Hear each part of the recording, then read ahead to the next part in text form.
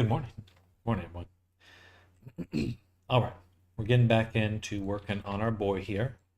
So we're pretty close to done. I'm just gonna try to kind of make this edge here that we see here maybe a little bit less patchy in some spots. There's just a few spots where there's kind of some empty space. We can clean that up. So basically right here and right here.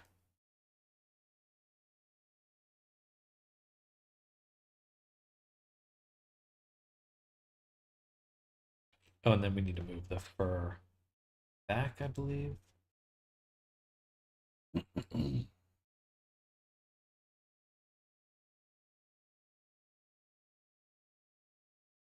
I'd also like to just do one more pass over the ears. Make sure those are looking right. That looks weird.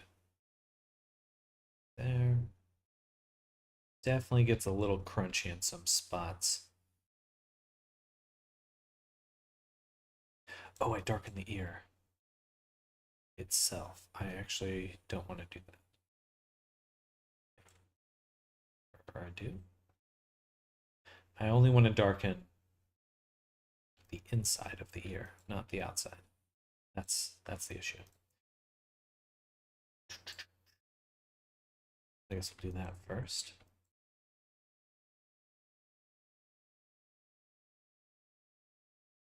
Oh.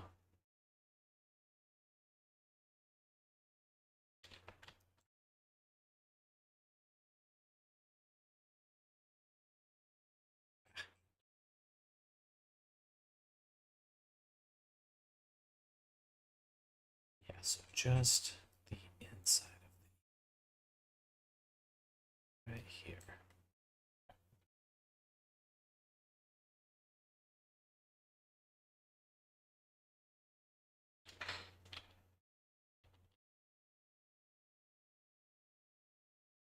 And we'll switch our paint to camera viewport.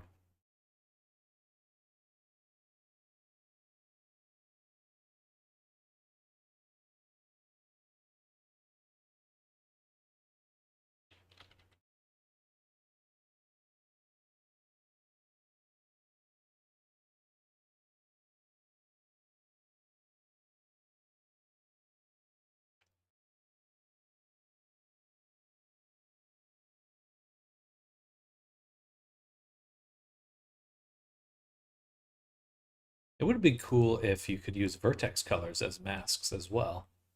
I don't think we can.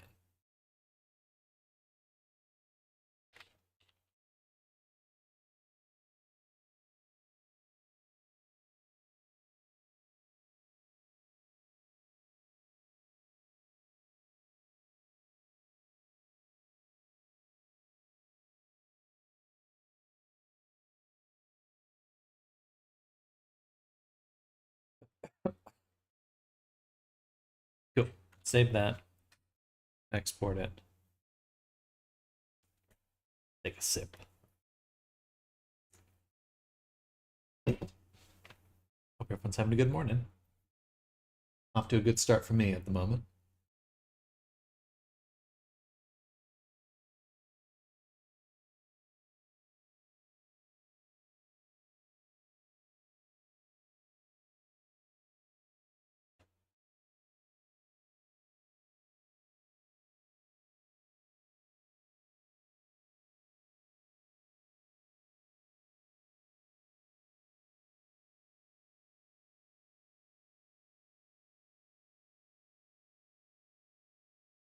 Looks like I cleaned up most things. This one here must be on the wrong collection. So we'll go to fur, go to the meshes. These ones, or no.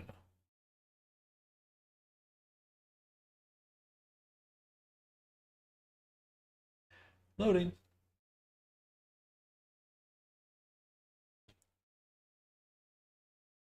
Oh,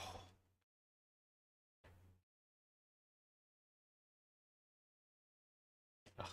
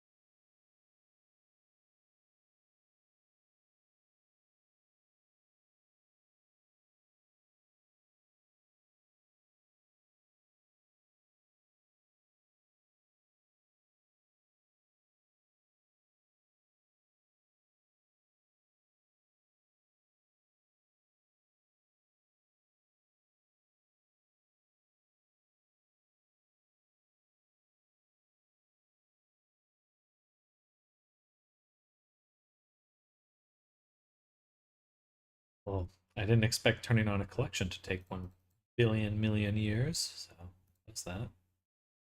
Reopen it.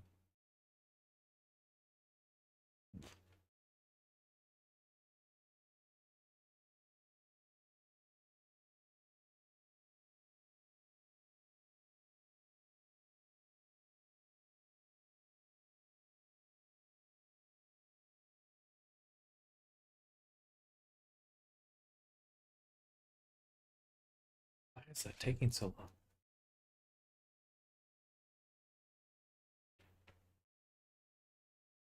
Do I just have too many collections? I wouldn't have assumed that could be a problem.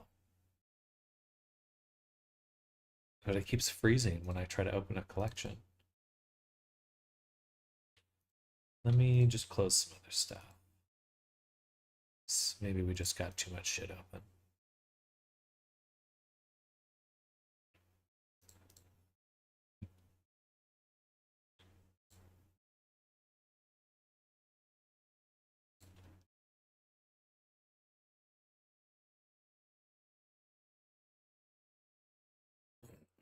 I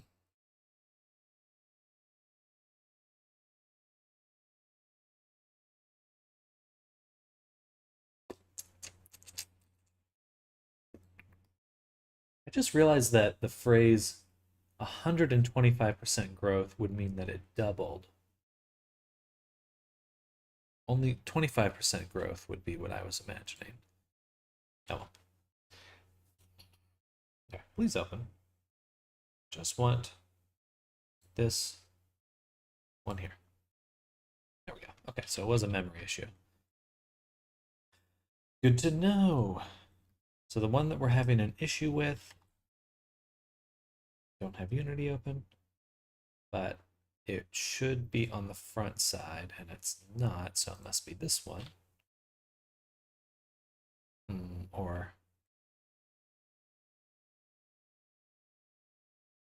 right, yeah, so this one needs to go to the back. There we go.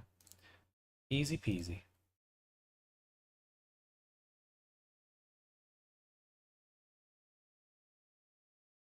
That should fix most of the issues on character. Anything else to do right now? There's not many changes that are left at the moment. I think the additional thing was doing the cheek fur.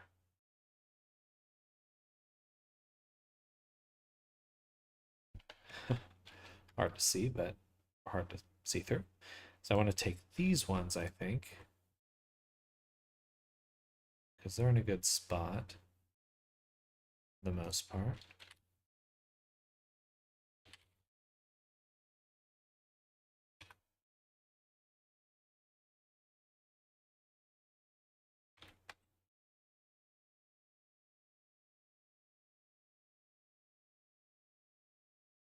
Okay, and then we'll take all of these, duplicate them from their individual origins, rotate them, and move them back. Scale them this way as well. That should give us at least semblance of filling.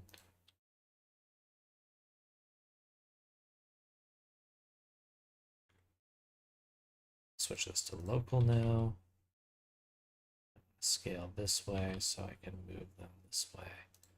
Make sure that we're minimizing our intersections on the front.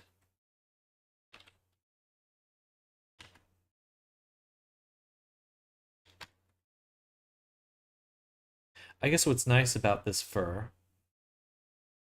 not too important if there are intersections. It's definitely nice.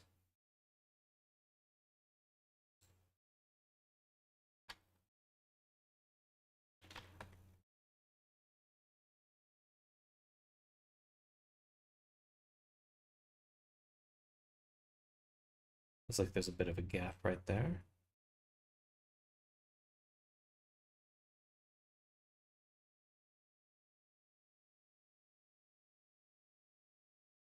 Still gets literally paper thin though, because they are planes. There's not much to do about that, to be honest. I'd like to fill in this gap, so we got a gap here and a gap right there. So back here.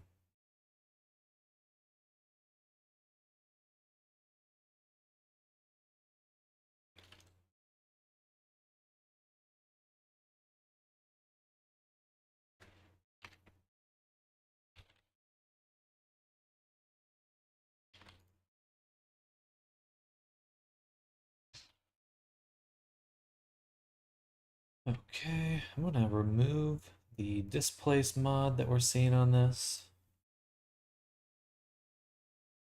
And then I'm going to scale on the z-axis to 0.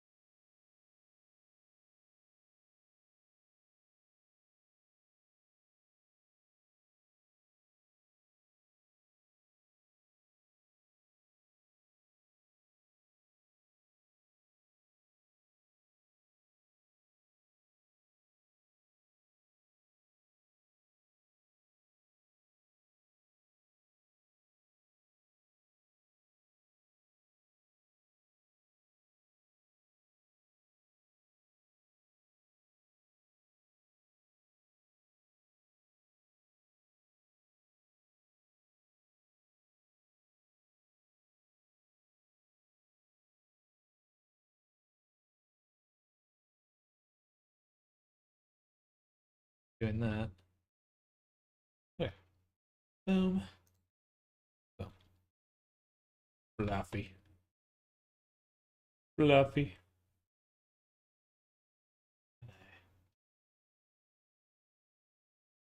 Sign up yesterday.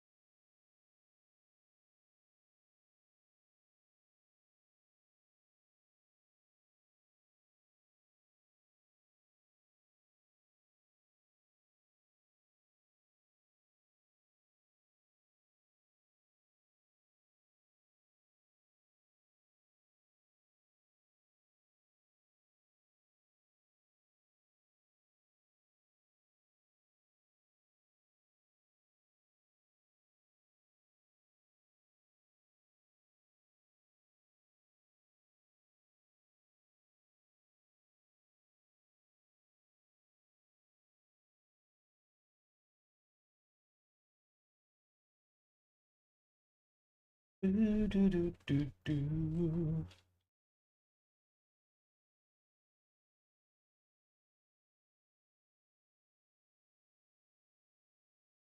Good morning, Arctic. Hello. Welcome.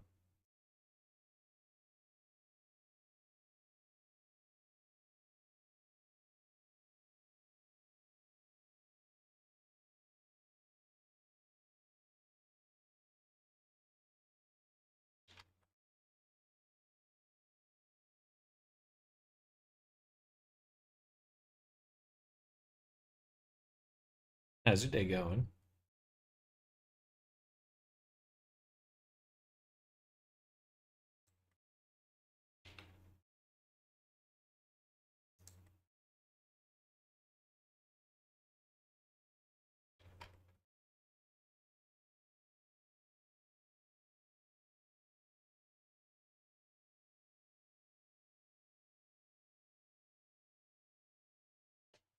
See how that goes.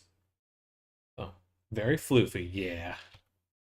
Yeah, we upped the floof. We're trying to just fill in some of the volume here as well. Going to right, got some rain while I was out working, but not too much. Okay, heck yeah.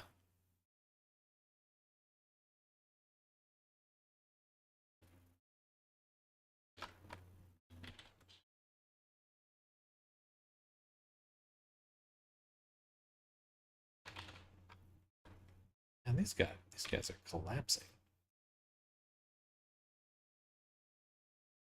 Strange. The shrink wrap might be a little too strong.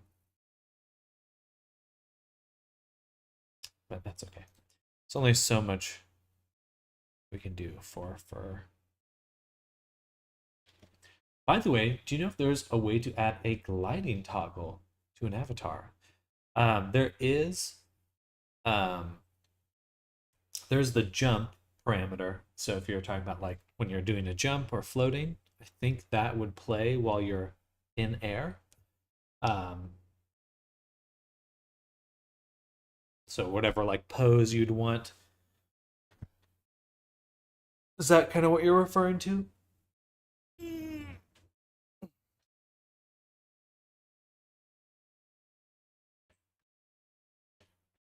These ones look real weird right there. Right there, right there. Which one of those ones? Another note, I solved my sculpting problem. I instanced the collection with the sculpt and rotated / moved it to be where I wanted it. Good. Okay, heck yeah. Excuse me.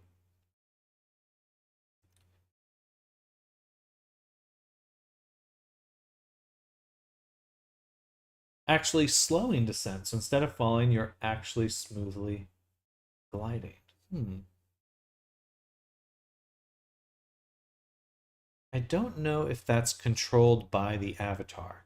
Like, I believe that gravity and things like that are actually controlled through the world you're in. Because you can have different move speeds per world. Unless there's something specific that you've seen people are able to do, I'm not sure if what you're asking is possible.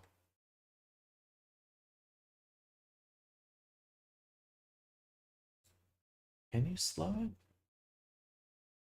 No, because everything's local to the play space. Well, I guess technically, no, there's a few ways to add flying to an avatar, but can't find anything about just falling slower.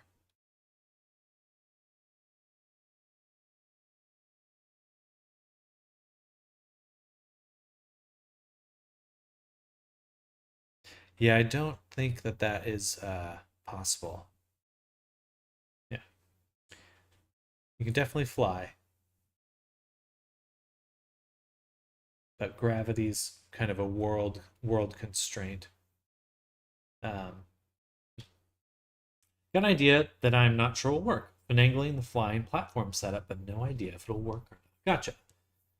Well, if it is in your castle world, then I think you definitely could do whatever. You could make an Udon script or change the gravity constant. Let's see. Chat world.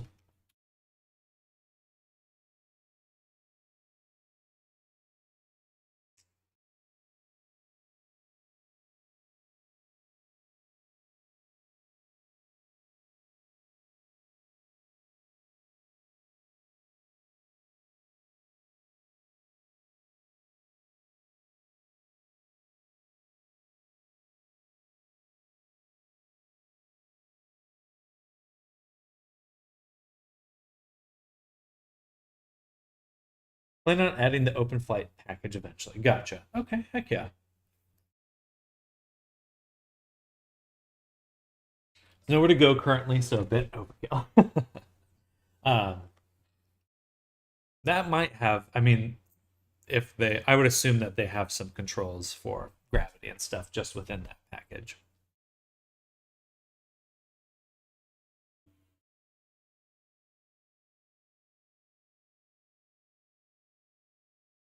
I would assume it's here.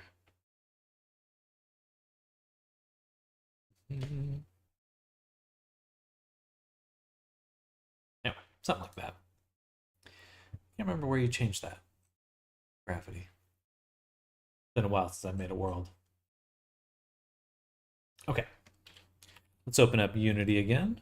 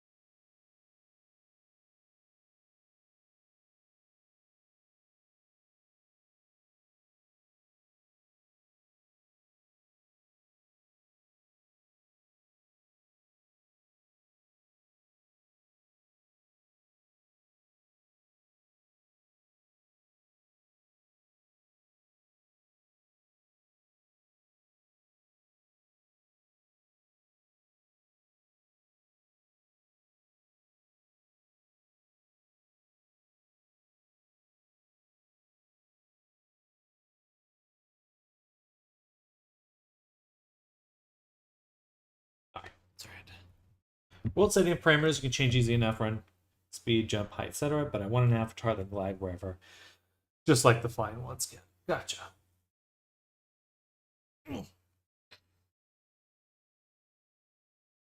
I wish you could control. I do think that eventually, if they allow props with Udon scripts, which it seems that eventually, sometime in 2026, they will.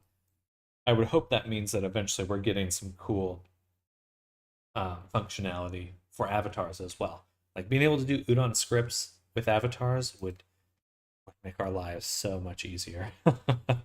it would it would genuinely be uh, way nicer, but also come with a lot of problems.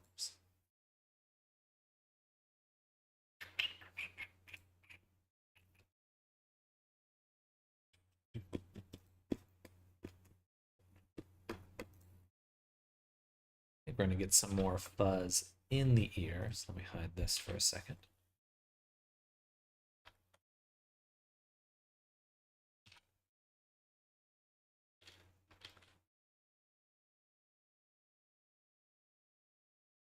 Might have to lower the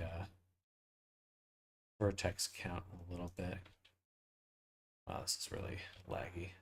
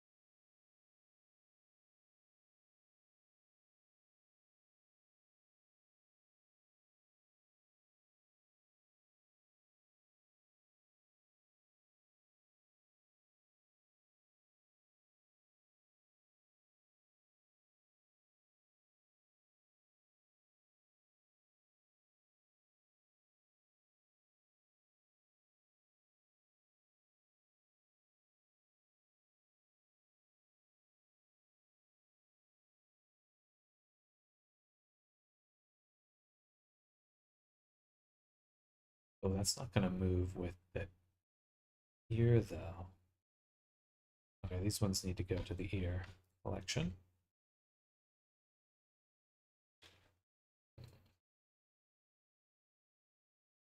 That should work.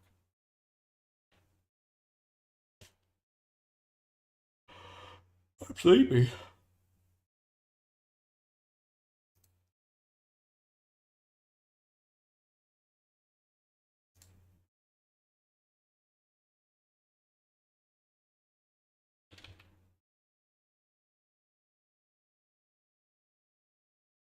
There we go. I like that.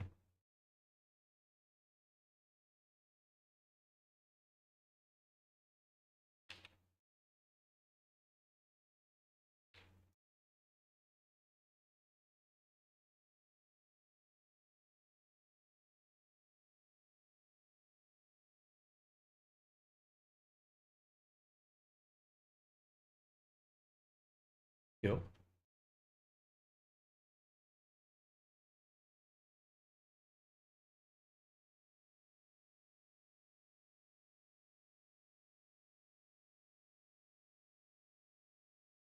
Are the normals not getting adapted?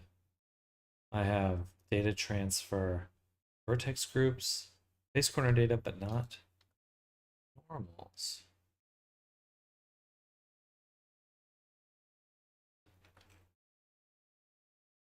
Interesting.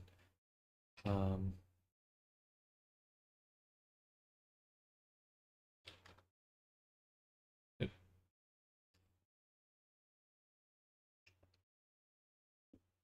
I guess we'll just add another Helio, add modifier, edit, data transfer. Here's low, base corner data, custom normals.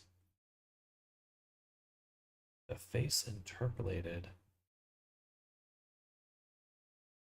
Why did it look so bad a second ago? It looks way better here.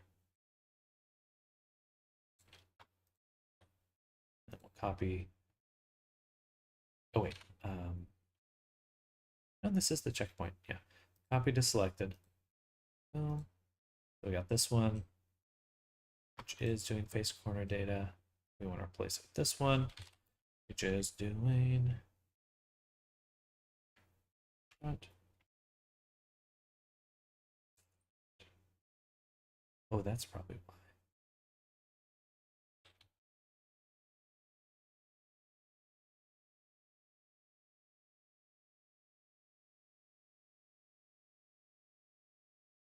Oh, no, okay. Seems better. Oh,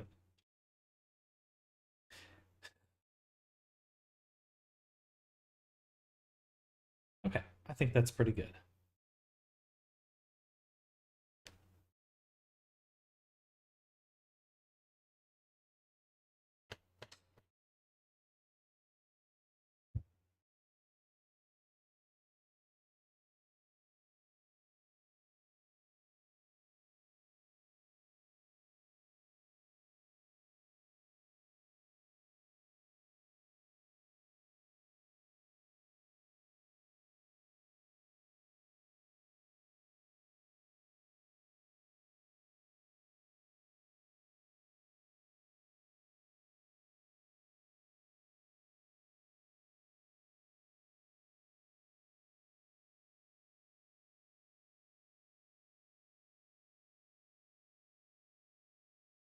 Loading.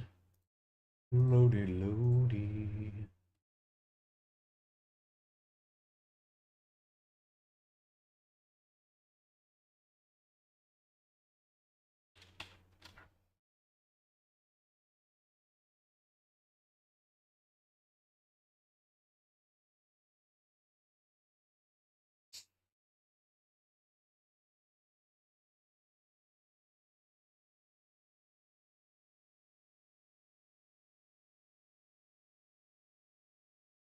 Beautiful.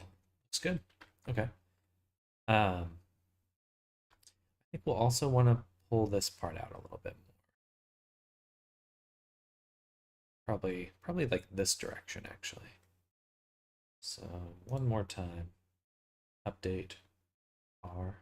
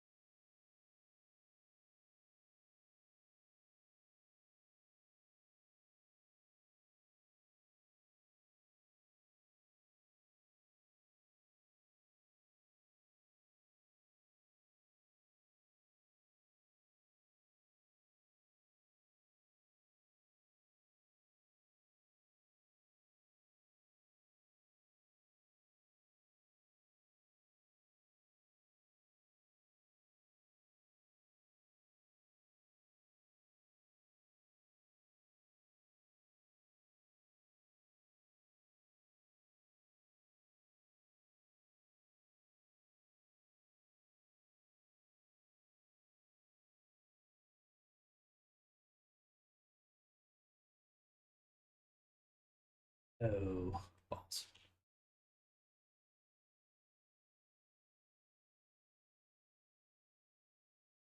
Darn, I was moving the ear when doing that as well.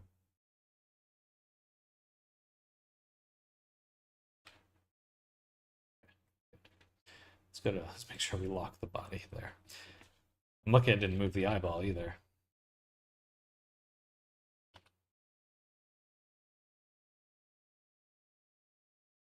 Whoopsie poopsie.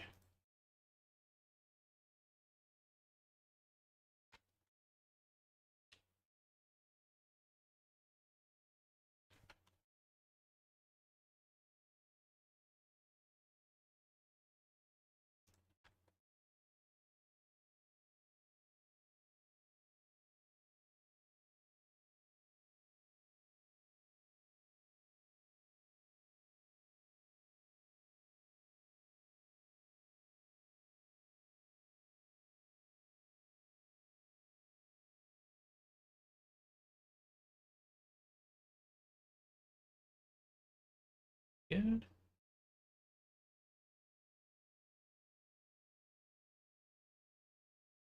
Definitely fluffier.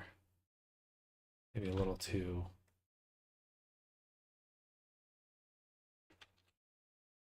Flat.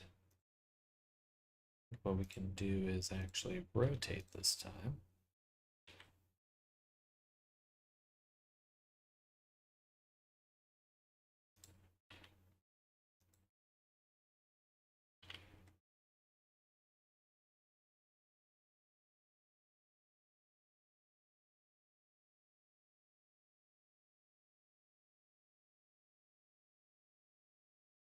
Okay, beautiful.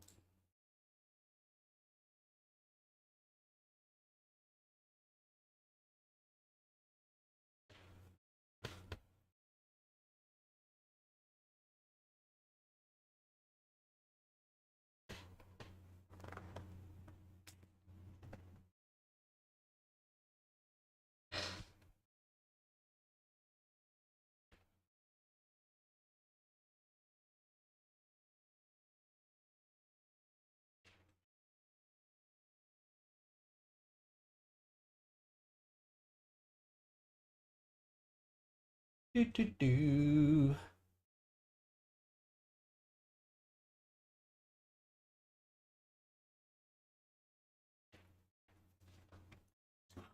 Oh, sorry. Uh-oh. Something break? I.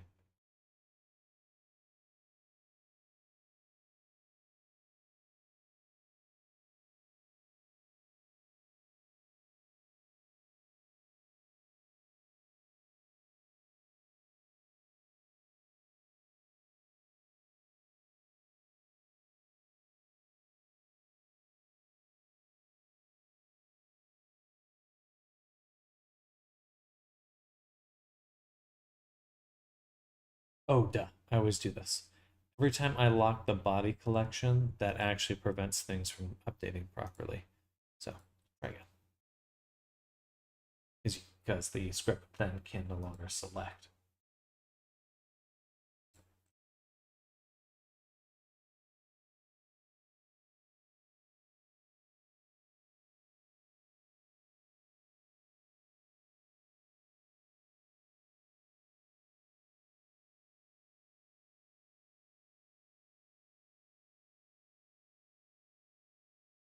Loading.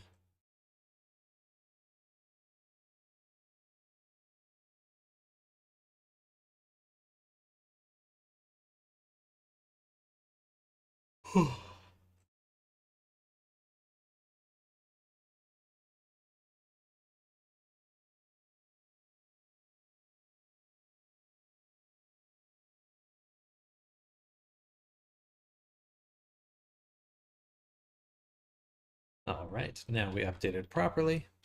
We should have our shape keys working just fine now.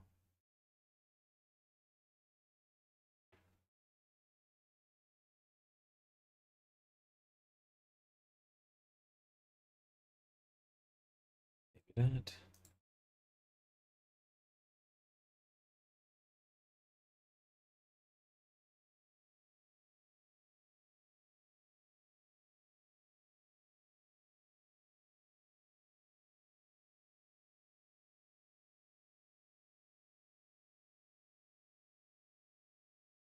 Should be working. Like, the blink's working. Like I said, it's just extremely subtle. Okay, but we're good.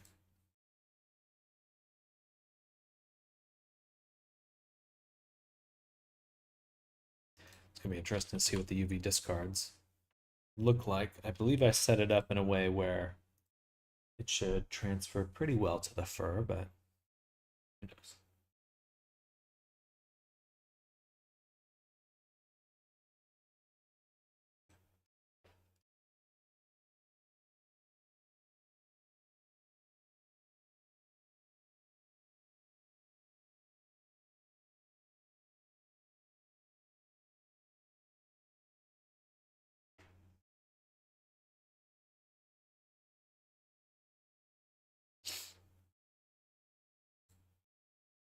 Uh, it's crazy how much I've just spent waiting on loading.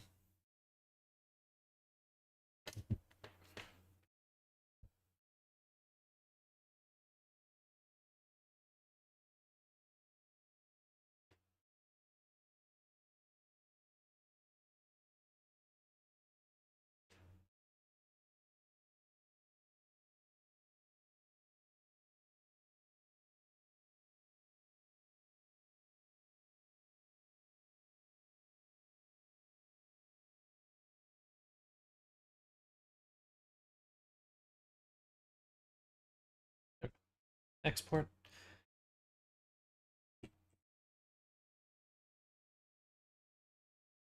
Yeah, that's looking a lot better.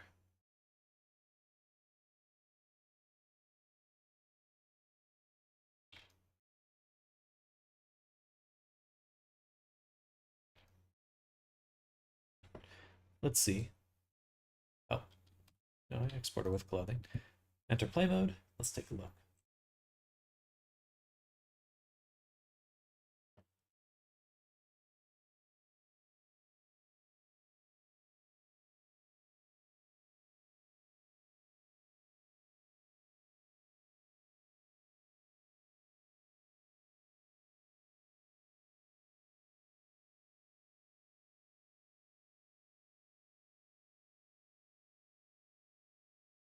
I like that this is getting picked up so well. Might be a little too flat here. Might try to squish these down or something. But I like that. It definitely gives this front that like forward facing look that a lot of dogs have, or I prefer dogs. Let's take a look at the expressions.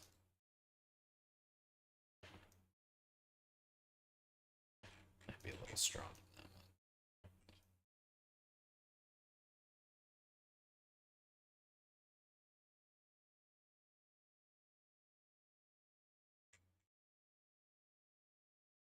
actually. I like that.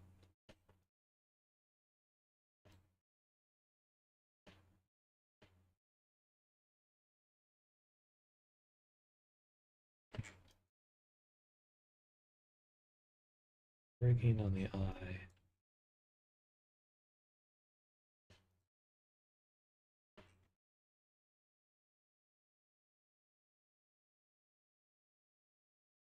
It's so sad. That actually works really well. It's so sad. Oh. Wish they had device seams for this emulator, but it's not. Um, I am exporting him in this pose. It might be better to export him T-posed.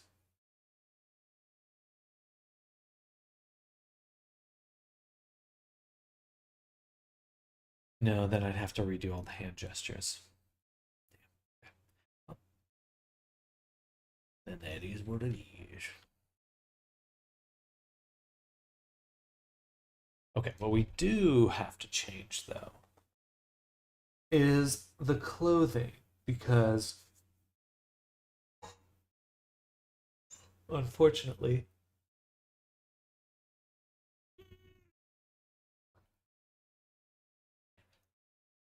we'll have to choose between the clothing, because we have 103 triangles just for everything all together. So if we want to maintain medium ranks, we'll need to do some separation.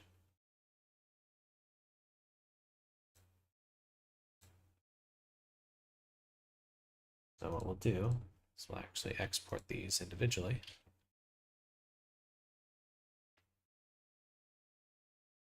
Do Foxhound, clothing, original.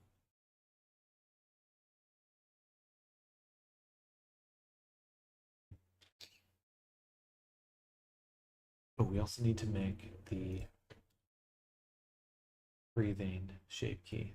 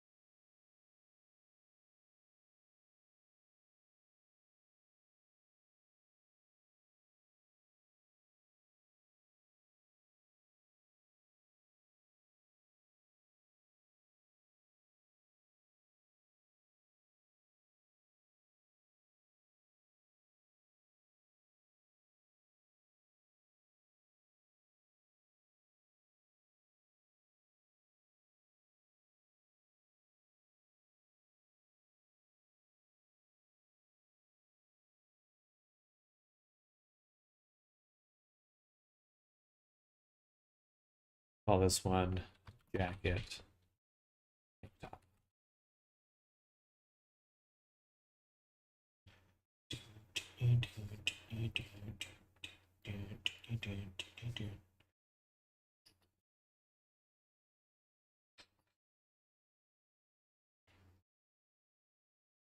All right.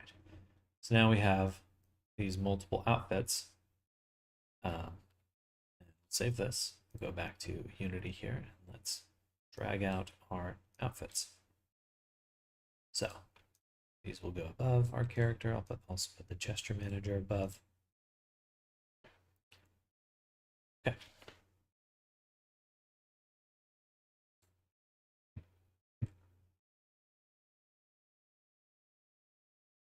I'm also going to create a prefabs folder. Put Foxhound in there. Now on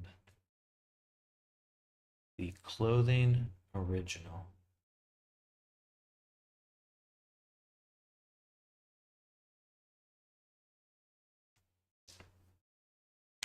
Ooh.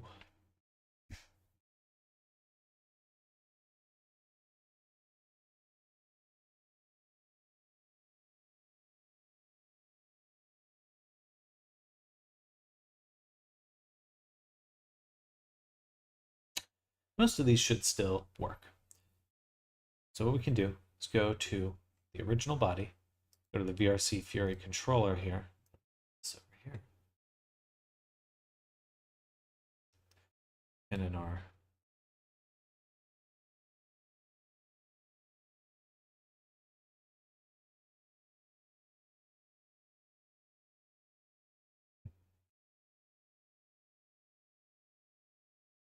toggles, should be able to drag these onto another character, but we can see the original values. And what we can do, and clothing original, boom. So now it's on there. And we'll just keep doing that. Just gonna lock in this. So we can just keep going, boom. Shirt. Pants. Shoe. The blink controller, I'm gonna put on the main character here. Disable expressions, body breathing, tail idle, body tail.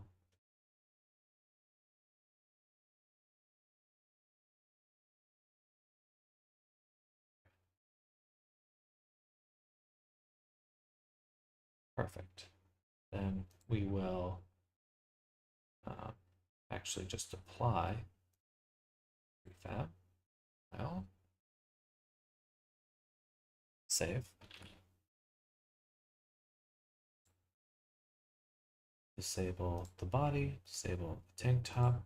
Just looking at this original object here. We want to swap out the object we're referring to, or the ones in this hierarchy.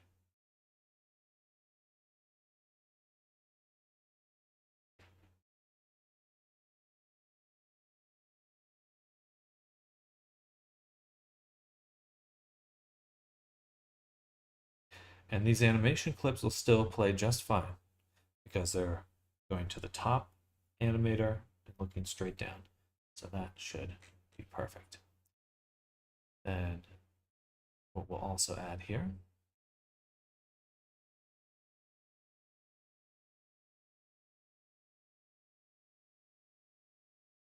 is a VRC Fury armature link. Put that up at the top. So we're going to link our, I believe I need to select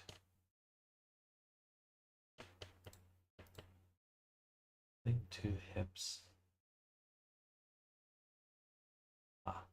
Not set to humanoid. So go back to our FBXs here, select both clothing items, legacy blend shapes, read write, rig, humanoid, animation, none, material. For the jacket, do clothing, new.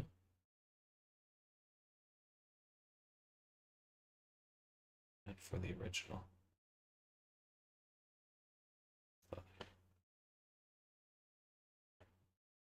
Beautiful. Okay. I'm gonna, oh wait. Applying to a model prefab is not possible. Makes sense. So we'll take this, drop it right here into prefabs. Beautiful.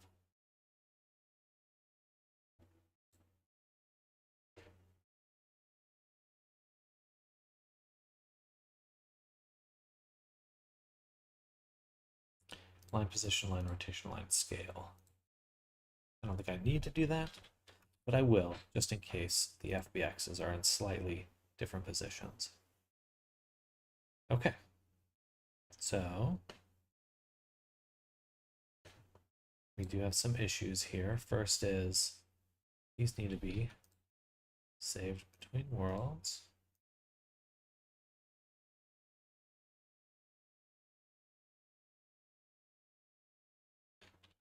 It's a good first step. And if we click here, that's how that works.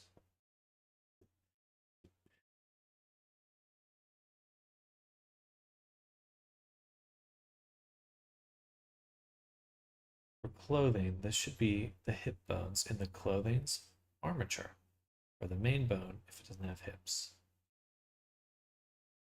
Gotcha. So for this one, that would be root X. Root X. Save. Turn. Beautiful. Let's copy this one. Copy that component. Hide that clothing. Turn on this one. We will paste component as new. And then do an armature link. Move this to the top. Bam. And also slap root X in here. Save. And we'll also, we don't need to do that, it's already done. That should be pretty good. And we just want to use this template.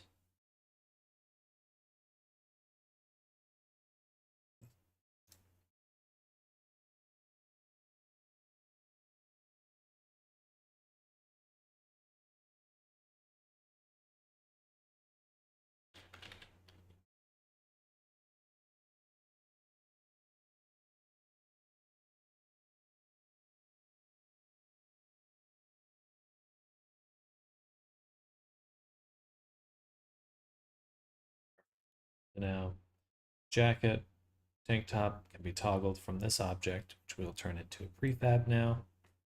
It will link itself to the body, and that should be everything. So now whenever we want an outfit, all we need to do is take that outfit, drop it into the hierarchy, enable it, and hit play.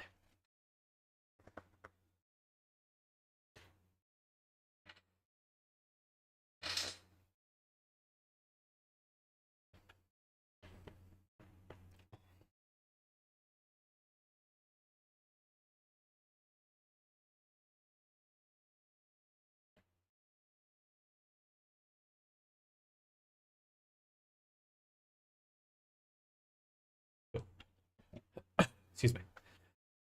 This doesn't really allow for mix and matching, but we're kind of forced, our hands forced, because otherwise it break. I wish they had combined skinned mesh renderers. That would be super cool. But they don't. Drop that in here too. This could go off. This could go on. Save. Oh, I have to click on thing.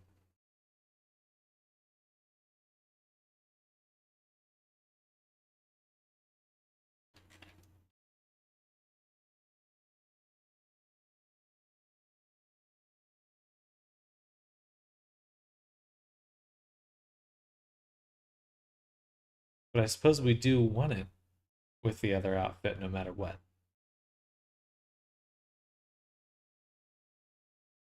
Because we want those pants.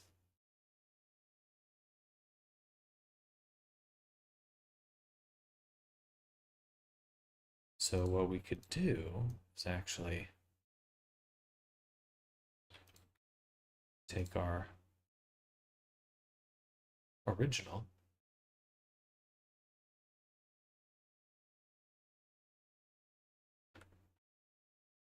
we could put both of them in.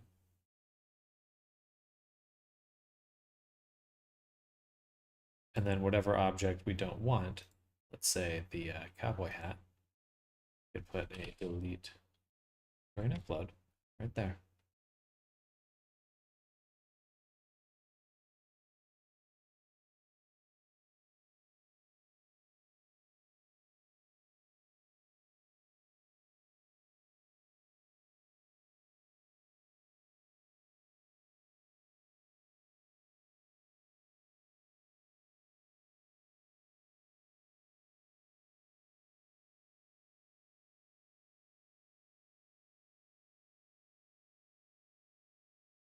Ah, delete on play. Delete on upload. No, delete on upload's the right thing. I think in the context of this, there's no difference.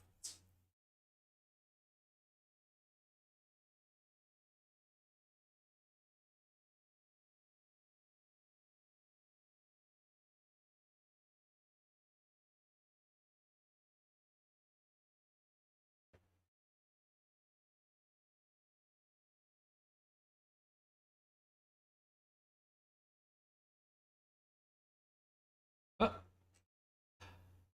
they took his legs.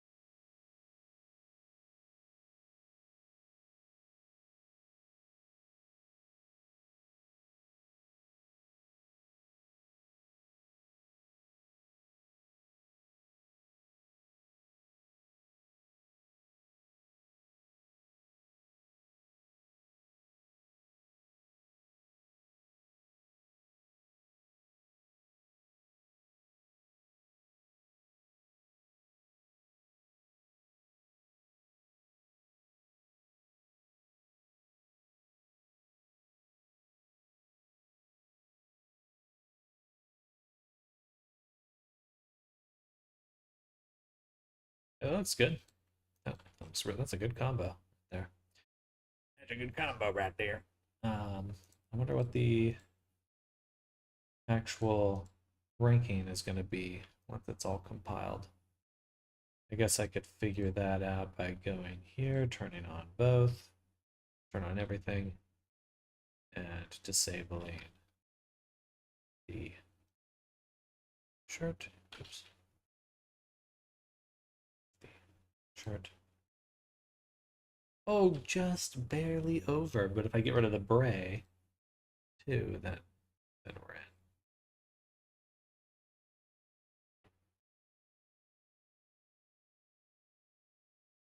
Now I just need to go back here, save, and make sure we upload the body without loading in that collection.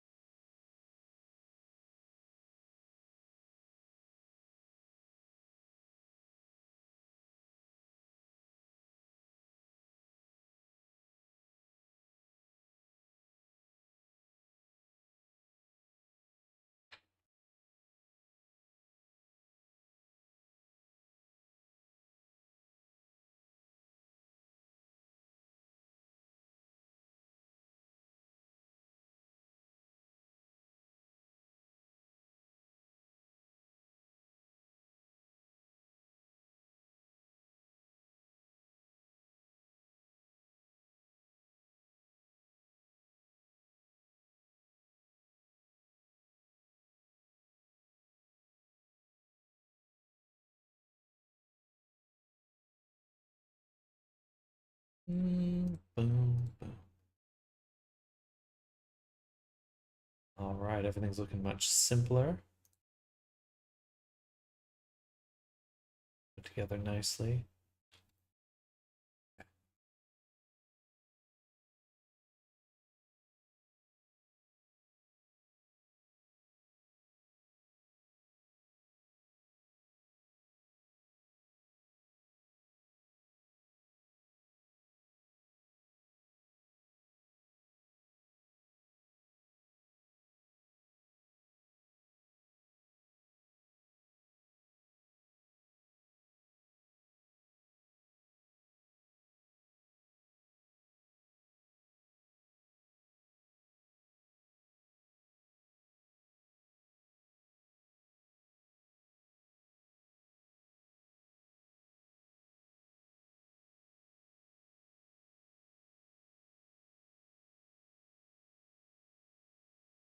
All right. Clothing should be locked in now. Be able to get out exactly what we want out of it. There's definitely some mix and matching that will be required in order to upload them at a certain ranking. If a very poor ranking isn't minded, you can do both together. Go.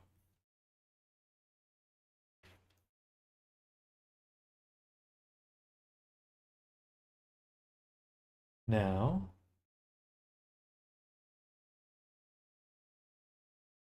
we want the UV discards for the new clothing.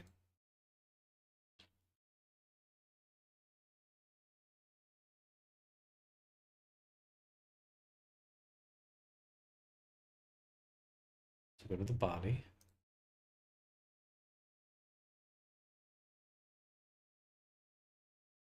Let's look at our UV layout for 2. For 2. For Quora.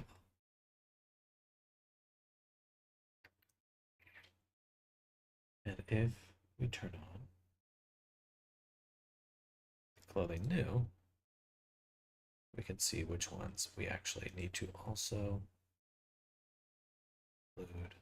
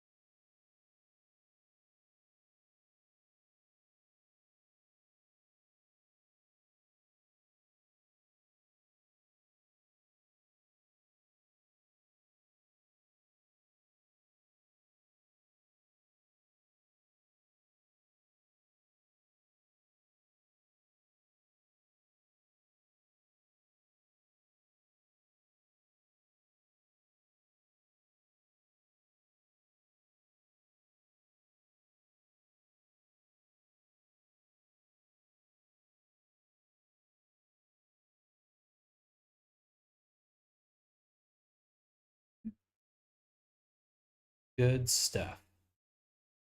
So now this section that we just isolated, here, we're going to move it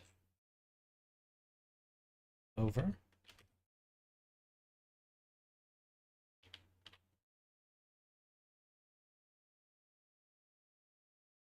We're going to make sure our constrained bounds is off. This one. Okay, that's all of them.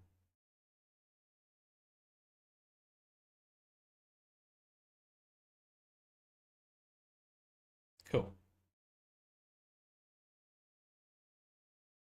So now we just need to make one additional change and we should be good.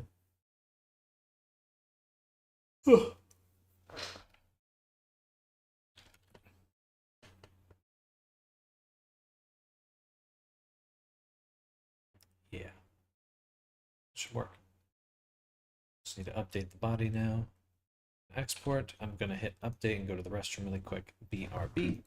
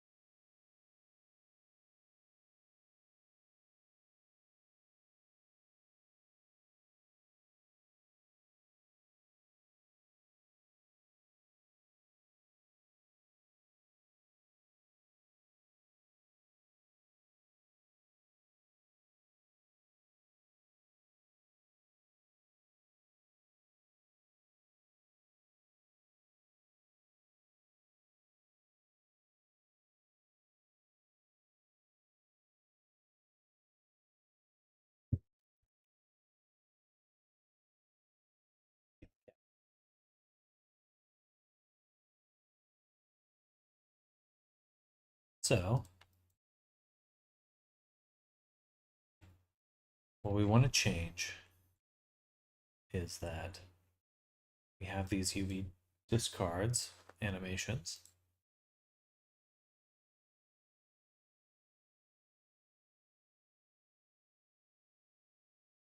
Would be nice to be able to just put in a custom property.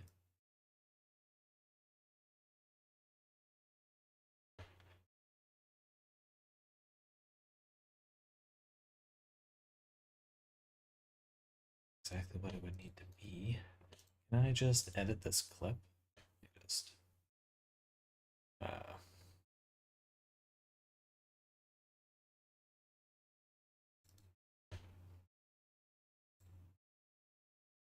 animation clip, blah blah blah blah blah. Here we go, attribute.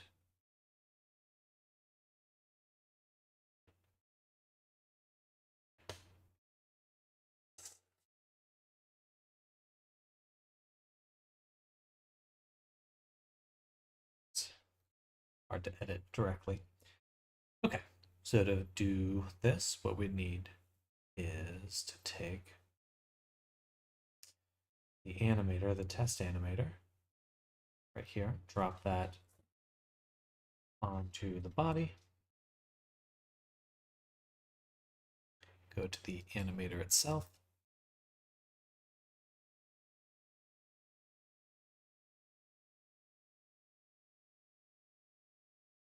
and drop in the discard. We need a new discard. We have discard shirt.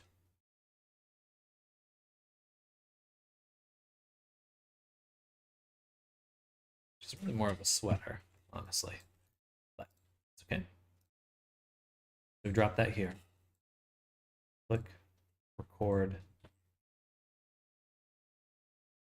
What we also want now is to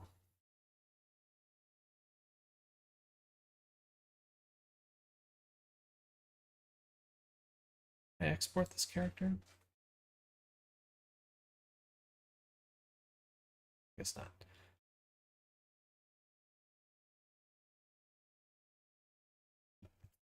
Just wait a second.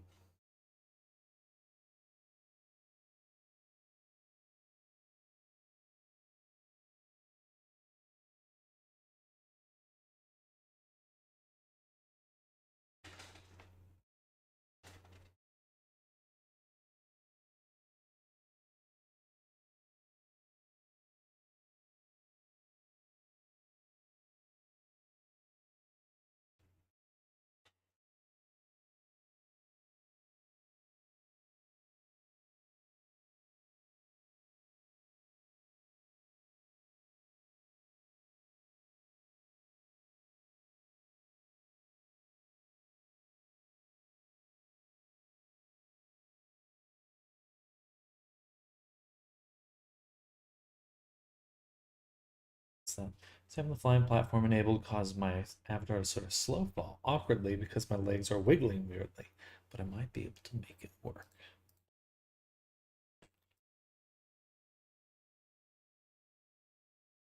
Let's see the buttons poking through. It's funny. Okay.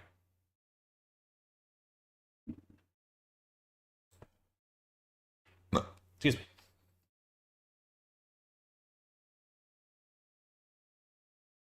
All right, very cool. Don't know why this back section's still enabled. We'll have to make sure that's also fixed. But we have the front now.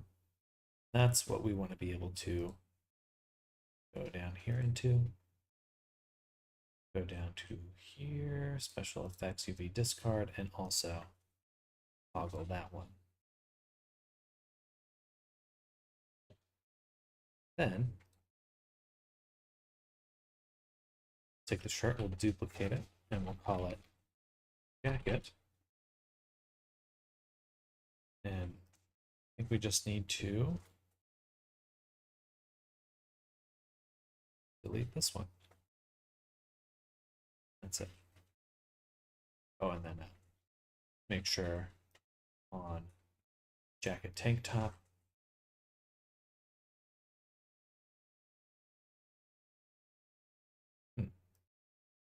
should also play an animation clip, but I guess we didn't enable that, so we just add animation clip. That will be the discard jacket. Okay, save.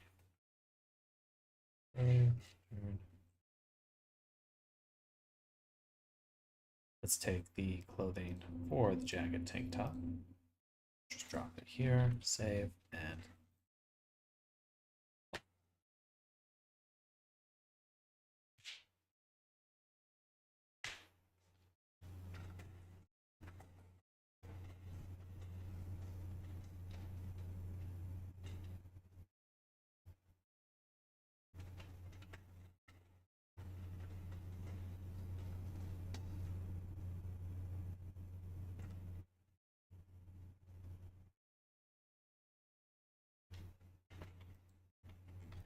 darn, just a little lower. Oh wait, no, that's the tank top coming through right there. Funny. All right, I like that. I would like a little bit of shadowing on the edge of the edge here. There, for both those pieces of clothing. So let me add that too. Doo -doo -doo -doo -doo. Shade, clothing, edges.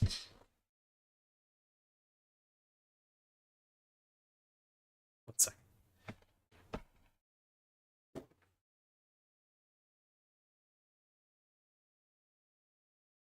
Oh.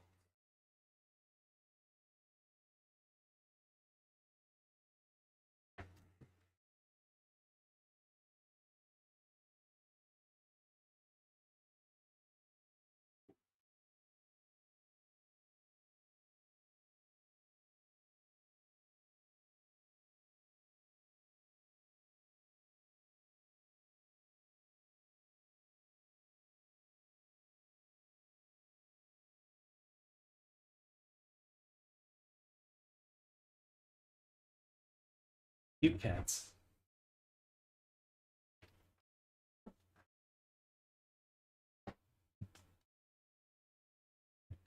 Okay.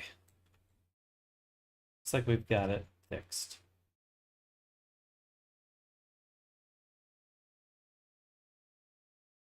Any other UV discards to do? No. We do have a words brain breathing shape key to make breathing shape key again, because we did not save that. Go here.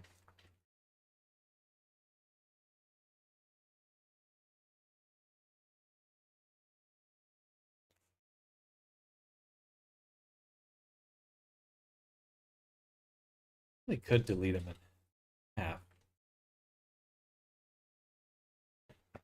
Guess I don't feel the need to. Let's get a geometry node on him.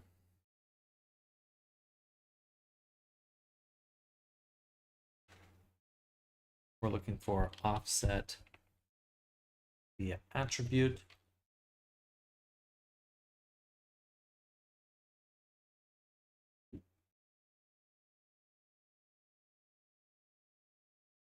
Not quite. Definitely offset. But we really just want like an offset normals, like a displace that we can save as an attribute. We probably have that in our asset browser. So say offset normal. Noise, I guess not. Okay, so we'll save. Go to geometry node master. Hello, Foxhound. Welcome. Welcome, welcome. How's your day going?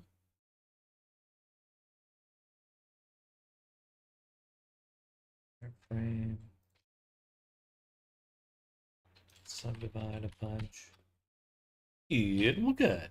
We're at a good spot. So I just separated the clothing, so you'll be able to swap between them, kind of play around with what you're uploading with the characters. And he's looking pretty good. Made his mane fluffier, so he's definitely got a bit more volume on the actual neck and stuff. Need to fill it up a little bit here, but overall looking super good. Actually, I don't know, and it's a little subtle, but this section here, I was able to change how it's blending, so it's helping kind of push that chin, that face plane out a little bit, so it shouldn't feel so connected. You can kind of see how it's catching the light right here.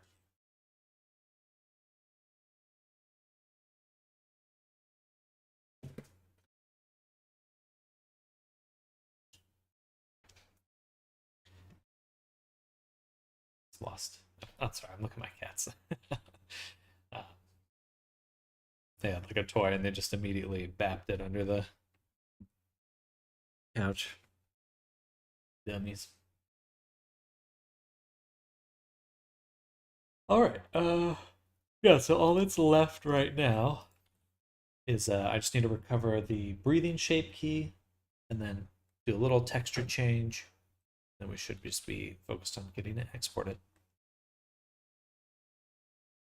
So we're going to paint a group here. And this geometry node is going to be attribute offset via mesh attribute normal offset.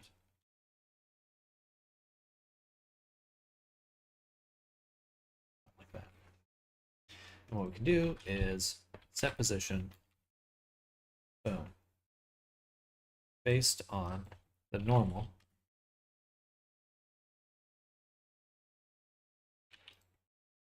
Which is actually getting scaled by a factor. That factor we can drop in the group, like so. Just want to make sure that that node, this value starts at 0. It's going to be our default. Then we would want one more where we could scale it again. So, on this one. Vertex group. And we have a little controller. Basically just a simple displace modifier, but we are able to save it as an attribute. Oh, and then that's the other important part, is that we're not actually setting the position. Oh.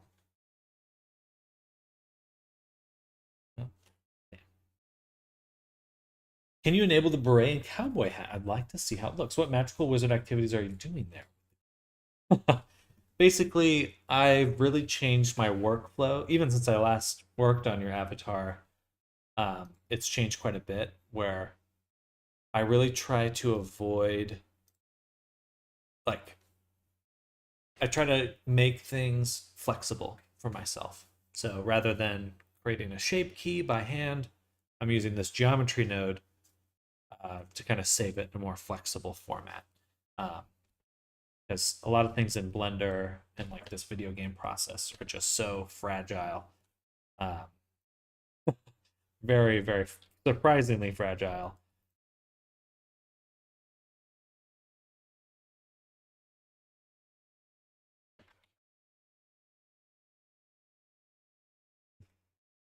Excuse me.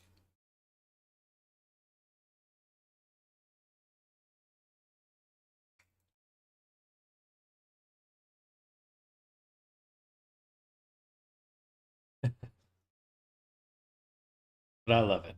It just is really cool, honestly. Be able to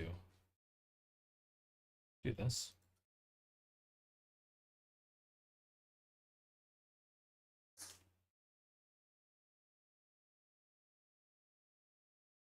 Vector, vector, here.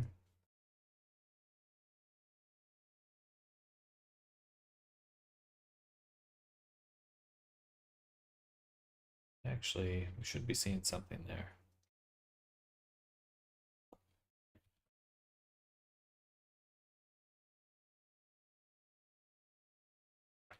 Okay, there we go. Just need the name. Need something to look up. Okay, cool. So now I could change it however I want, smooth the heck out of it. Got this nice bump. You can change the intensity of that bump. Beautiful. Save. Let's just double check our defaults. Beautiful. Now let's go ahead and find that node in here. Attribute normal offset. So we'll make that a asset. Save. Go back to Foxhound.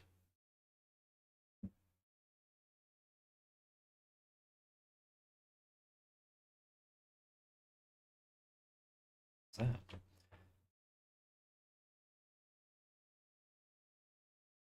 Asset browser. Normal via offset. Did I not save that one?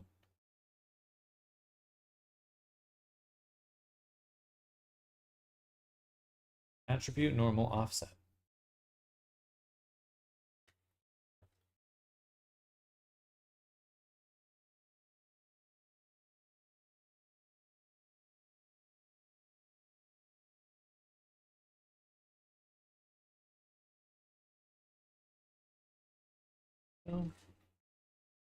Okay, so we'll call this, what did we call it on the last version? So the breathing is using morph underscore breathing. So that's what we'll save it as. That's okay. Breathing. Bada boom. The vertex group should have already, probably. Breathing. Wow, amazing. Let's save that. So now, I need to change this so it's just visualizing it rather than doing it. Do that. I just need to. Hope you're having a good Wednesday so far. Hello, Reyes. I am. Welcome, welcome. How's your day going? Go back here. Do a switch. Geometry. So when this one's the visualized version. Input. All this visualize. Back to here. I'll send you a Discord message about that prior commission we had to postpone whenever you have opportunity. Okay, heck yeah. Yes, let me follow up with you. I'm going to put that on my to-do list right now. Just got a big thumb next door. Okay.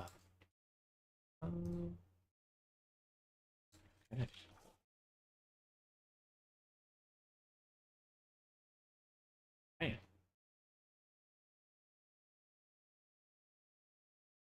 Okay. I'm excited though. That'll be a lot of fun. Very, very excited about that. Right now, it's looking kind of close to maybe the end of September, but I'll give you priority. Or is this? Let me double check.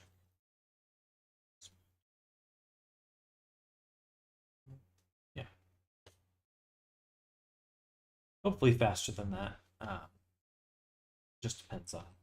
Just making sure I'm giving myself the room, you know. Yeah.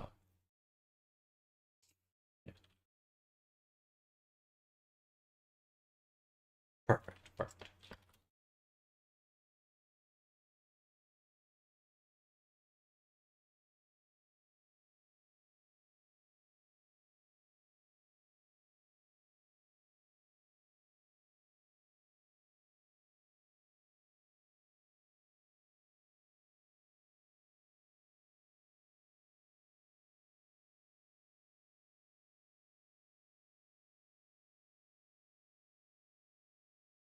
Hey.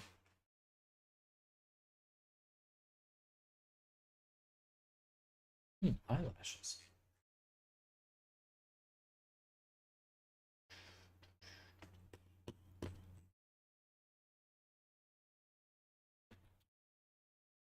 Would that be to kind of shift away from the like solid mesh look instead of more of a texture?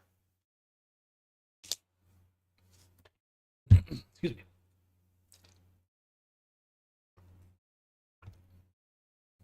Gotcha. Okay, yeah.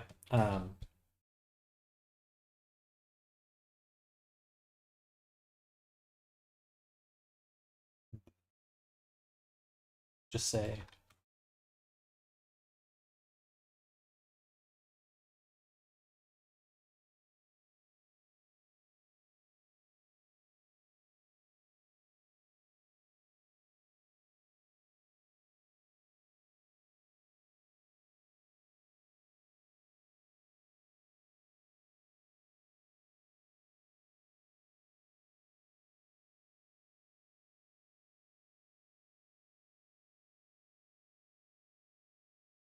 I'm just making a task in Trello.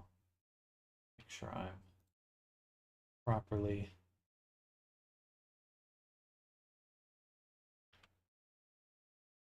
tracking everything.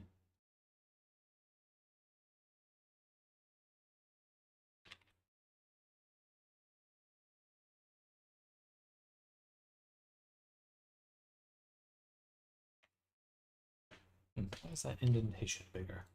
Formatting in certain softwares or things is just so goofy.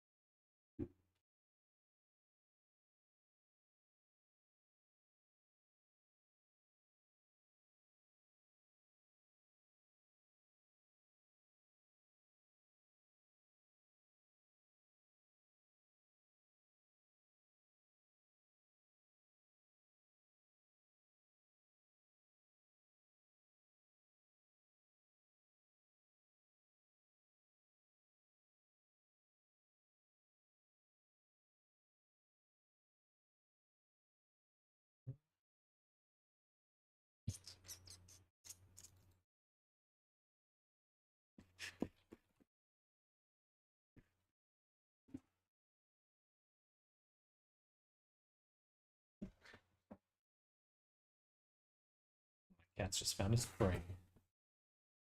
Now they're going nuts.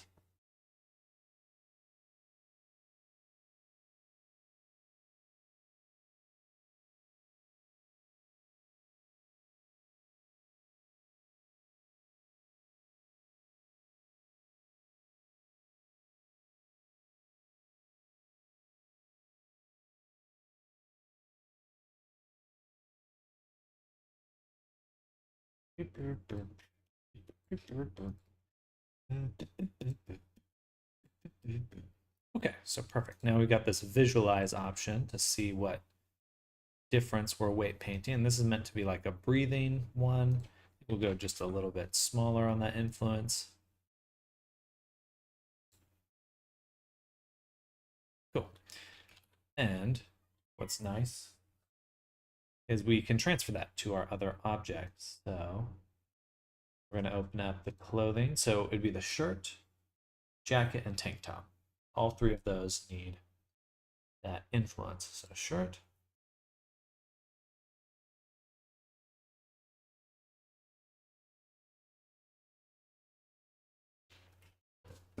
this is just to make it fit. And then we'll need another modifier, this one. So let's just go ahead and turn on the rest of them. Shirt low poly, and jacket, and tank top. Wait, sorry. That was the initial one. This is actually where we want to be, right there.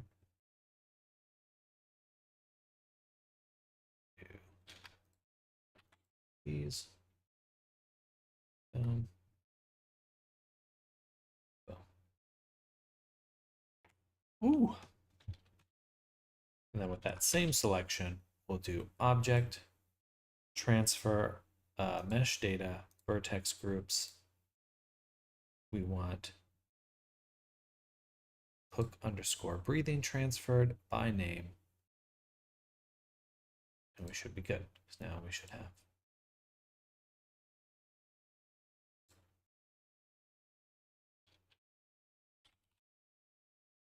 I guess this one's already getting transferred. Set this to 1. Nothing. Oh, visualize. That would help.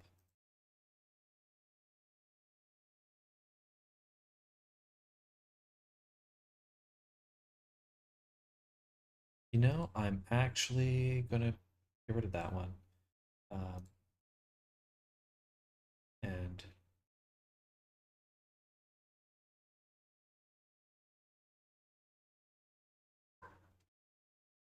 we will actually switch it to this one, attribute offset via normal.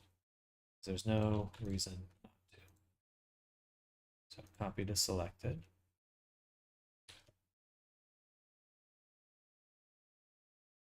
Offset, so. Hey, can you all chill? Chill a little? Thank you.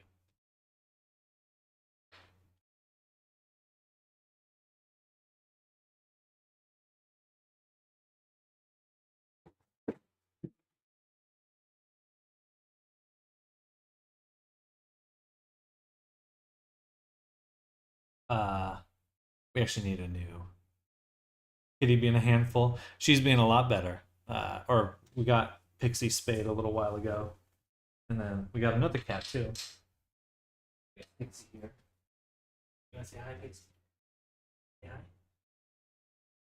Hello. And she just got spayed, so she's doing good. I shouldn't say just got. That was about a week ago.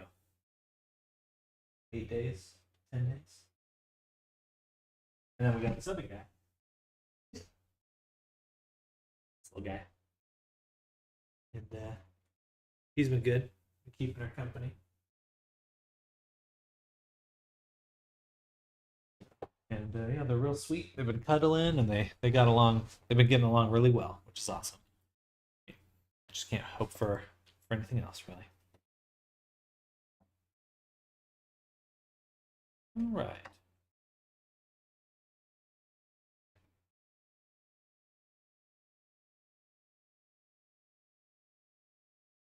Yeah, this one, it is kind of funny because it inflates it. So I do want to get rid of this.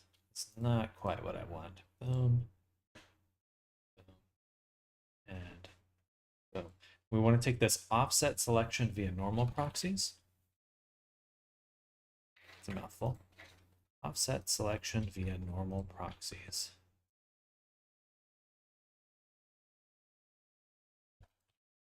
Go over here.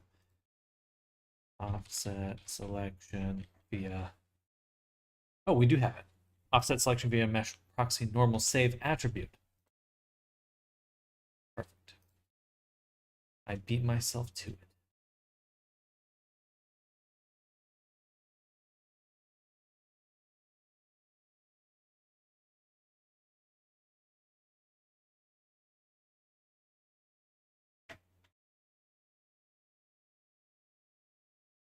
Yeah, because this first one, we want to save that value. That's actually distended. And then here, we actually want to put it. I guess I could have combined them. Little tears, for sure. Or if I just swap them. I mean, I guess this one actually does everything. That one does. Oh well. So, let's say breathing, hook breathing. The object is body low. We want to save this to sk underscore morph. Boom. Visualize it. That's super strong. Something like that. Now, I think that's what we're already doing here. 0.05, 0.05. Beautiful. Save. Then on these other two, are good to go. Copy. You select it. Tank top. Jacket. Save.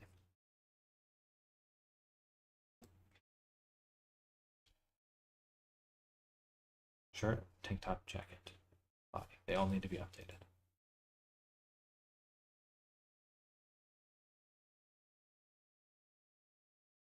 Start with just the body. Boom. Save. Update.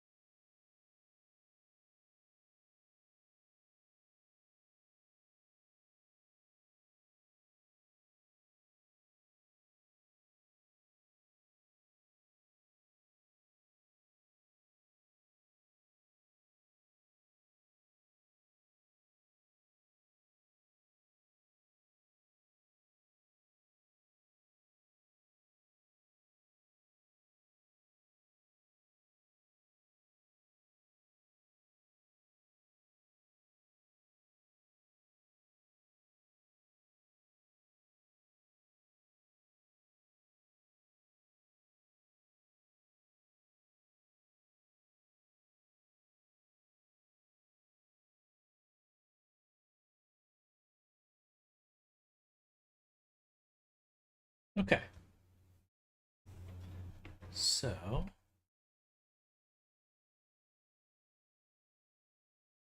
calm down, jeez. Is Lacey in there? Oh my God. She's in the box. That's so funny. I wish I'd seen them get in there. I don't know if y'all can see. Are they both in there now?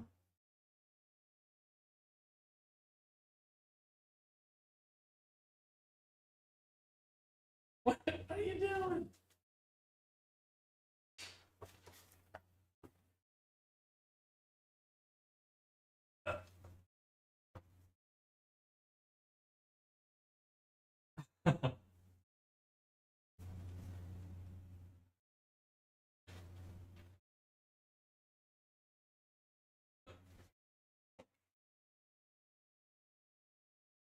Great.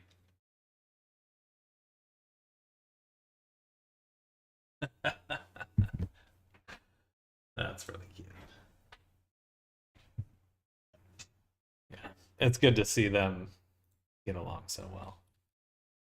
Cats, it's kind of a gamble introducing cats, so you know.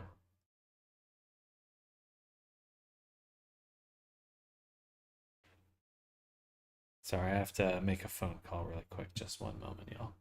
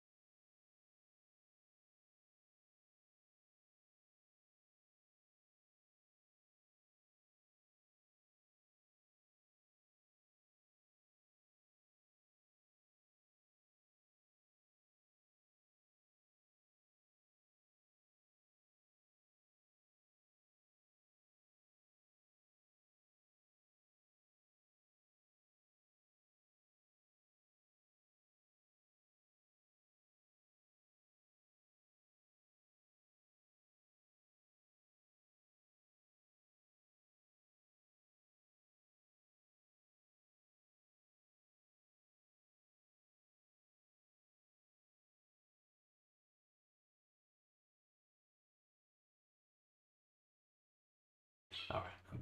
Oh, be careful. Now the cats are attacking each other. Well, playing, but I think someone put my number down for a car accident because I'm suddenly getting all these calls like, "We can help with your accident." That's called insurance fraud.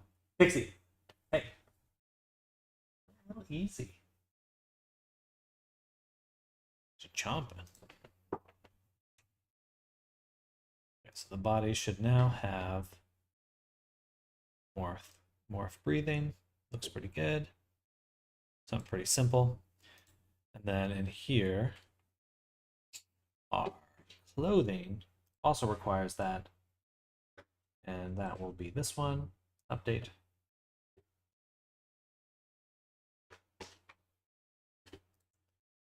And we have the morph. Boom. Go ahead and send out these ones. This will be to our original clothing. Yeah, just spammers. It's got your number. Don't have to have it given out to anyone. Interesting. Well, they asked me if my name was like, well, I shouldn't say his exact name, but something like Mr. Enriquez, and I was like, that's not me. Probably have algorithms that brute force every call every number in existence. Yeah.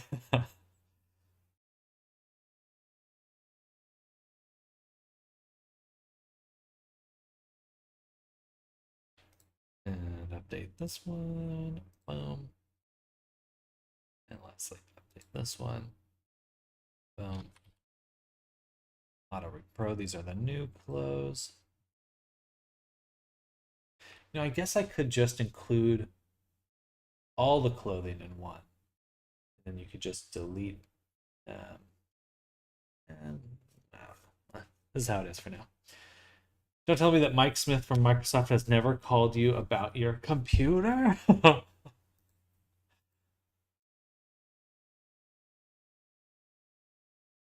Over the last years, I always felt like I got less spam than other people, but now things have changed. I get spam all the time now. Okay, let's see how this works. So let's take the clothing original, put it there, turn on this, save, gesture manager, play mode.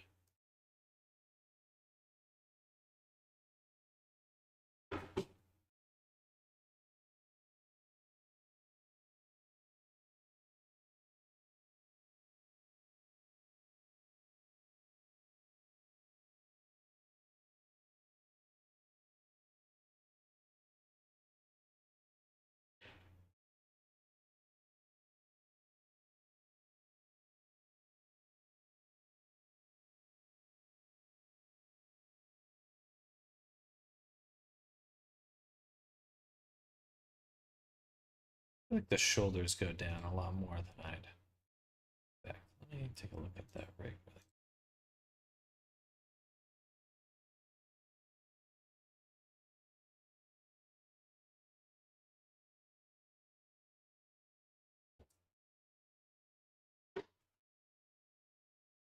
Like that looks okay.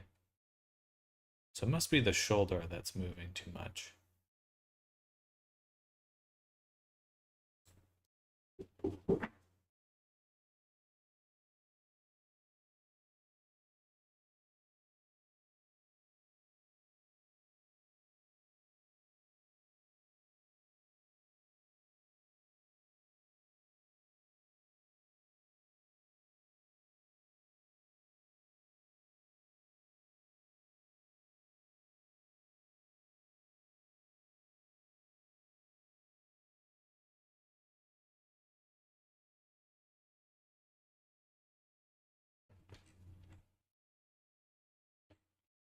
It's a bit better. So it really is the shoulders that. Okay, well. Cool. At least the fluff is looking real good. I'm super pleased with how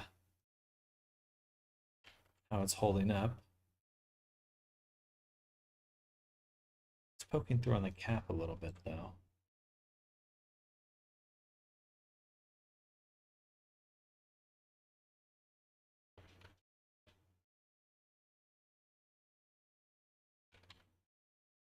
I am.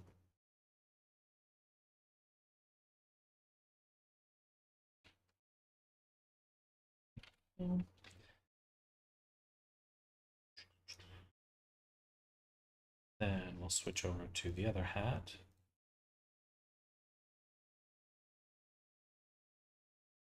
This one's got a little bit of poking through as well. Zoom in more.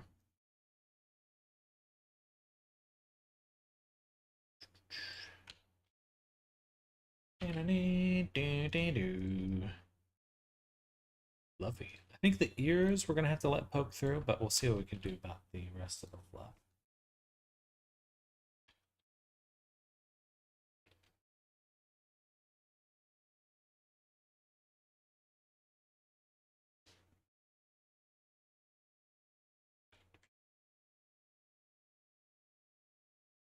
It's gonna be interesting to see how we do that. 100% sure.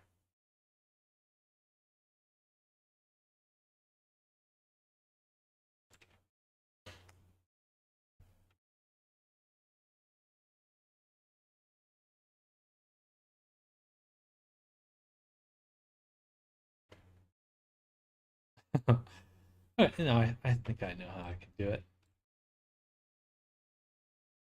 All right. Let's go ahead and make a backup copy really quick because we've been working hard. And go ahead and call this one clothing separated.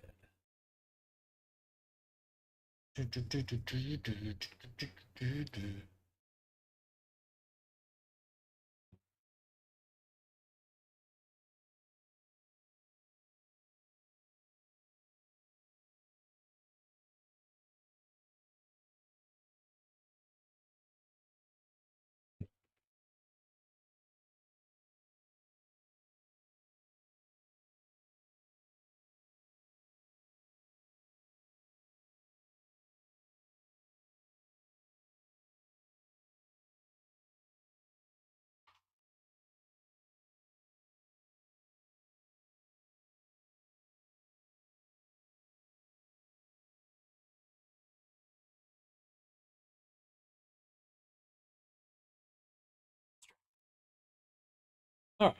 For the fur, we have a few objects where we kind of aggregate all the fur strips because otherwise they're kind of a pain to work with. So for the body ones, especially the ones that go up top, we want to be able to disable them. So we're going to make in the components here a fur discard rules.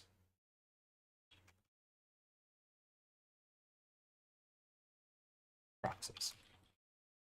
I like the term proxies. What we'll do is make a cube.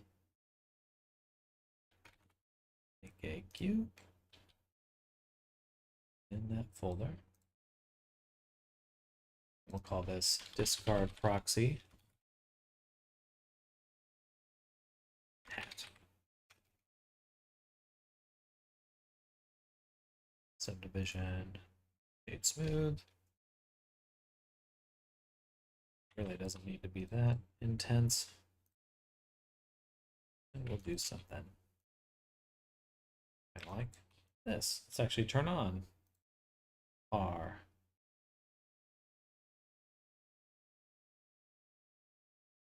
So we just want to kind of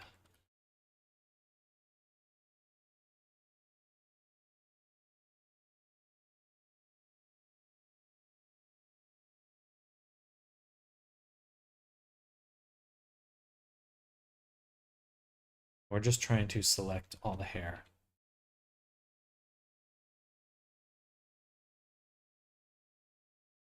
That would be intersecting.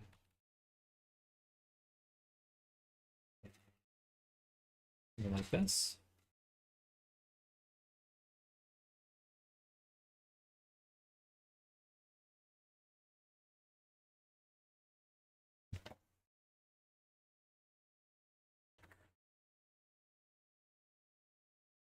And then for, that's the hat, we'll duplicate. And this one will be our beret.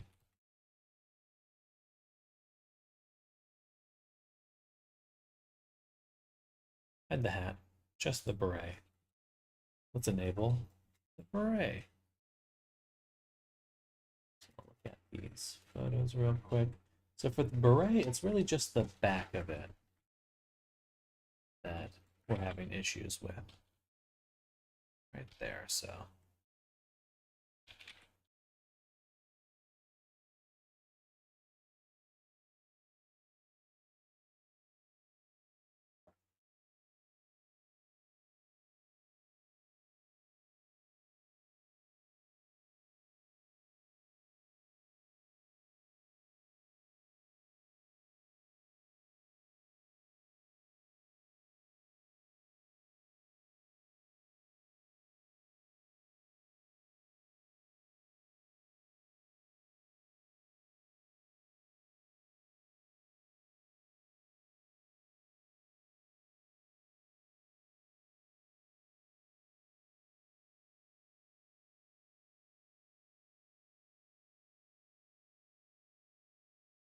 Okay, so those are the proxies.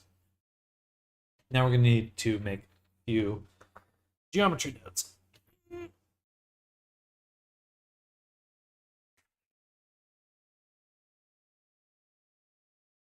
So we'll open up our GeoNode master,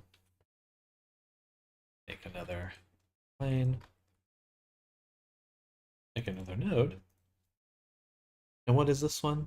This one is, I guess we just want to like assign an attribute like inside. So it'd be assign attribute to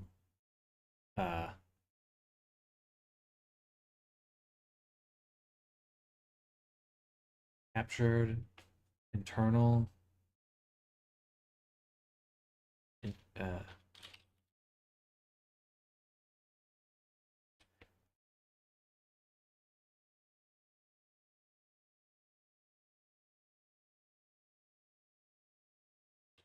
face corners.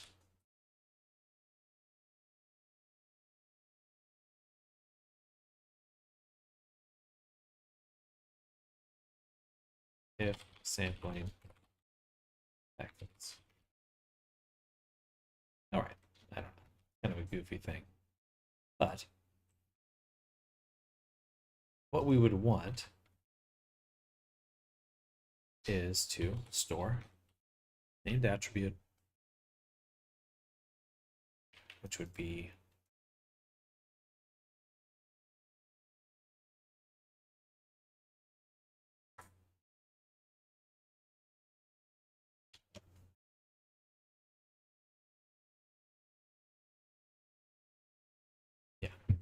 just be a selection. So we'll make a Boolean on the face corners.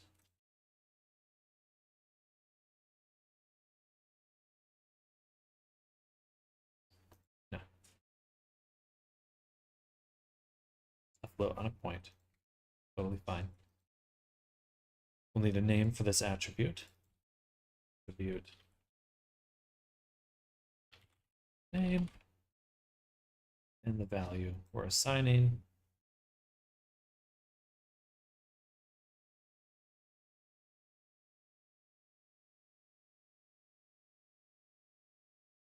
I mean, it's just inside or not, so a Boolean does actually make more sense. And then we're going to sample nearest surface. So what we need here is object info.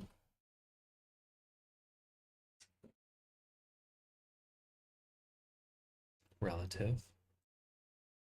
Say object to sample backface.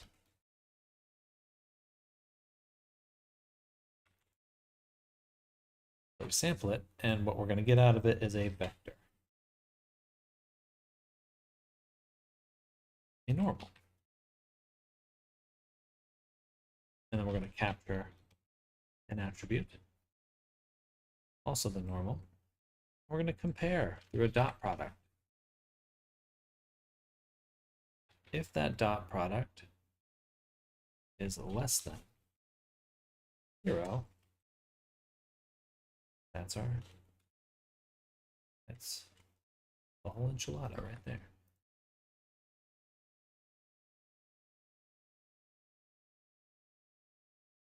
Like that.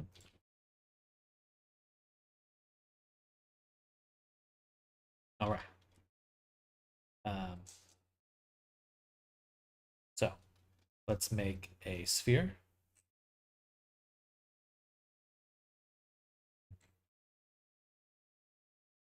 Here.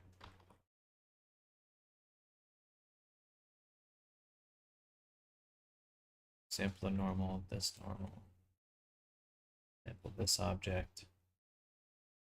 We're assigning a value of 1, and the attribute name will be inside sphere. Okay, very good. Now we're going to make another geometry node, which would be like delete. Keep it simple. Just delete attribute. Yeah, and it'd be delete geometry. And we're going to delete. I have points. I might switch it to faces or make options. Let's make it a little more detailed. Delete geometry via attribute.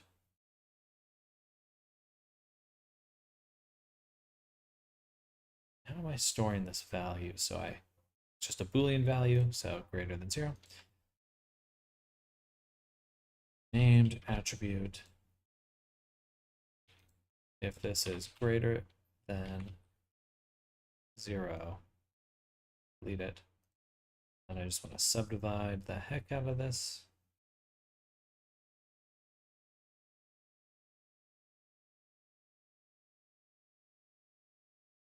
And we just want the name inside sphere. Okay, that's not what I expected.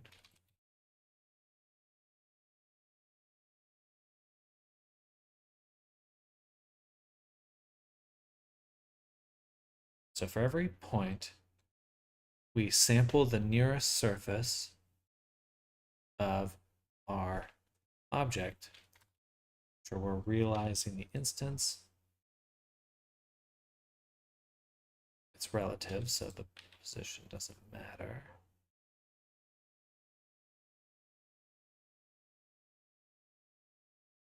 So it must be the comparison, the dot product.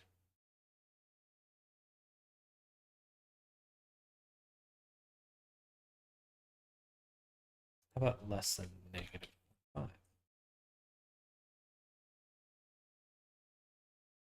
1.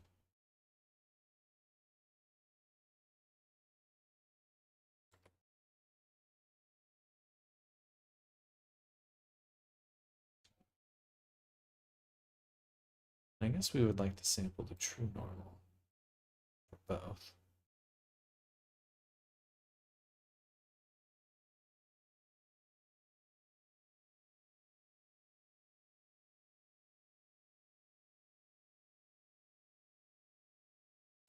Oh no, that doesn't make sense. So we sample the nearest surface, we get a normal.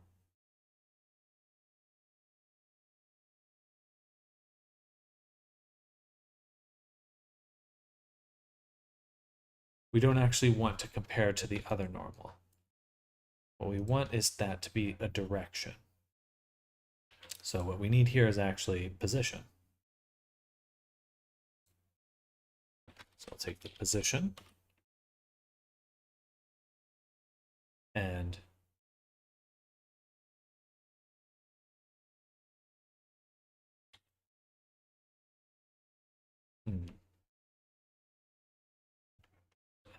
and then we'll sample twice. We'll sample the same mesh, also for position.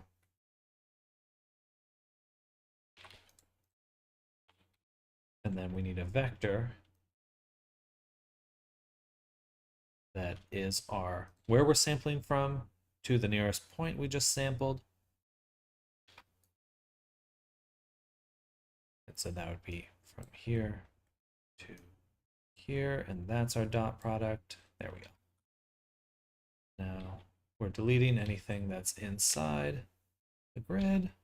It's a little hard to see right now. I could actually move the grid through it so we can kind of see how that's working. Nice. So that works pretty well.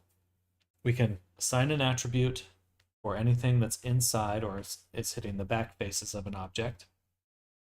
And then right now we're just deleting that. This should just be less than 0.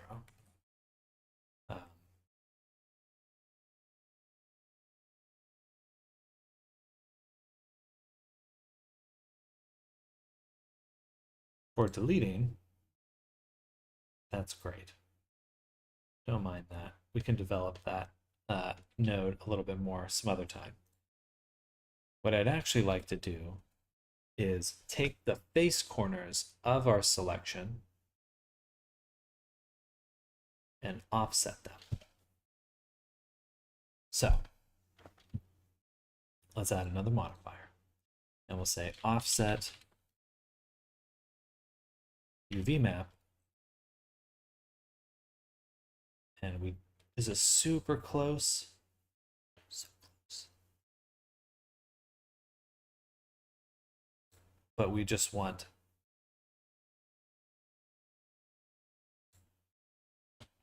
to use a name as well. Say or that, and then we'll do named attribute. Put this here, that attribute, if it's equal to 0, equal to 1. Well, I guess that would work. The 1, and use that one too. Okay. So it's the UV map we're altering. We have the selection through a float, or we can select by name. I'd like to select by name. So we're going to paste this here, and we're going to offset it by 3. Okay, let's duplicate, mesh this, and take a little look. We can see that our UV map was unaffected.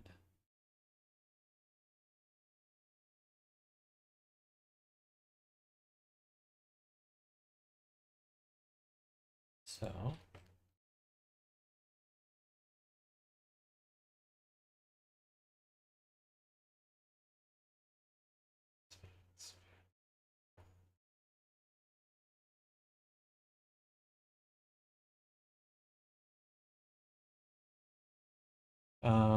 let me delete the name, select everything,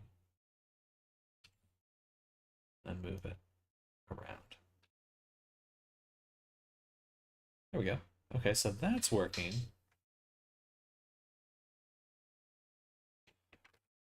But not via the name. Oh, no, it is. Ah, it's the value that I'm assigning.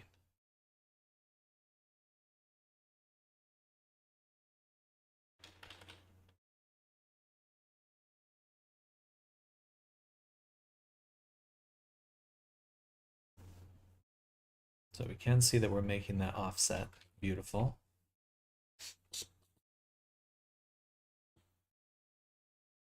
But why not?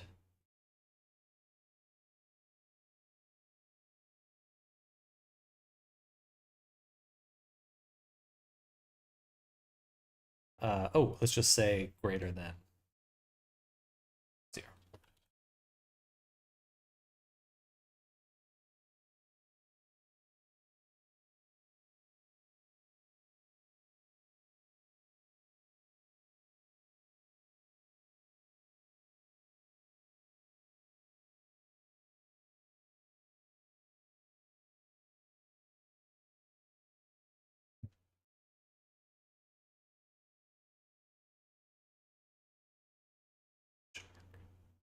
That should work.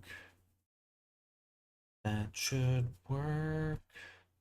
Maybe I need to switch it to a Boolean. Float. Maybe I need to save this. as a float.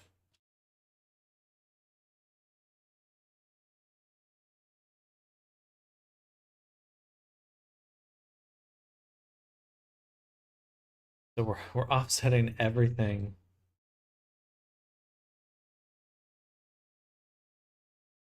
Maybe I need the other one greater than.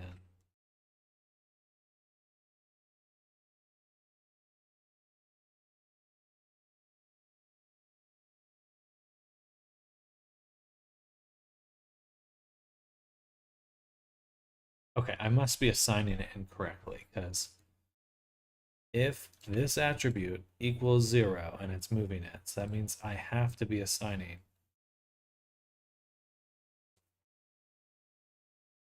Oh.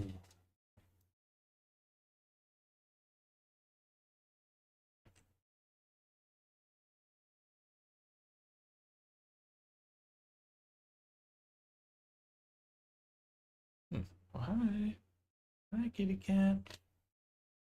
Hello. Did you need some loving? Did you need some love? They're probably getting hungry. I'm getting hungry. Hi. Gosh. Hey.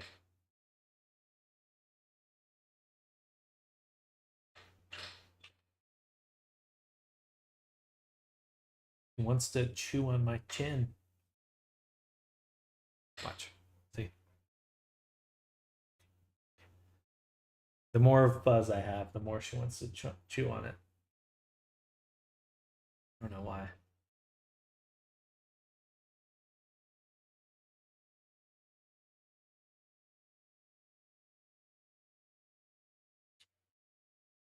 Guess I should just gonna do this.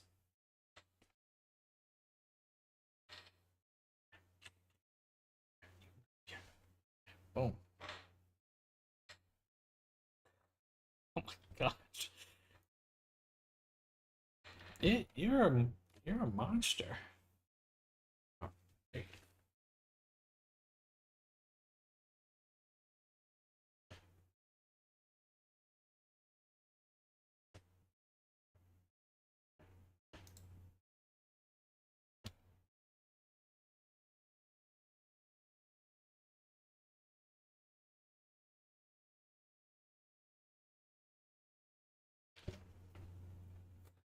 greater than 0. I mean, that really should just work right there. But it's not. This one, just say all of them, you can see it moving. If I do this one, none of them move.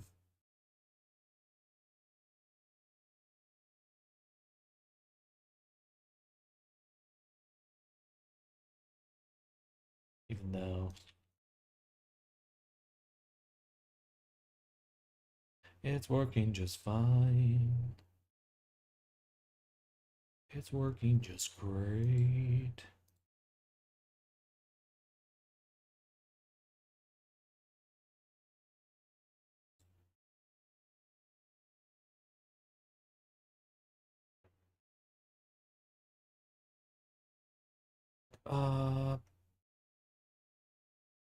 Very least I need to keep it like that. So that should work. Pixie. Pixie. Stop.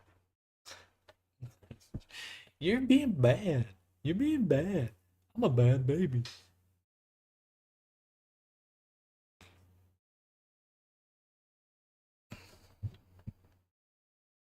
No. No. No. No.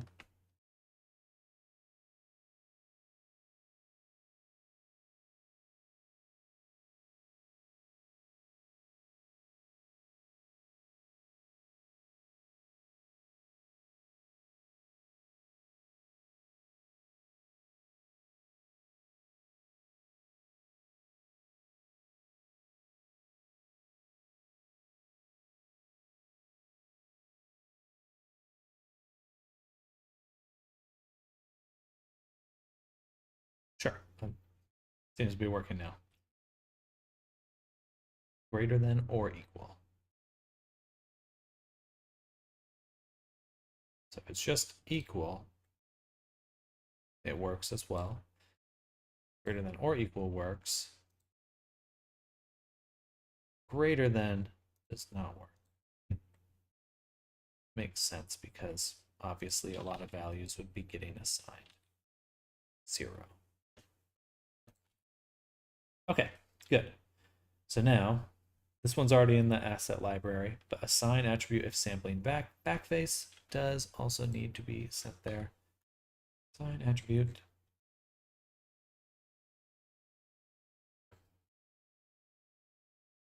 Stop.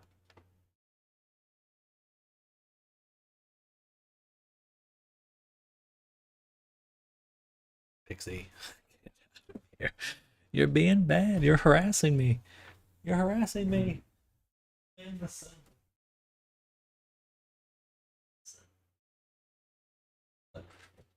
You even got your own little scratch pad bed right there. You even got this big ass cat cushion.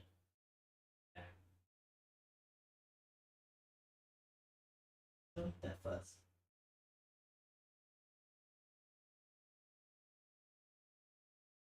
Okay. It's not harassment if you're a cute kitten, though. You're not wrong. Just like it.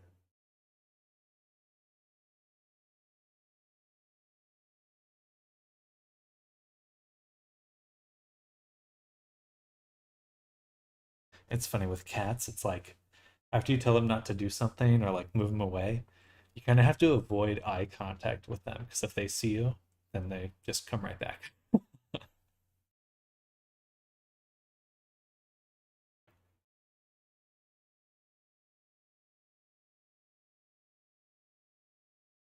So we're going to put this on here, which is going to allow us to create an attribute. I'm just a cute kitty cat, cute kitty cat. Meow, meow, meow.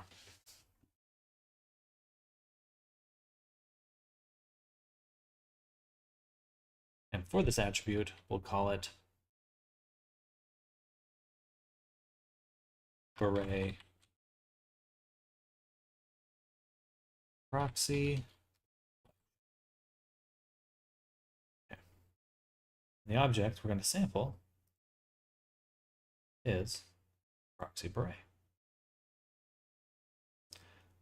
Floofy little lady. She is getting very floofy. And then we'll do UV offset UV. Like that. Cool. And we want to offset this selection. Well, first we needed the selection. Then we need the right UV map. And we want to offset it in which way? Save. Look at the body really quick. UV editing.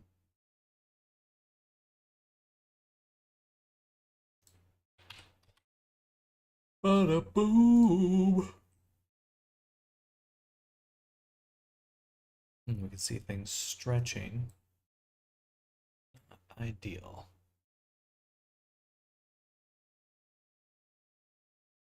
Actually, that's not too big of an issue. Too big of an issue. That's just all the little fur tufts, and they're still disabling properly. They just look a little funny here. Okay. So which spaces are open? I think we're just gonna offset them once. So we'll put the beret here and the hat here.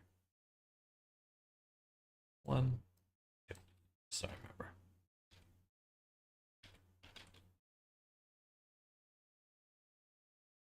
Boop. So for our fur combined body, bada boom, this one here, taking that selection,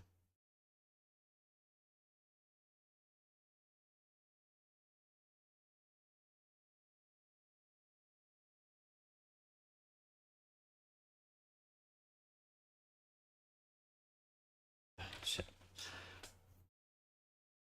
Hmm.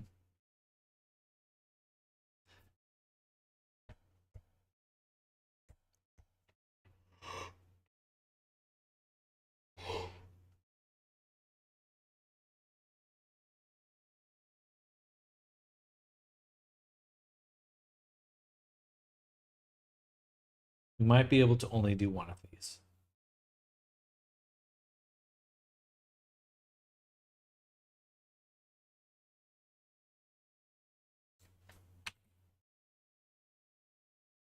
Which one we want to do? Shall see. Um,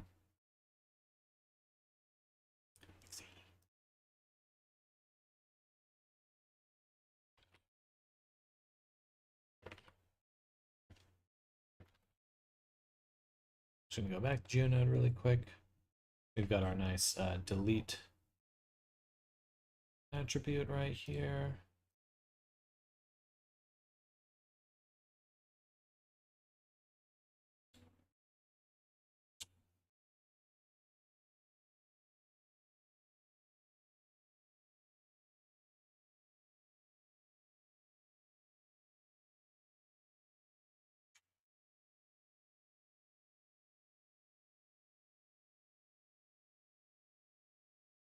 Oh, she like it. I like being pet. I'm a little kitty cat. I'm a cat. Yeah, yeah, yeah, yeah, yeah, yeah, yeah, yeah, yeah. But my goal is to get her to be used to that. So I can just make her dance at any time.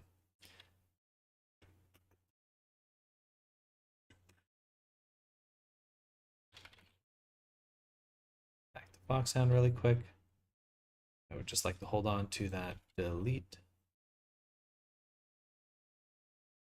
geometry via attribute because I just want to test what we're doing.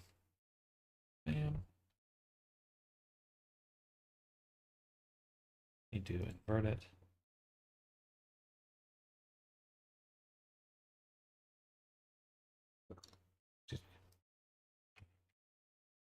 We're not actually assigning a value. That's not great.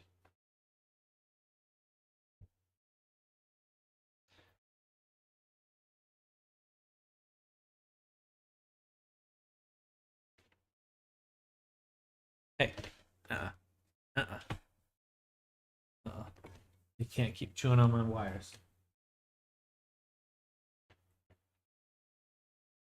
Oh, now she's mad.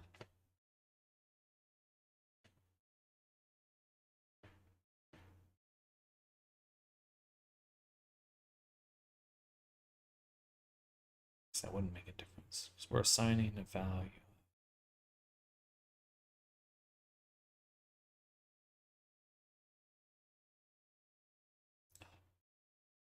Getting lost in the sauce here. Okay, so we have this.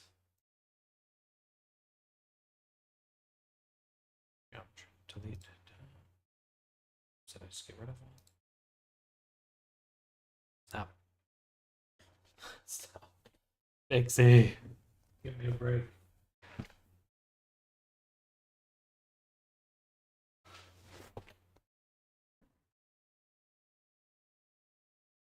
Absolutely need to get them used to being handled. Exactly.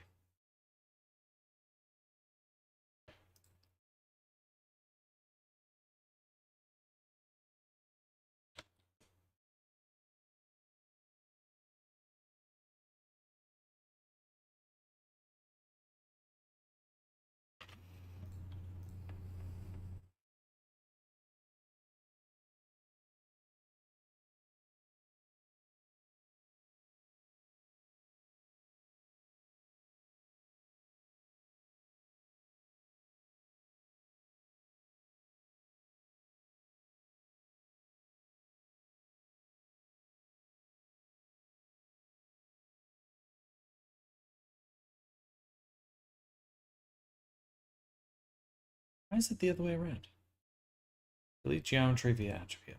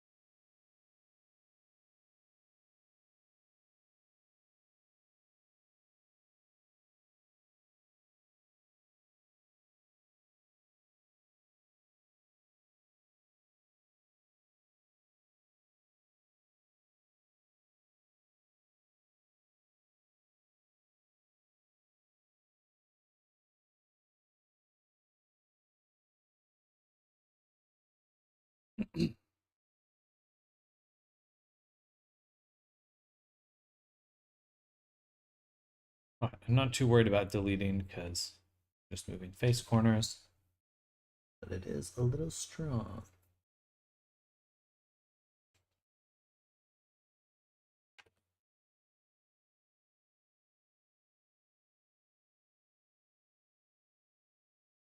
Oh, interesting. You can put an attribute into a switch now too.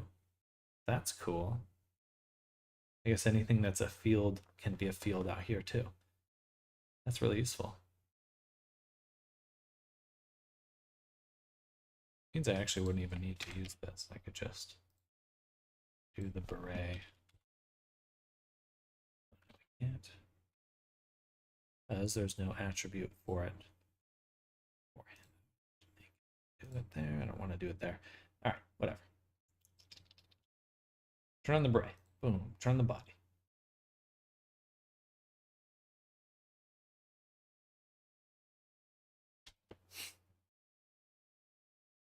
Thank you for that.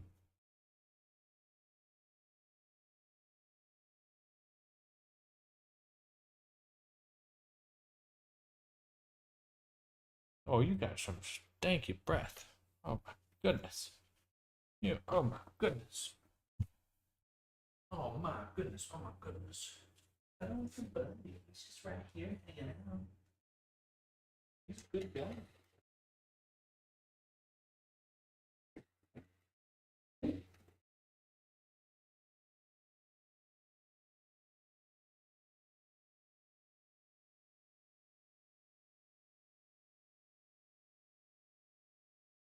Actually, let's go in the box instead.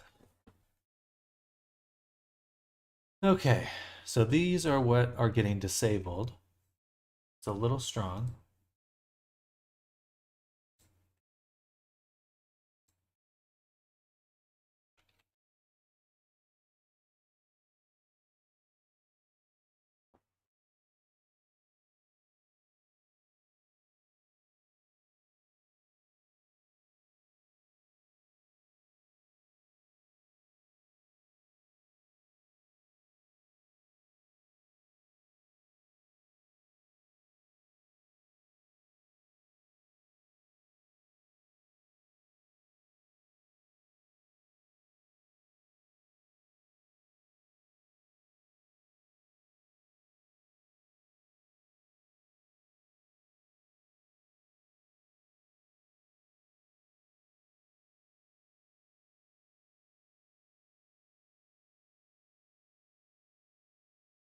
No. No.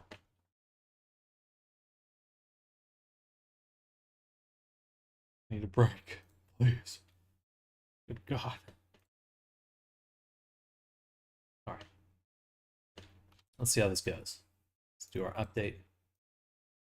Oh.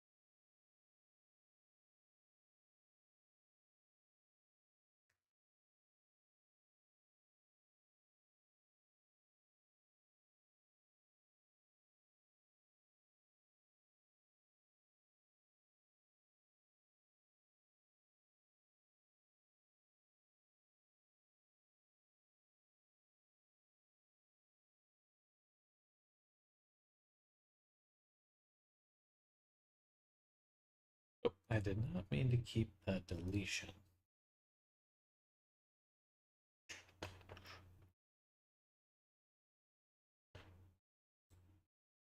I meant to just keep the offset. Which I believe is working. This work. Actually, I should be able to see that change in here.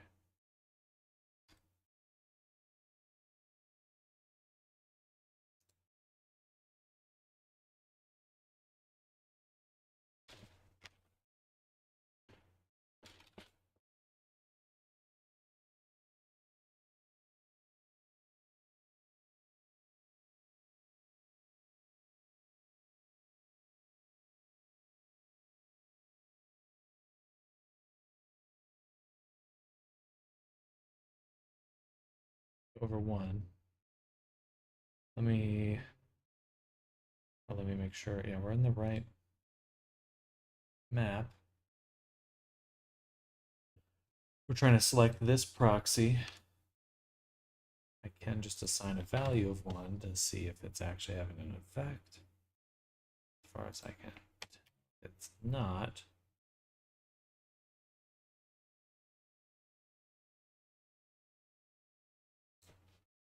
It's not either way. Great. That one works. How about our beret selection? No difference there. What if I do it here? Perfect. Okay, so it is moving the UV map over, but it may not be displaying it here because I think this is only on the UV1. I don't know if I can view any of the other UV maps in this little preview. So that should be pretty good. Go there. Bam. Bam. Boom.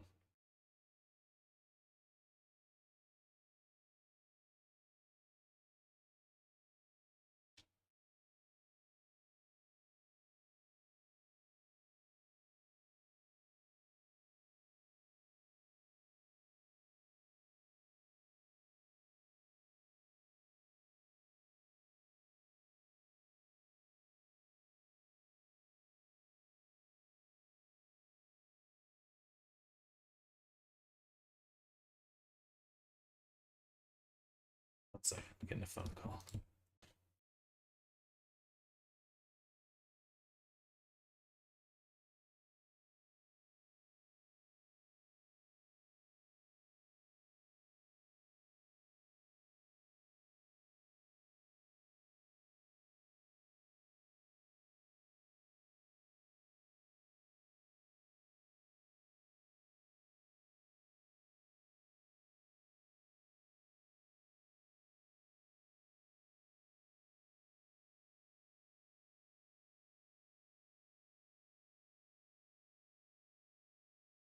All right, sorry, I'm back. More calls from whoever got in a car accident and put my number down.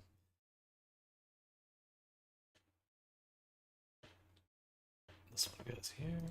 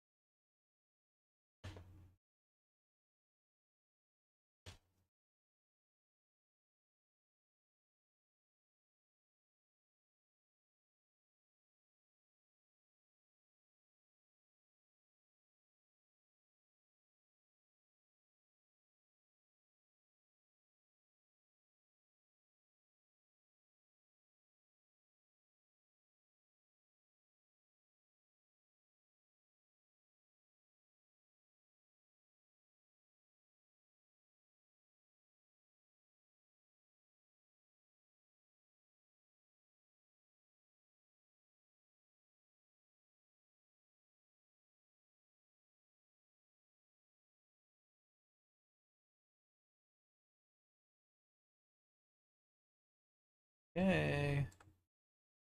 Let's take a little look-see. So go to the body. Open up our shader. UV discards. Right here. Interesting. That was kind of a weaker effect than I expected. So let's expand the proxy. Right, this was for the beret mostly, not really the hat.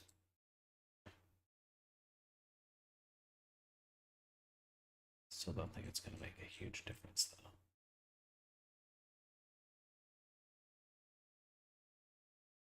We need more of like just a straight up like box cut off. Okay. So go to that discard proxy. We're only using the beret. I'm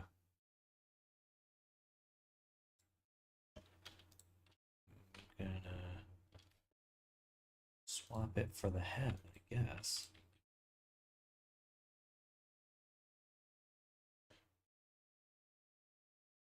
should be good. Go to combine body, select here, and we use proxy.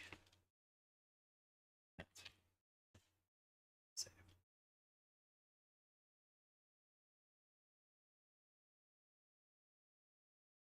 Oh. Why is that changing anything?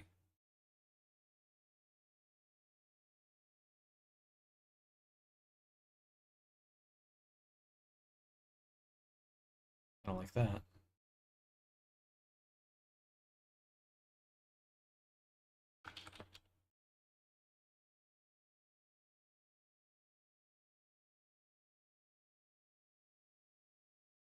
Okay, well, let's just test it real quick. Time.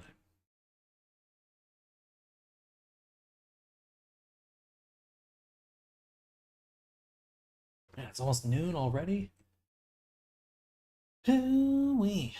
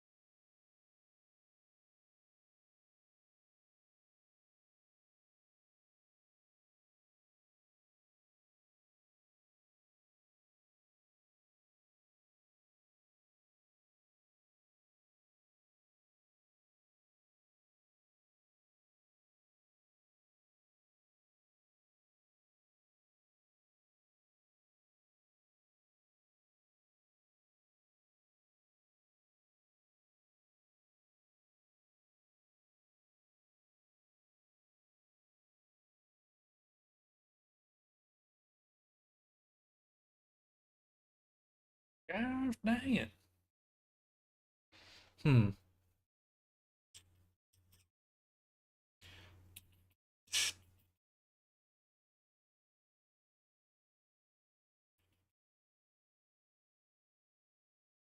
All right, so that issue is just with the second node here.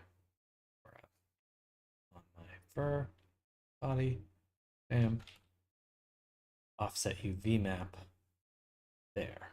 So let's see, we've got another option. We're going to go back to our GeoNode over here. And split this. The UV editor. So I can take a look. Offset UV.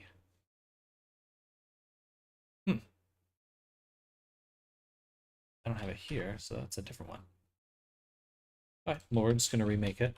Offset UV map via attribute selection.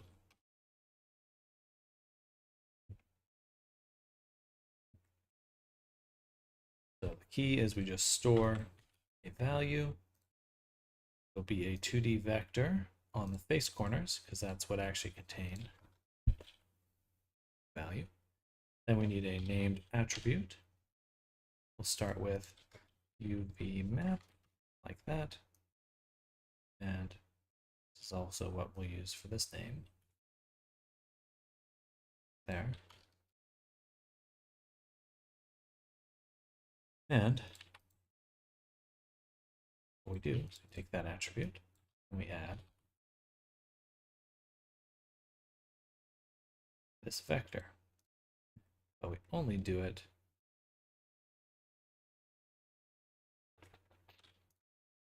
to attributes that are greater than 0. This attribute name can either be a float, which we can call attribute name, or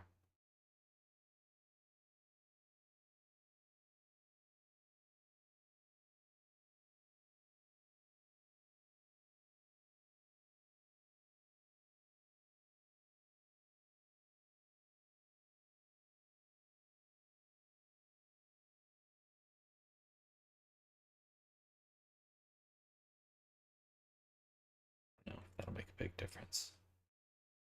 But do that, then we do an or.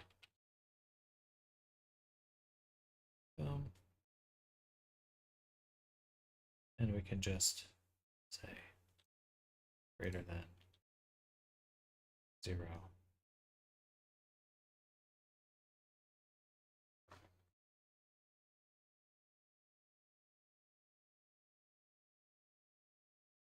Okay, so we should just be able to set this to 1 and move this around. We can see it moving there. Beautiful. Beautiful. Now let's make it a node or a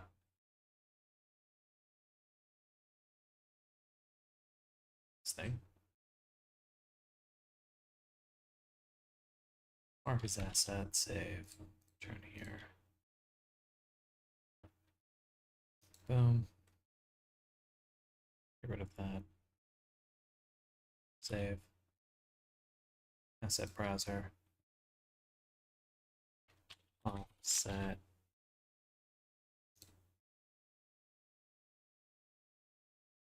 UV map via selection.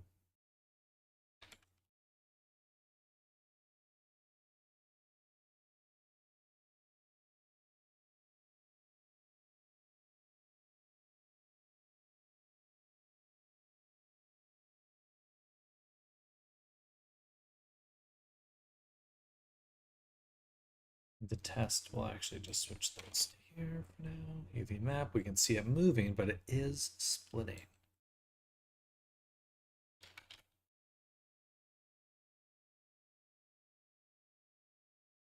Which makes sense.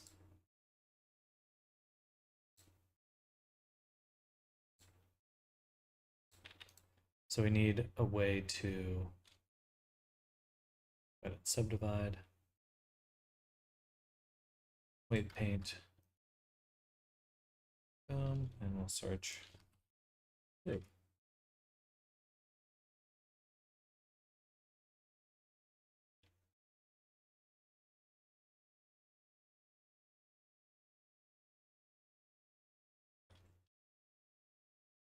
Okay.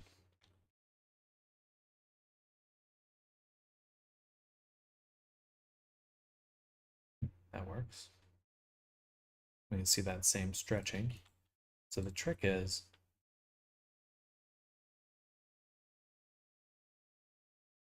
that we only want to move face corners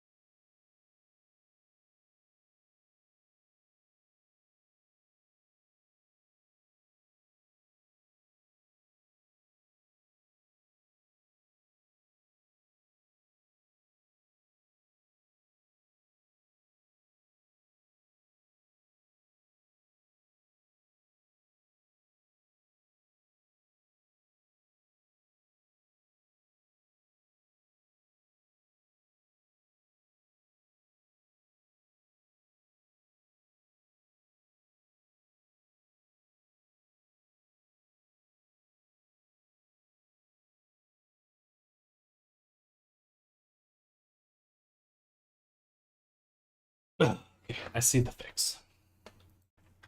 What we do is we split it, separate, just delete really. Delete the geometry of everything.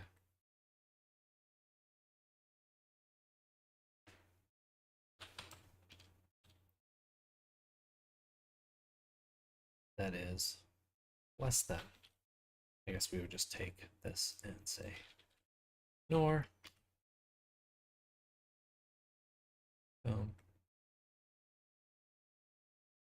Sorry. What's it called? Not.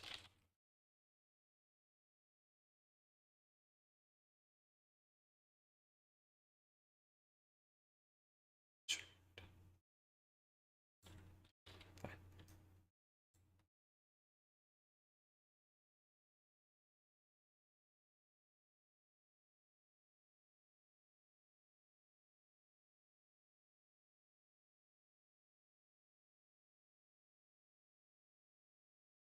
Hello, Jeannie. Welcome.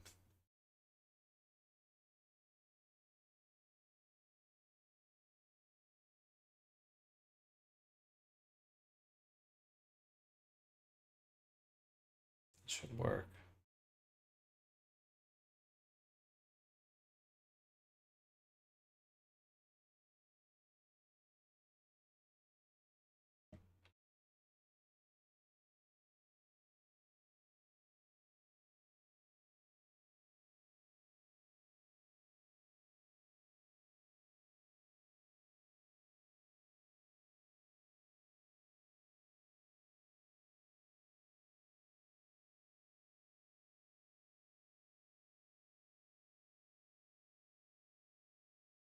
There we go.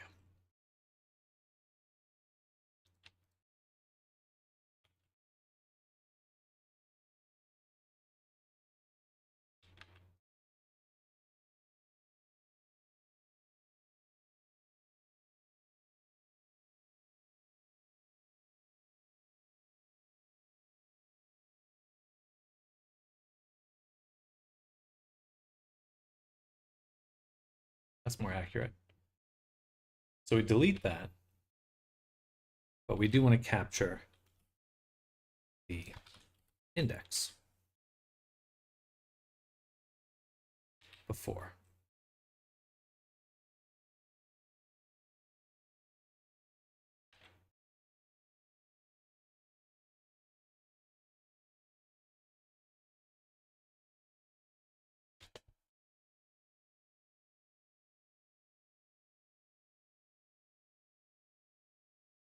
Actually,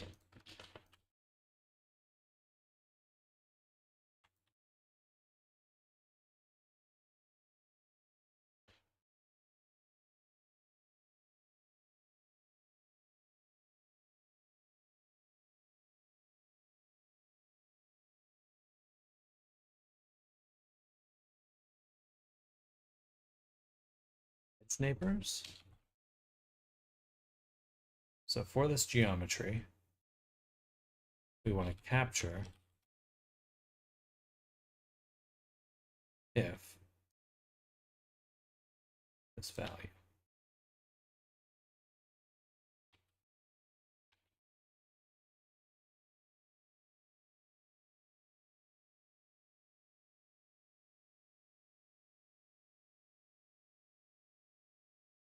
Be a better way to transfer that.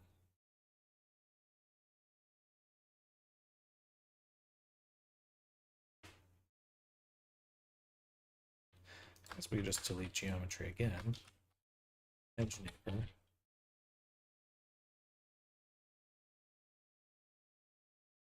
This is greater than 2. Something like that. Greater than 2, greater than or equal to 2. Less than.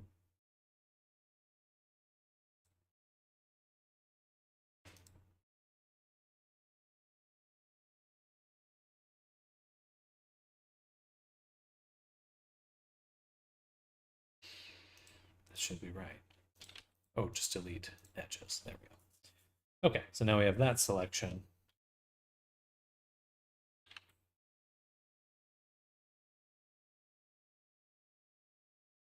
Oh, that still involves splitting it. I hate that. I don't want to split it.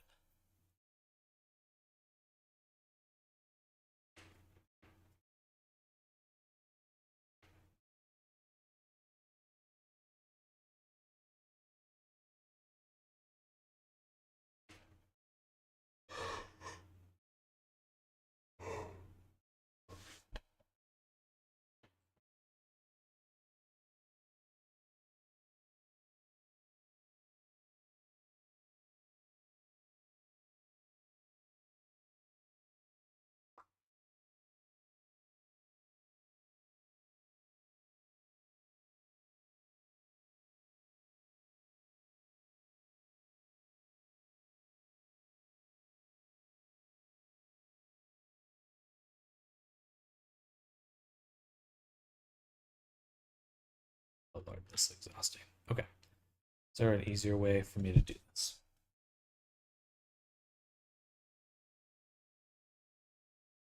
Yes.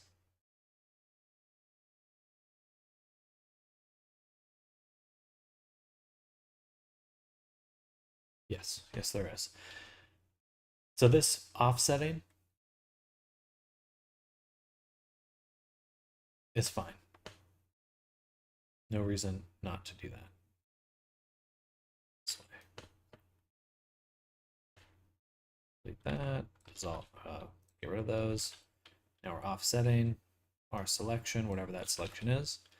But how we're selecting them is really quite imprecise. Excuse me. What we could do instead is we can make this proxy selection. So we'll say, I'm going to rename it UV discard.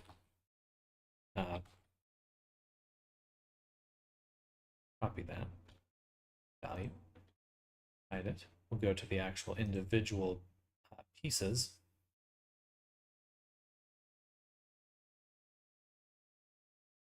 Here. And we'll make sure that it has that value. But they all do. Transfer mesh data. We want the vertex group, active layer by name. Taking this layer by name, putting it on the other ones. We can now see it on all the other ones. Perfect. And it should just be 0. Confirmed, it's blue. Okay. So for some of these, that do intersect with the, let's say the cowboy hat, you can go ahead and select all of them.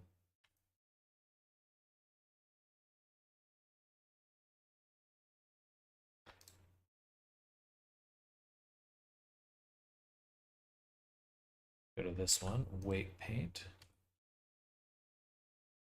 Sign. Now we have full red, and we'll transfer that again. Object. Transfer mesh data, vertex group.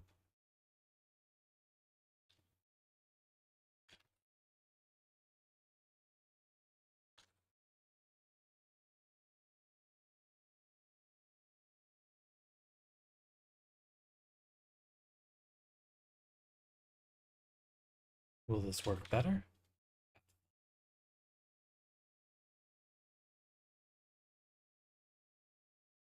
We would still need to go to the body where they're combined. Go to, so right now we're assigning this attribute based on like what's inside. That's inaccurate. So instead we're gonna just grab the group directly, which we should make sure we do have that group. We do. So leave it here. Might as well just put it on both. Bam. And you can see that I'm moving it. Yay. Boom. So let's just make sure it's on the right group. 0.002. Then body, save, update.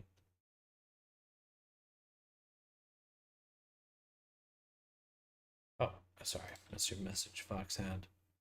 Boom. That's nice front view right here. Do, do, do. Do, do, do, do. Do, do, do. Do, do, do, do.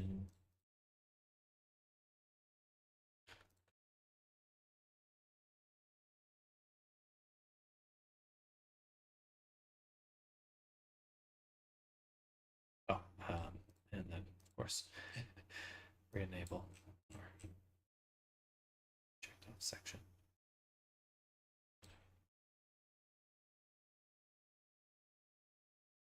Bada booey.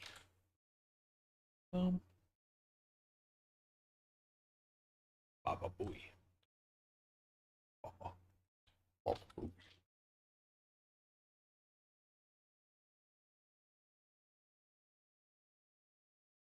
Okay, this might be what we need.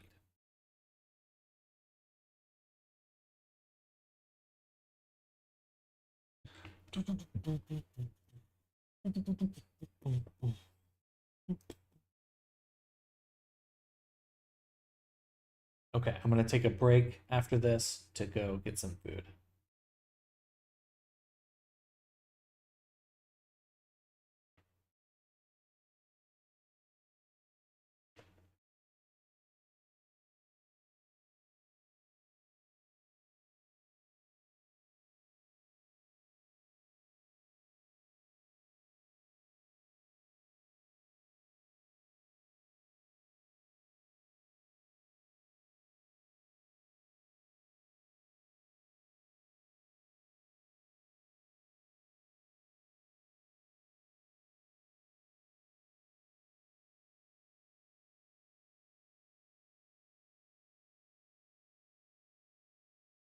One second, everyone. I'll be right back.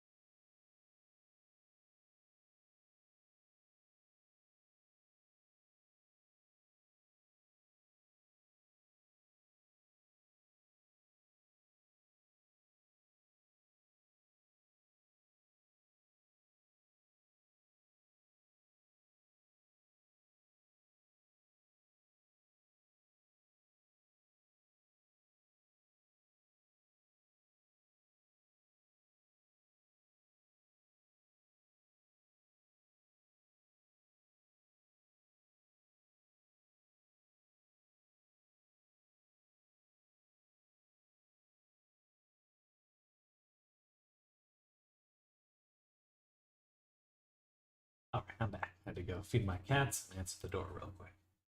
And we're back, ready to attack. Did we export? We did, and good. We fixed up those normal issues. Now we can disable that whole entire chunk of stuff, which means now I would like to enable this one. And yeah. Just a few more to select, I think. Let's look at it with just the beret. Yeah, so whatever this one is here, then that'd probably be good for the beret. And we'll do one more UV discard for the cowboy hat. So.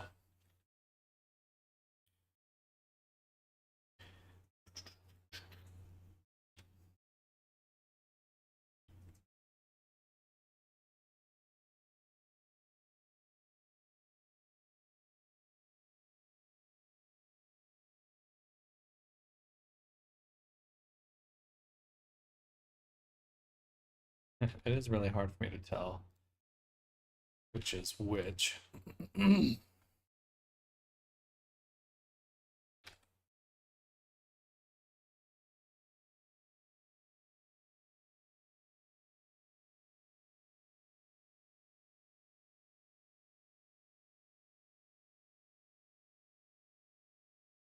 Guess I could bust out the delete one more time just to check by going here. Offset, that's working, and that delete in. Bring it back in.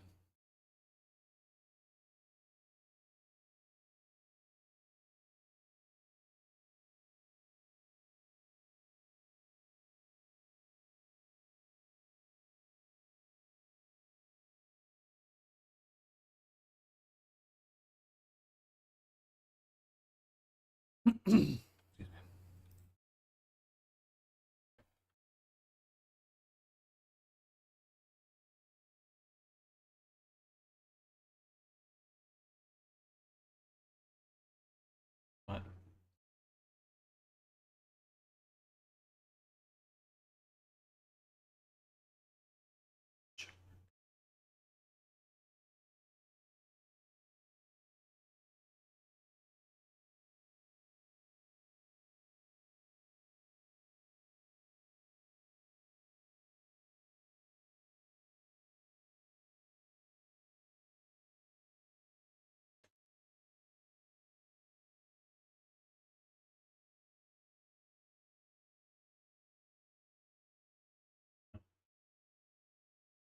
Uh,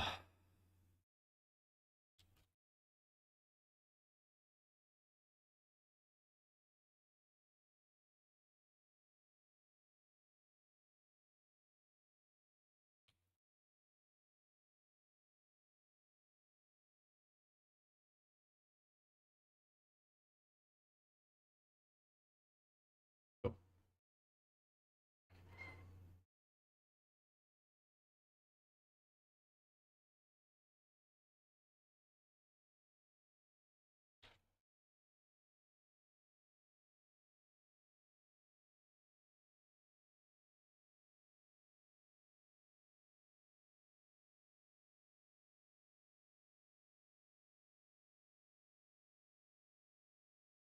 there we go.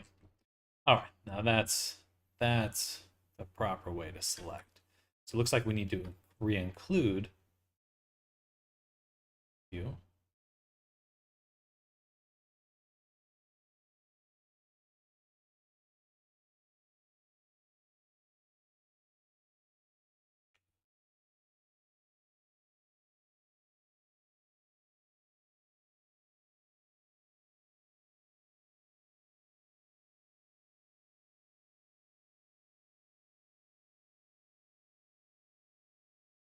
It's a little high, huh?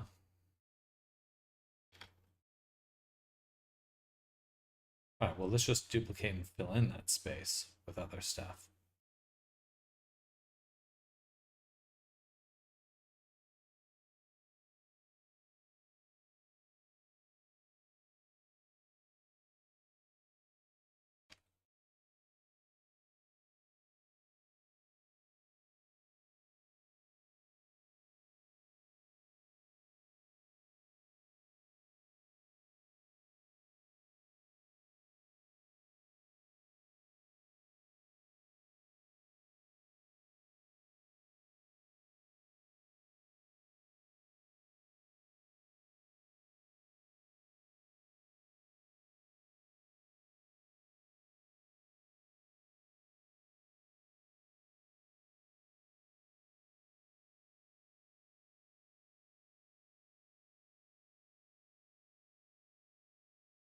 Almost there.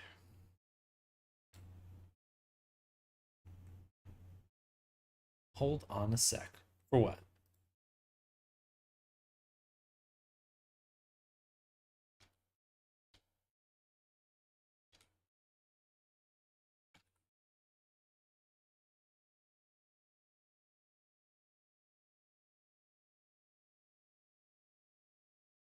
Oh. All right. Maybe we should include these ones too.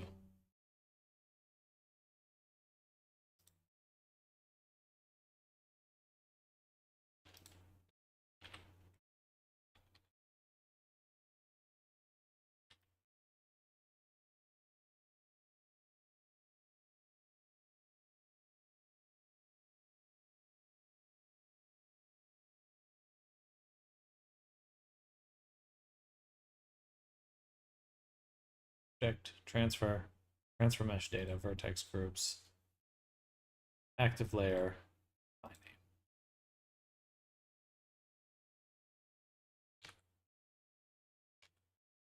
Should work.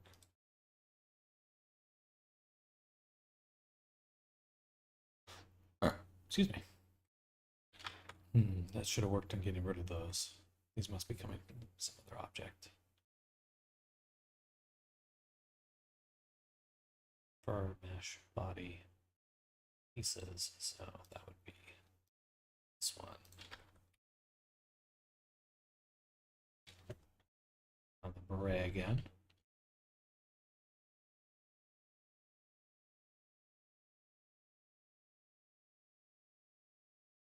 Don't mind the fur kind of clipping there. Don't want it to move any further. So we'll select here, weight paint, sign, then object, link, transfer, vertex, active layer, find name, vertex nearest. Yes.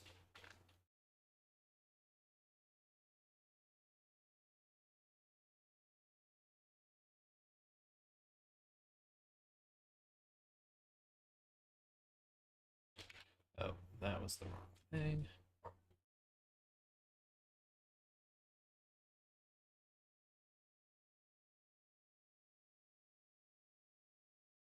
Access menu there. But I do need this one. This was actually the group I needed.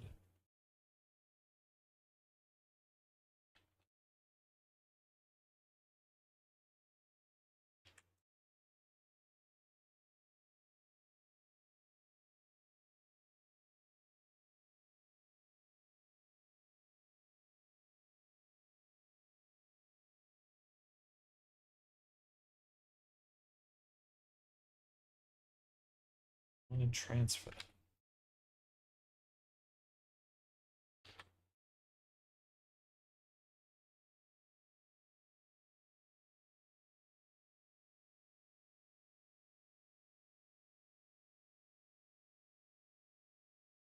Cool.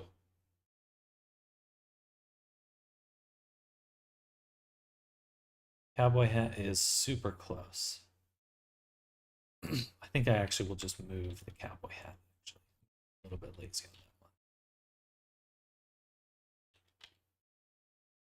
Just because that really simplifies what I need to get done.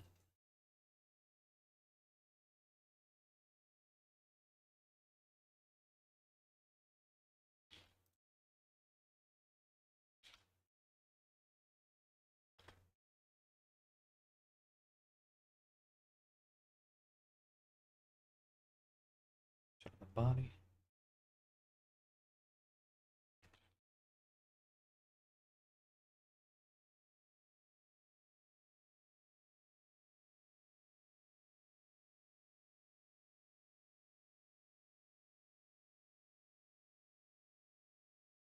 A little bit of clipping. Can't quite avoid it all.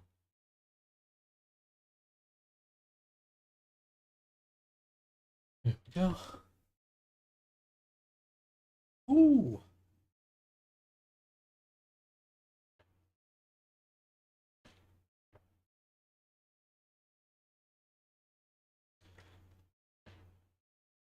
Did you bulge out, increase the density on the back? Didn't clarify to isolate the back of the neck. That's why it puffs out a bit too much. If you revert back to the previous state you had, that'll do for now. It's easier to bend or slick the fur back to press tighter against the skulls and cheeks.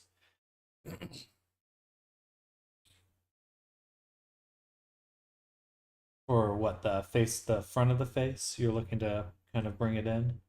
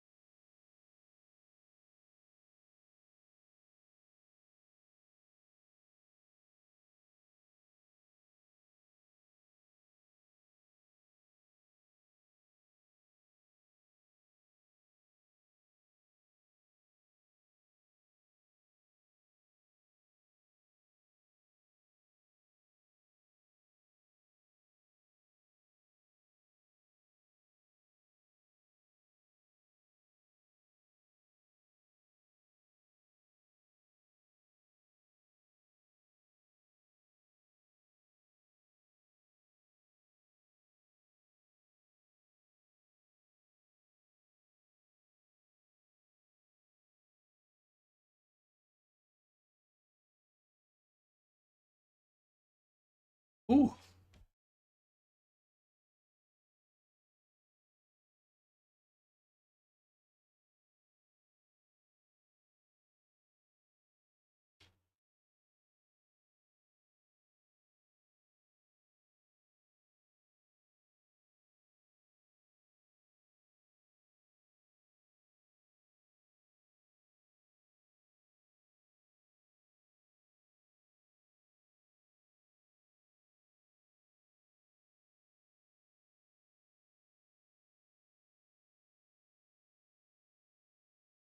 Let's do that. Gotta watch out that when I move stuff, I'm saving, or I'm only moving what I intend.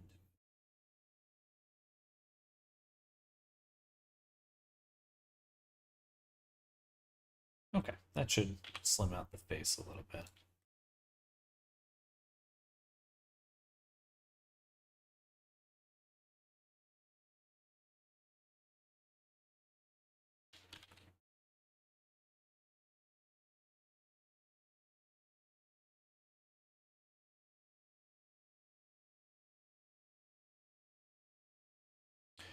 Probably the side of the neck too.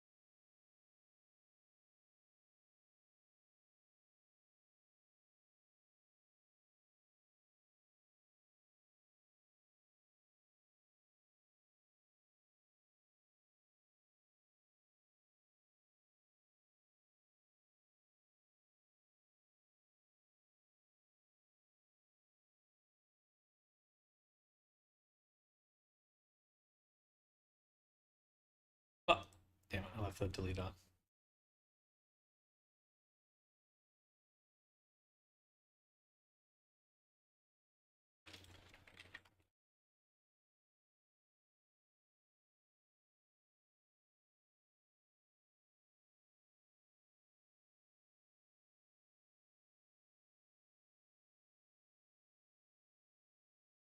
One more time.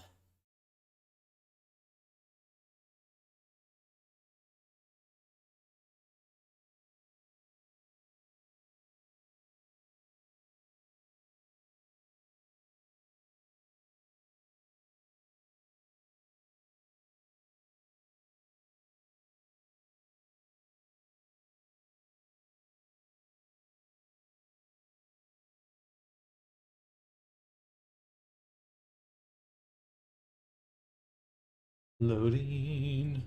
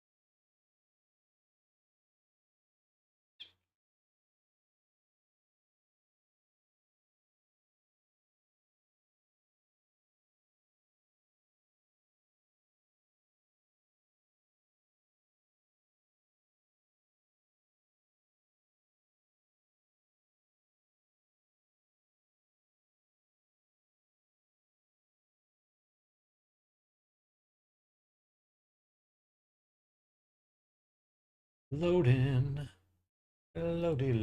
Loading.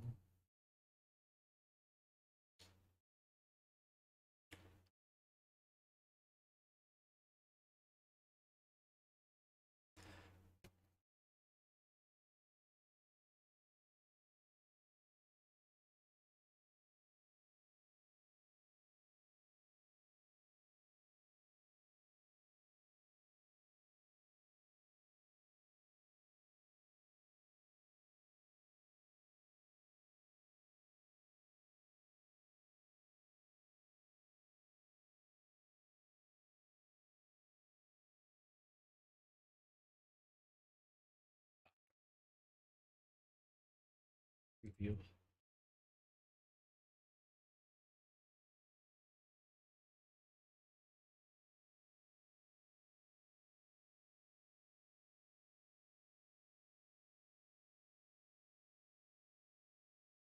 Okay, so now what we need is on the clothing original, we have an animator. No, we don't. Now we have an animator. In that animator, I need to include an animation clip. This will be Fox and UVD guard. And delete. Put that here. Actually wrong object to animate this on. We would want to do this one directly, which also has the animator on it. So we can just hit record, select the body, UV discards, boom, boom.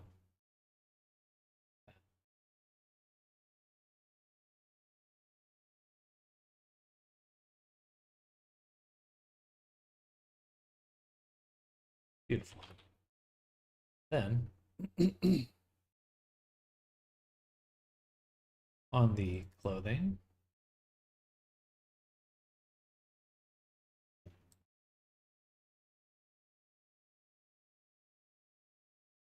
you know, that is actually easier to have it like this. Maybe like this. Maybe this is better.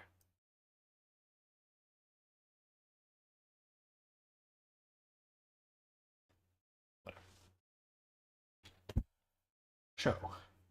Select the original clothing for the hat and the beret.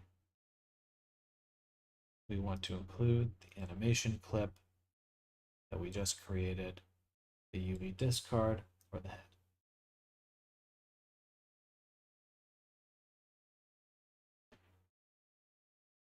Save, scene, go here, save this, clothing original, bam, date selected, turn on the rig, export this to clothing original, boom.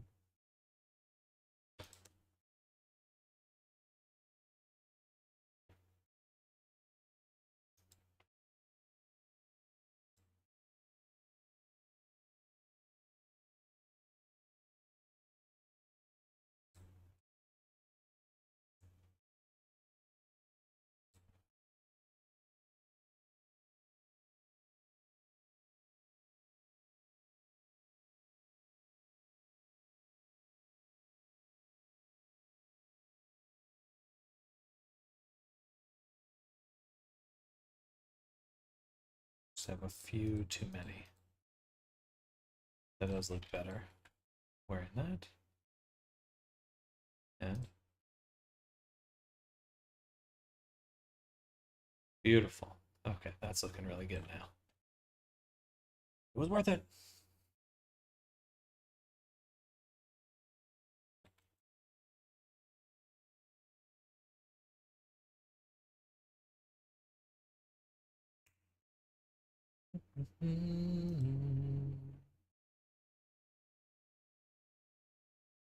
Okay. Let's also check that on our clothing, all of them. Put them both in here, save. A bunch of clothing's going to be on at the same time, but I need to see what's working.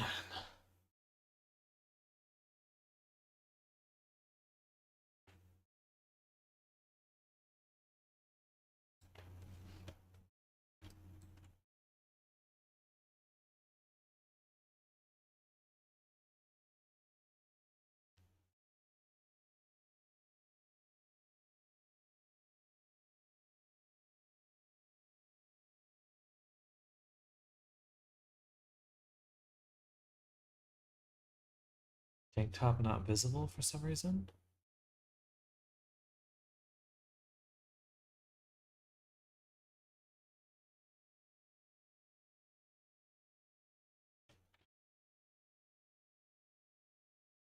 Must not have been included in the export because it should definitely be there. Let's see. Oh, right. I probably removed it. So to do that, need to, no, it's right there.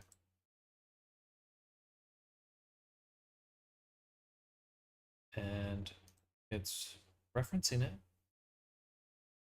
Doesn't have anything else it's working with. So let's take out the clothing original. Just do these ones. These two.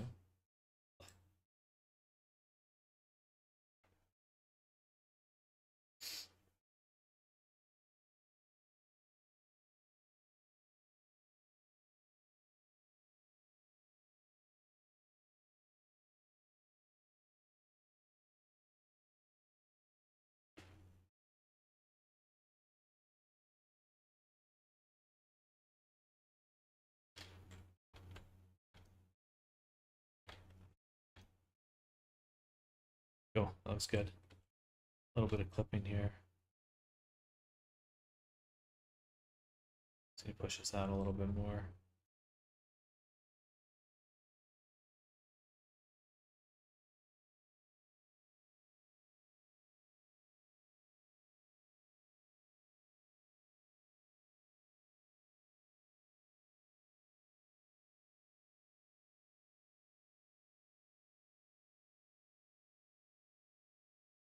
Data transfer collar.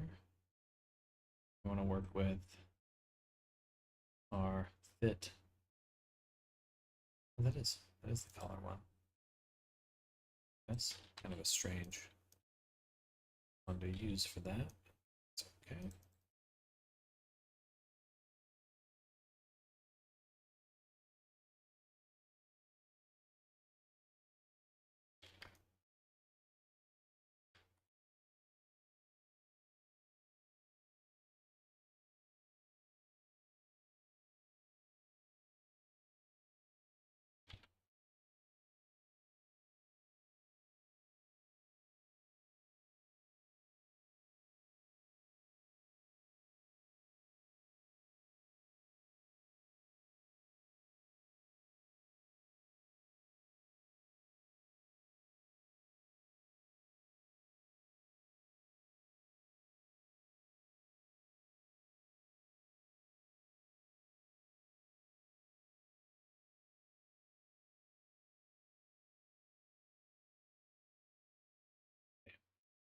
And you also got to update the jacket.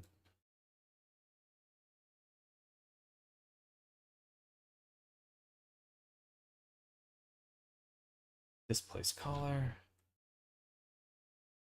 I don't know why it looks like this. Because I have both on at the same time.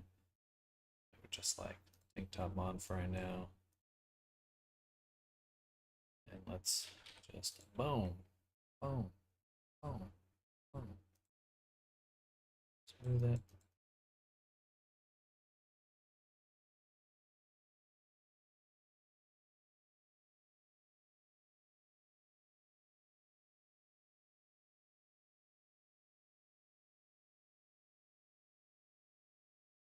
Cut this actually. Fortunately, it's just a little too stretched for my taste.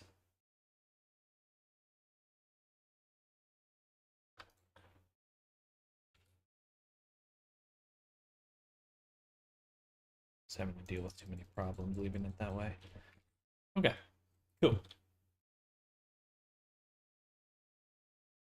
Jacket. Update. Save. Break. Boom, boom, boom, boom. Clothing. New.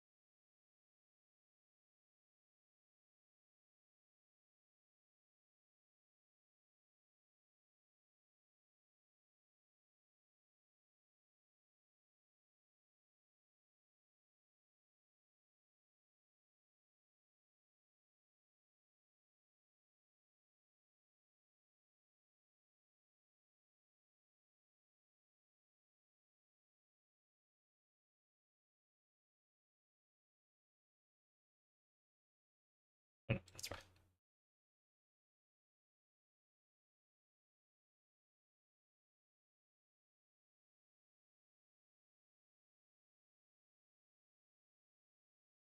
Perfect. Now,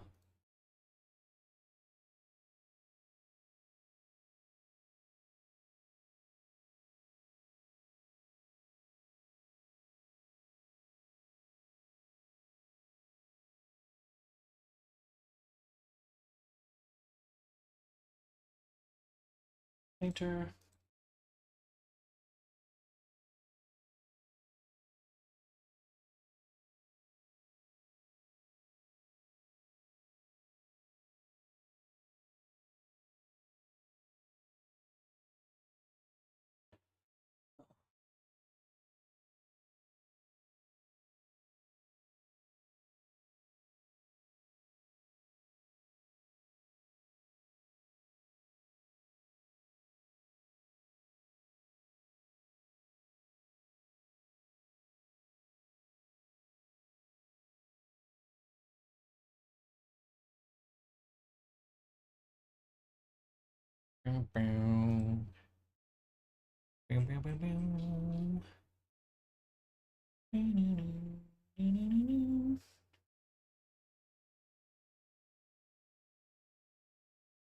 This is the last round of edits I'm doing.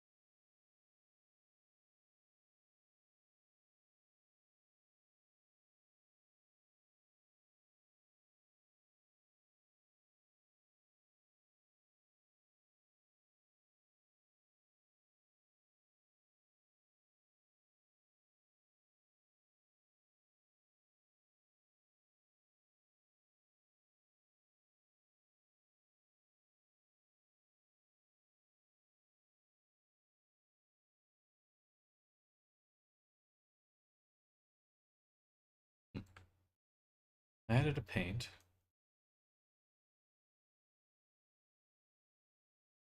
Should it not be filling?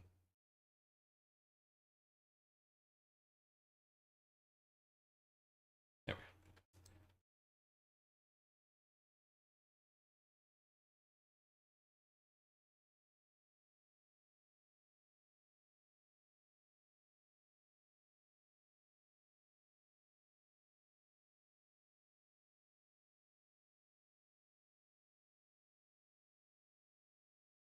All right, almost there.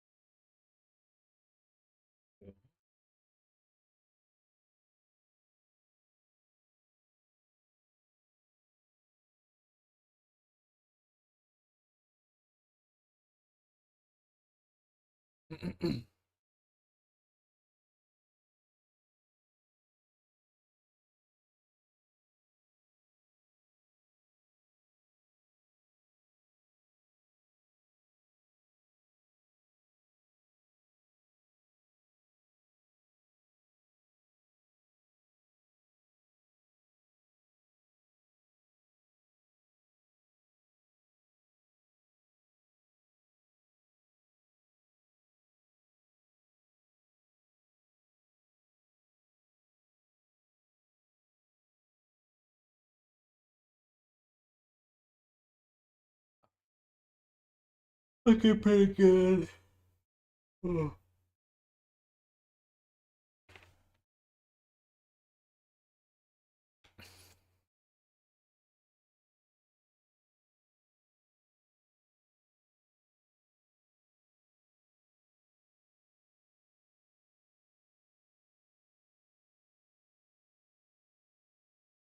I like the other warp too.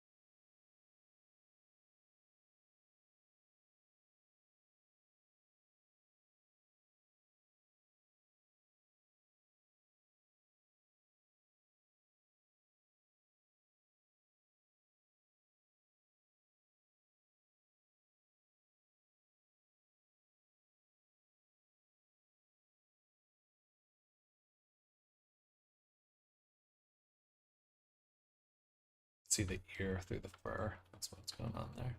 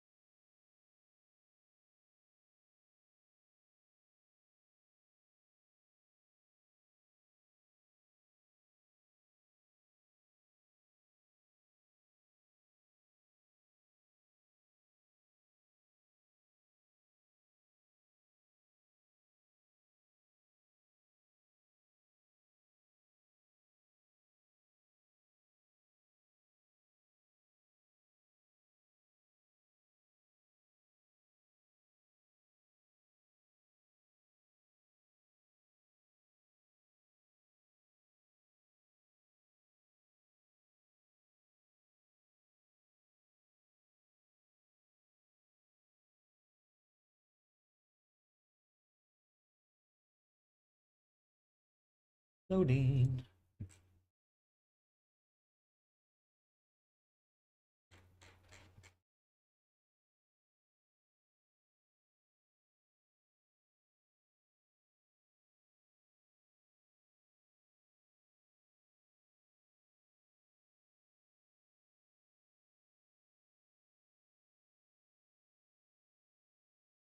Maybe a little bit.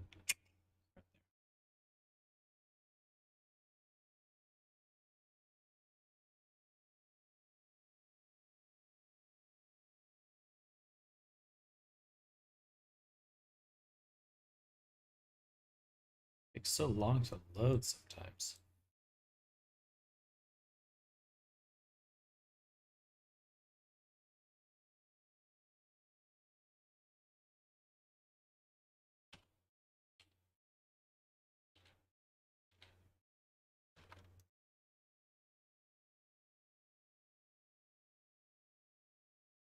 Excuse me.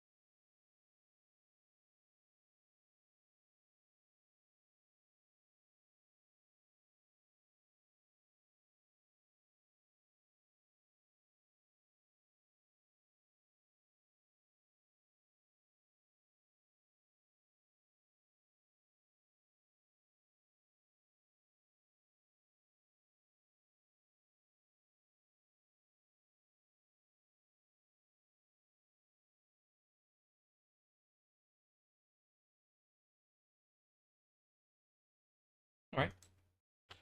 Pretty cool. Now for the fur. You just get rid of these proxies there. Open too much actually. Just want to do the fur mesh here. Body.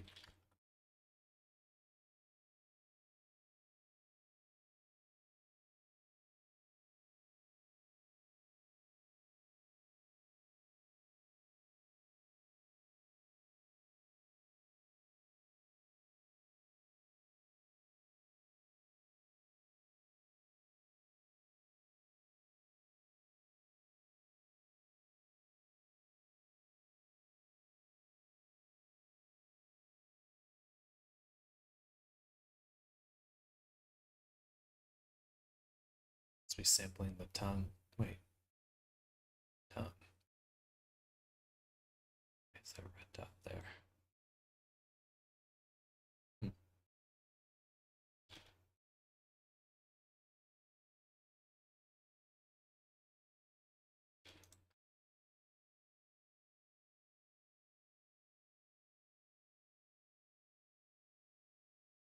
Interesting.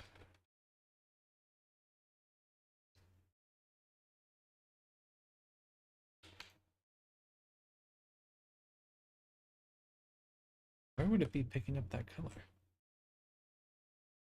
Oh, unless it's unless it's moving all the way across the map.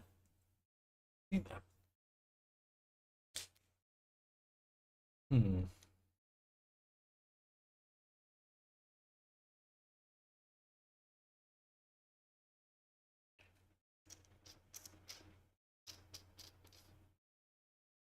Proximity?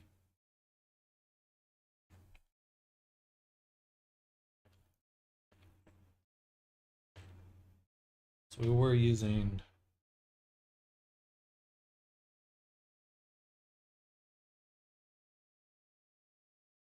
that's for the main UV map that we're sampling. The very first UV map.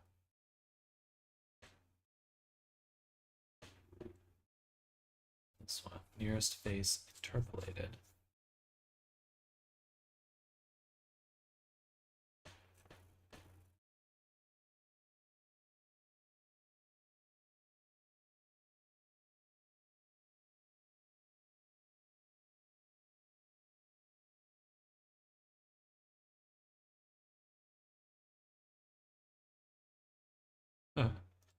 Apology. Okay.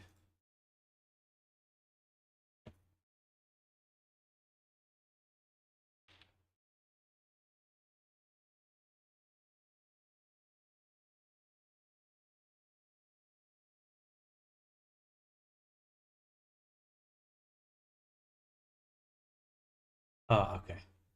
See why that happened.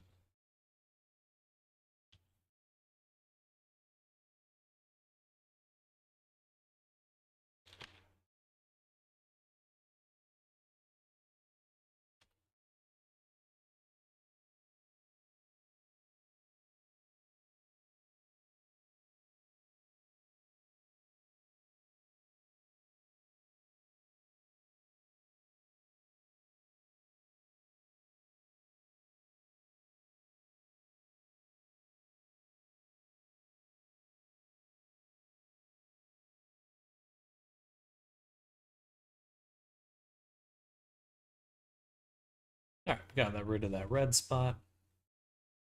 So what it was is it was sampling the body and the face.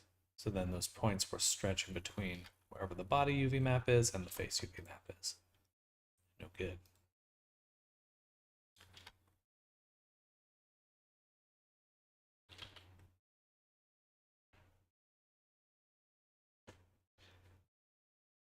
Close to face?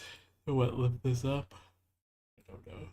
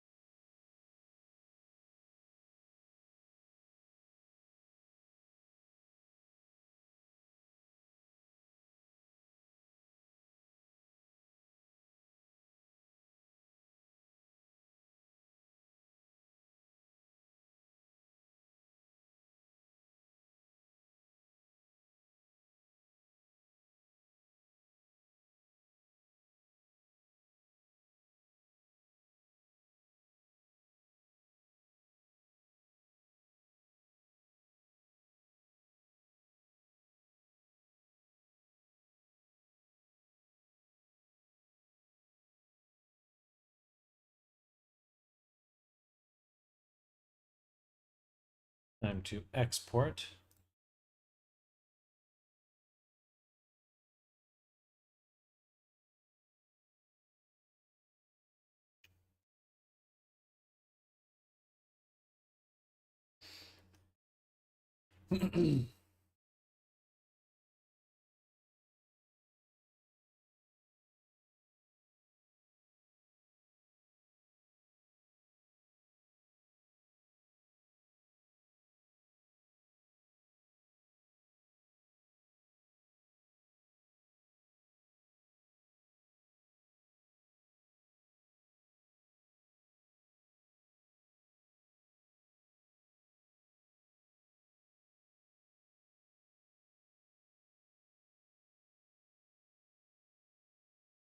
More loading. Almost done. Almost done with the day. I can't believe it's 1:13 already. It really flew by today.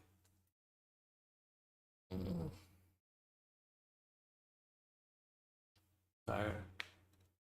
I am tired.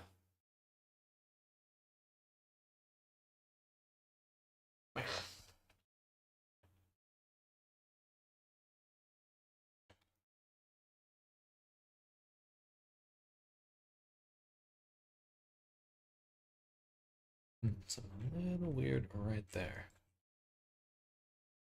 Probably picking up the inside of the mouth.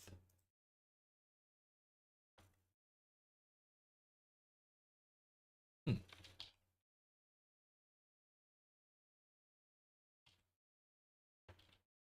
Why don't I see it? Why don't I see that here?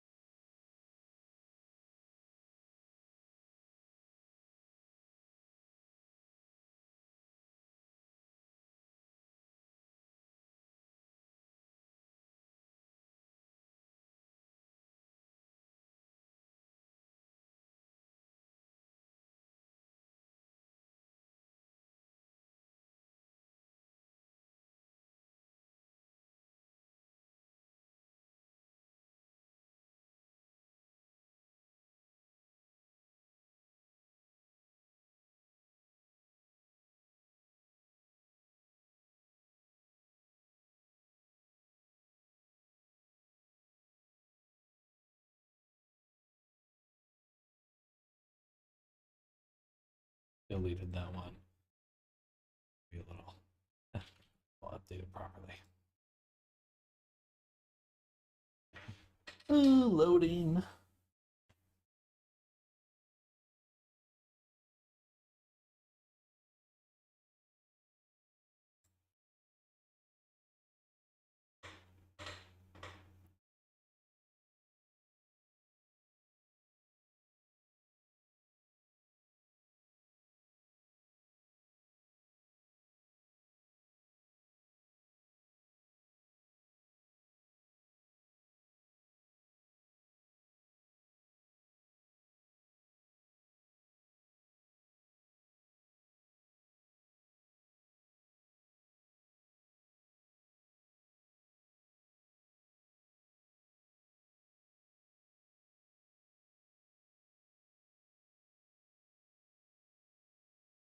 Loading. So close to done. Please let me be done.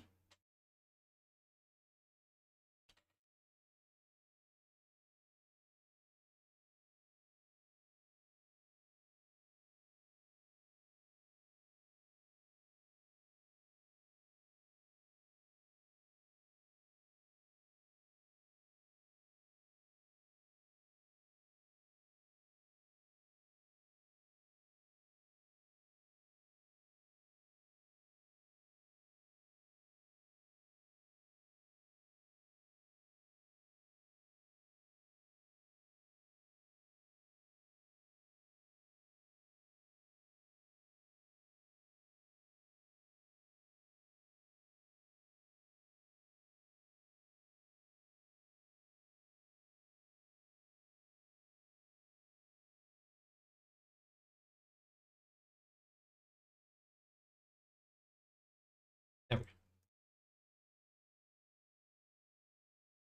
Ta-da!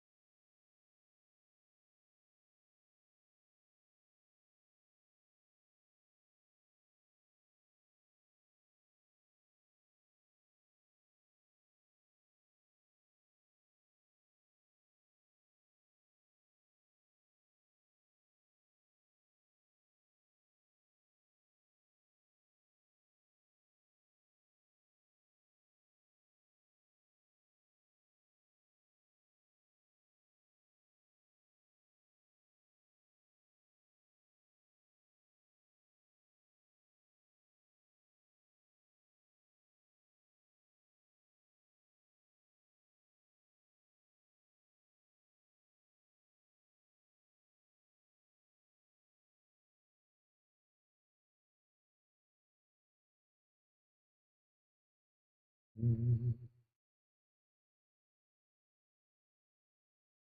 there we go.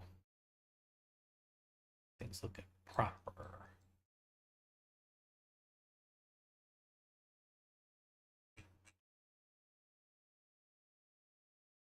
I get rid of these ones right here, actually. Yeah, well. Doo, doo.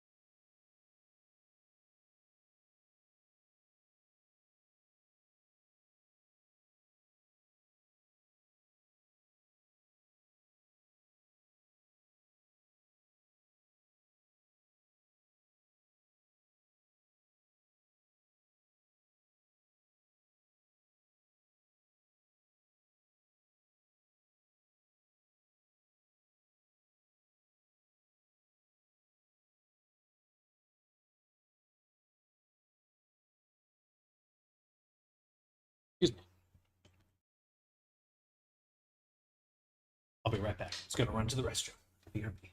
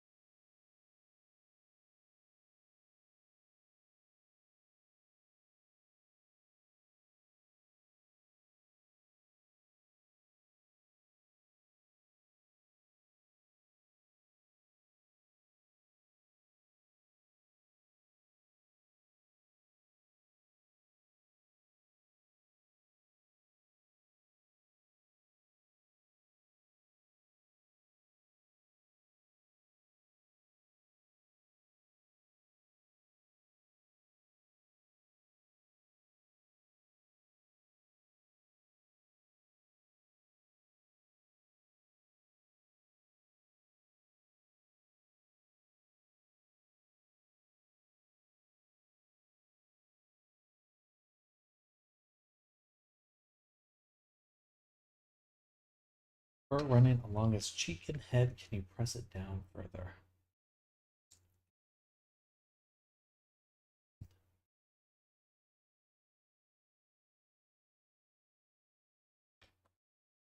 Are you there, Foxhound? Are you asking for this area down or this area down? Or like that? This area. A or B?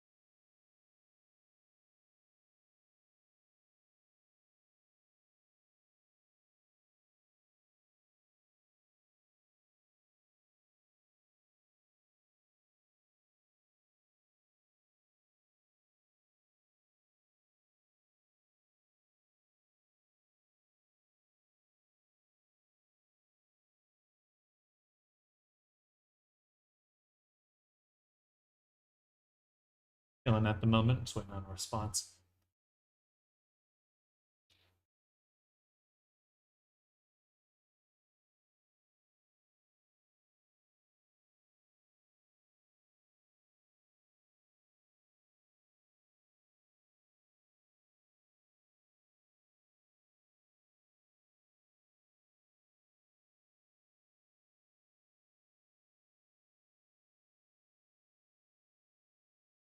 I hope everyone's having a great day out there.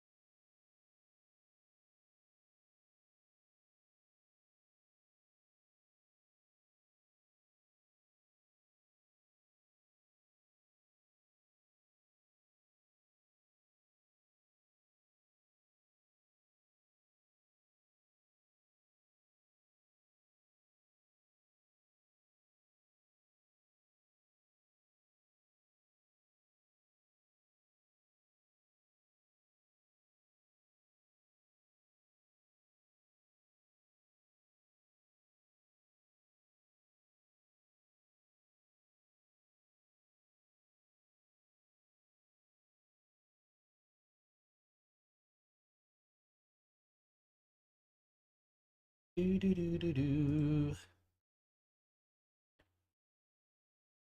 All right, let's do some research while we're sitting here because I know that on Twitter I came across a while back a converter.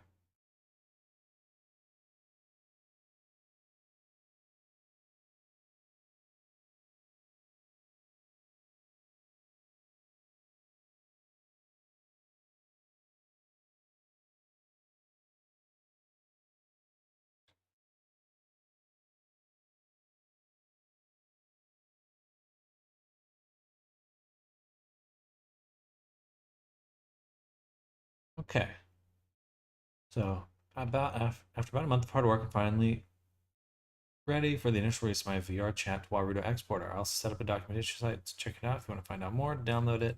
Check the paid tools.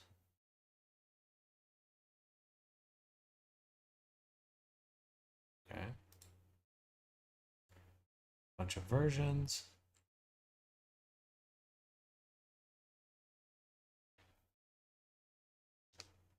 There's the documentation.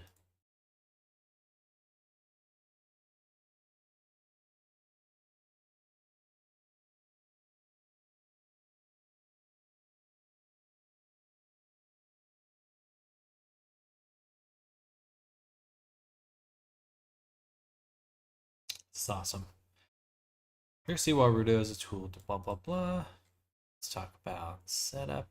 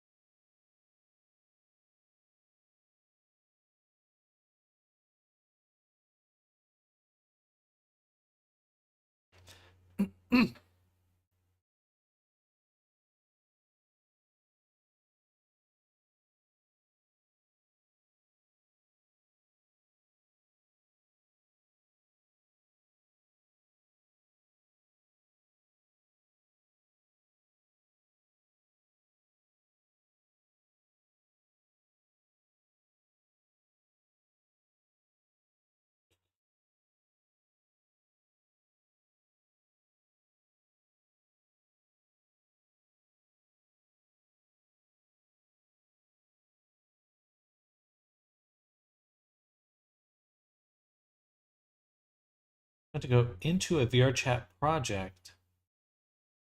Okay, so we want to bring this into a VR chat project. Cool.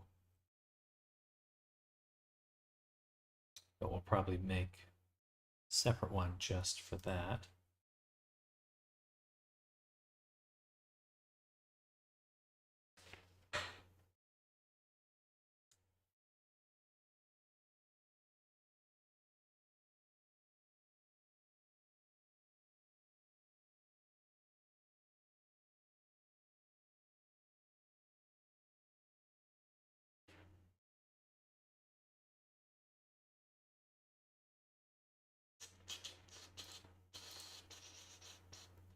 Bend the highlight areas to lay nearly flat to the nearest bone.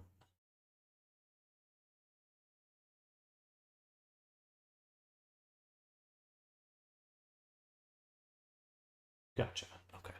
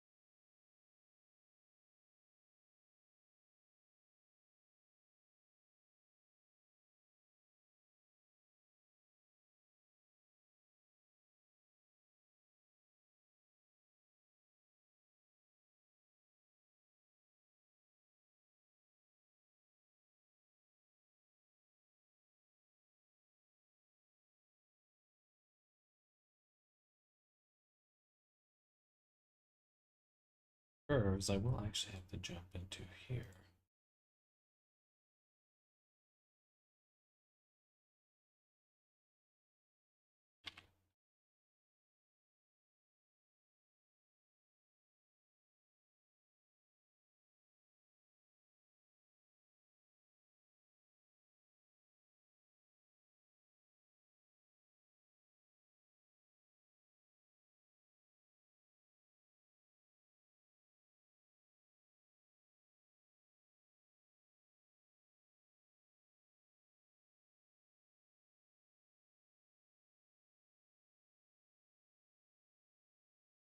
Almost looks like a bird.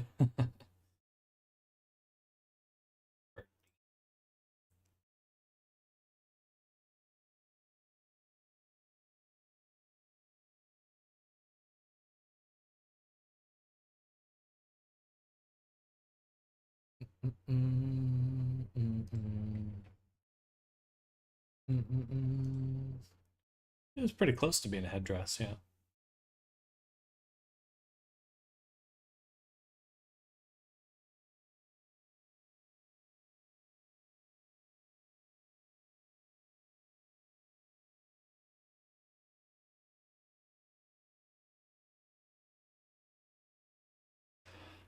Oh, that's frustrating. These faces were hidden. I wasn't editing them. I was.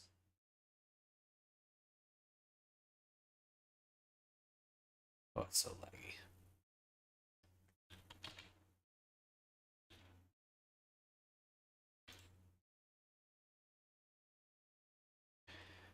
Do-do-do-do.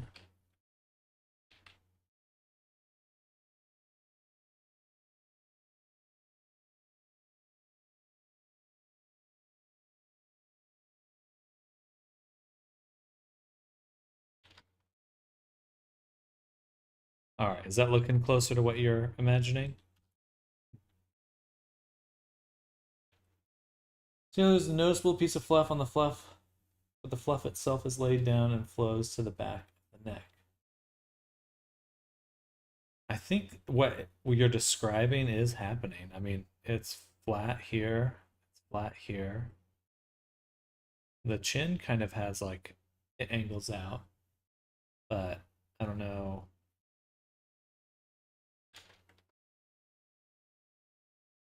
Don't know what else to change.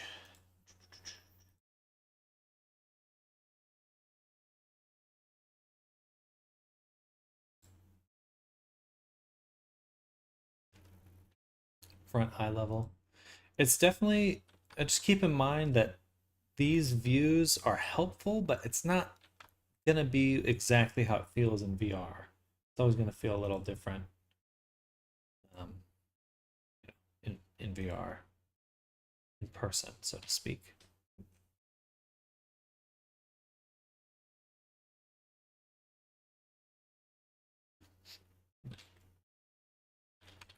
Oh, it's probably the closest right there.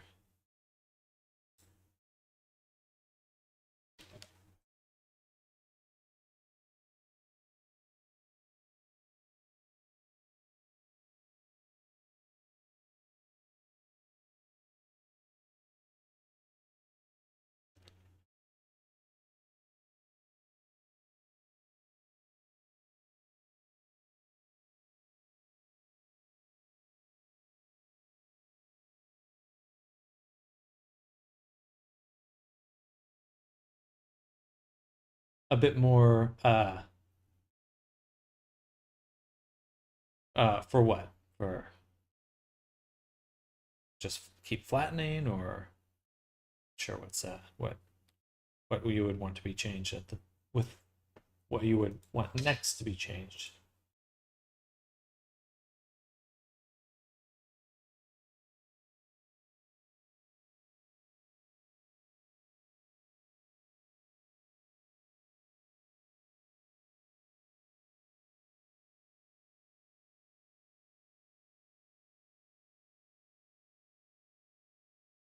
No, no, you're totally fine. Just need to just want to know what to change.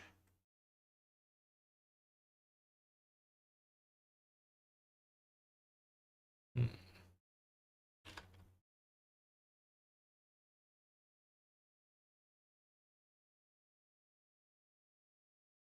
I think I would make a hair groom in the future. Something like it. Something similar to that. Because it'd be nice to be able to sculpt these into place.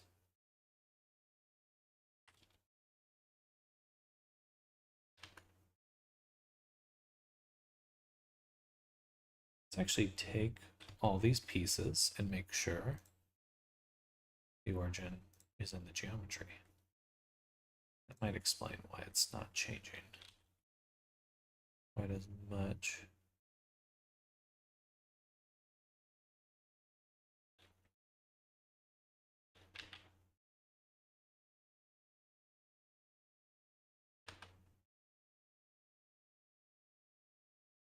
Okay, those are those ones, but then we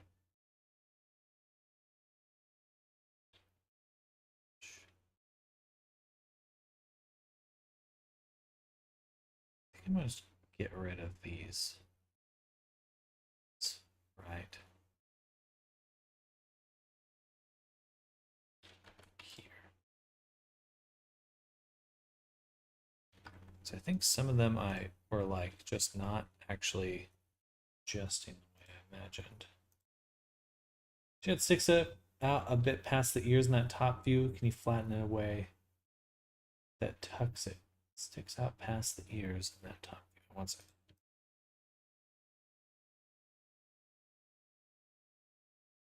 But the fur on the ear? Or This right here, this little top part.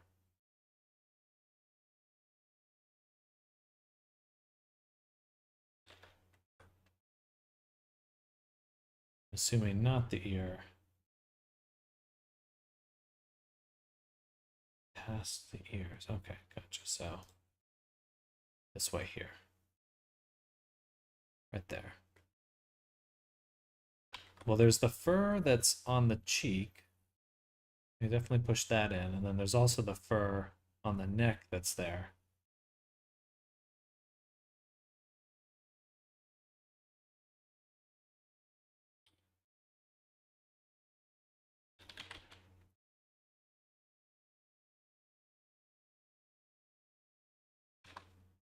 These ones aren't moving at all.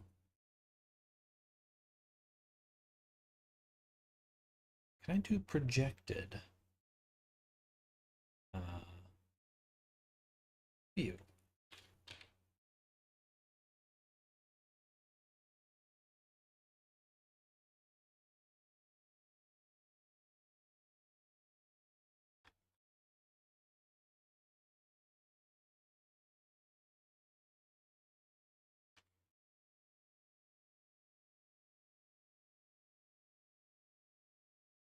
Shift C, 0.6, boom.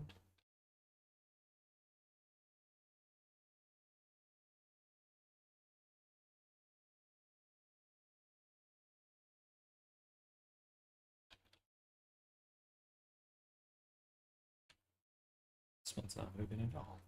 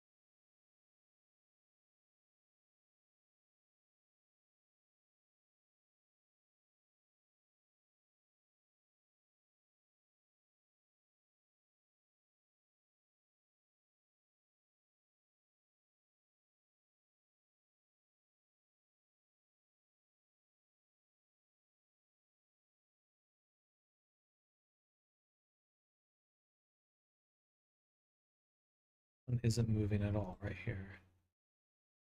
There's that. Fur mesh pieces. Okay, so some of these still have the frickin' curve formers. Most of them, actually.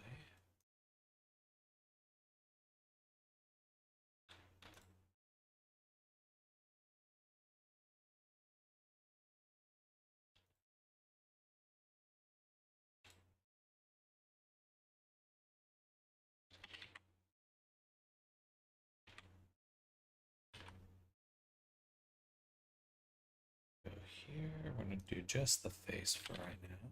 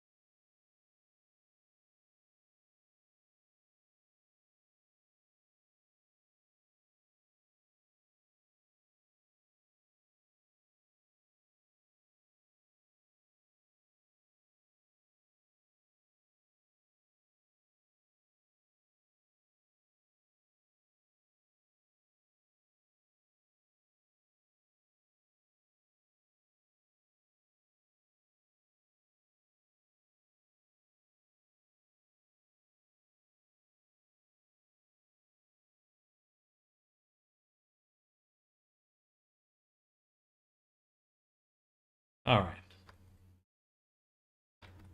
How's that looking?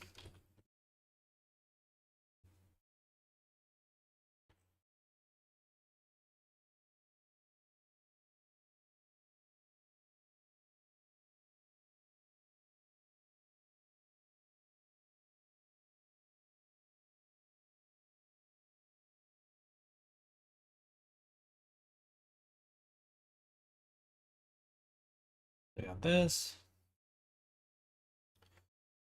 Do-do-do.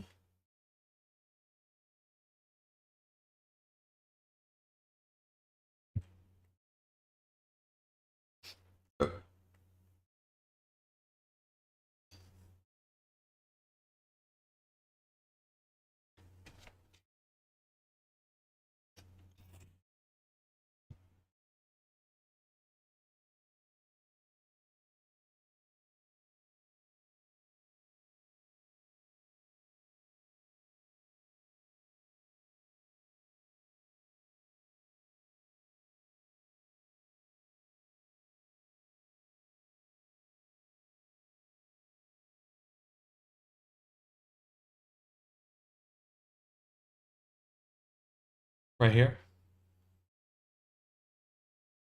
So like this section here.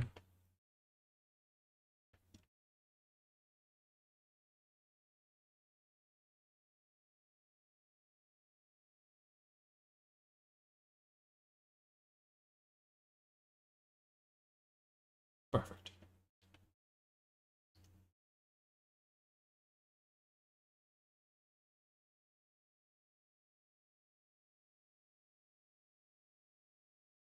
So just this whole section. Gotcha.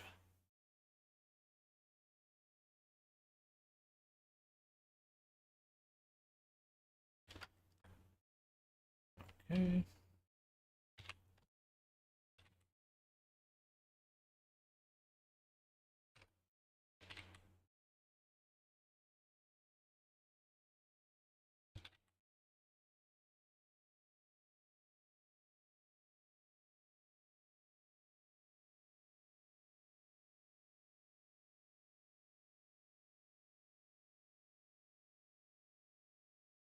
Lost some hair in the middle there.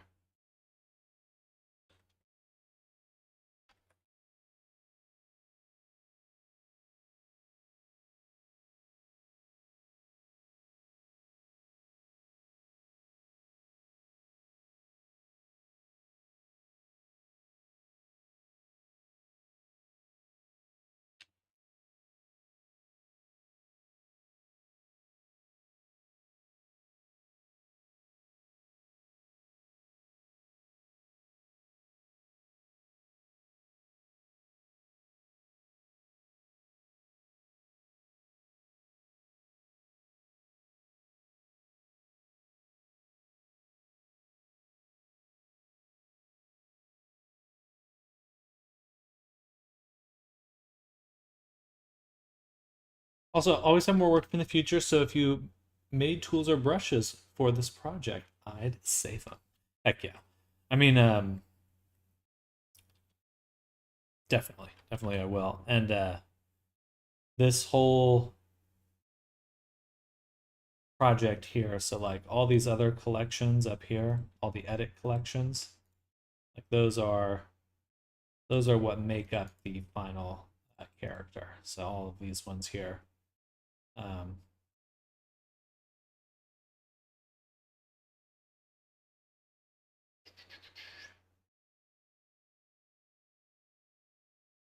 so we've got some good stuff going on.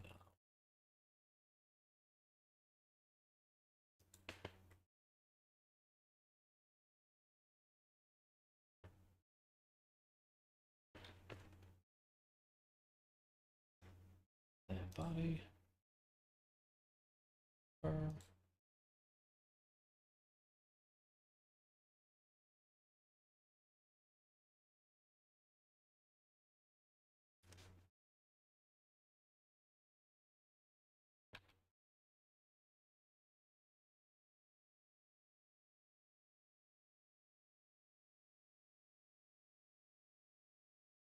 Yeah, that looks good. All right. Also, I did find a tool which um, I think anyone out there who does VTubers and VR chat avatars should definitely check out. I'll paste it here. But this is just a full-on VR chat avatar to Warudo converter. So you can just work with your characters, just make them, and they're good to go, pretty much. At least I hope so. Usually that is how it works, but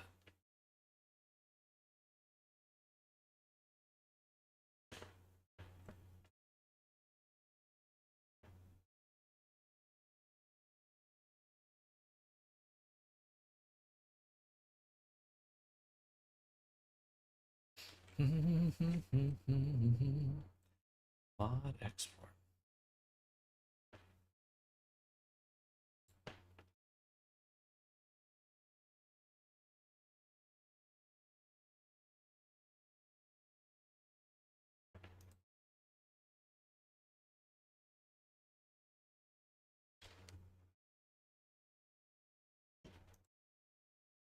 Check it out at some point.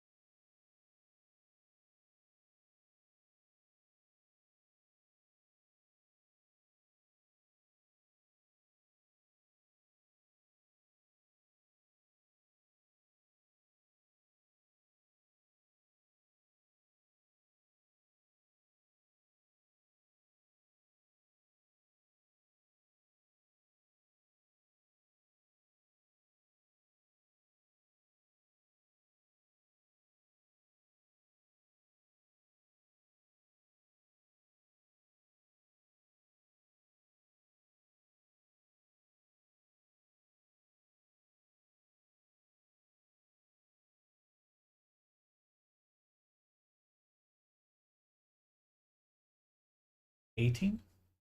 Wait on me? No, no, no. It's just loading right now. Just have to wait for all the objects to come together.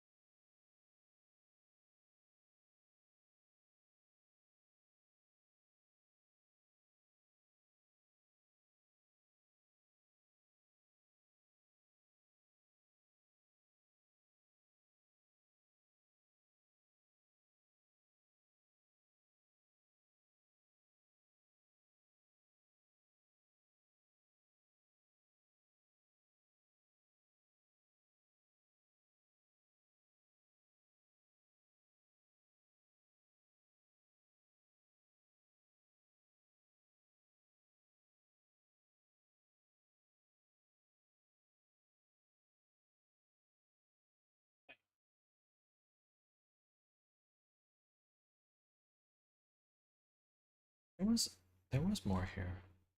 Deleted all this.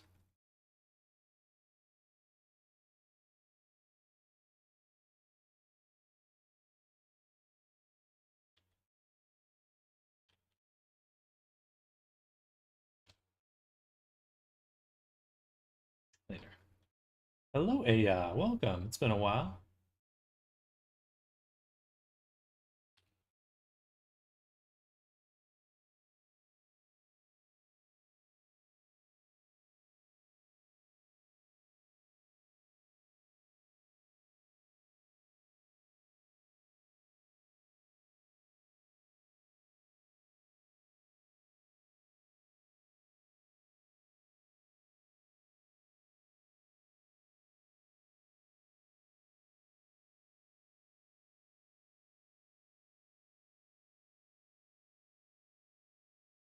Loading.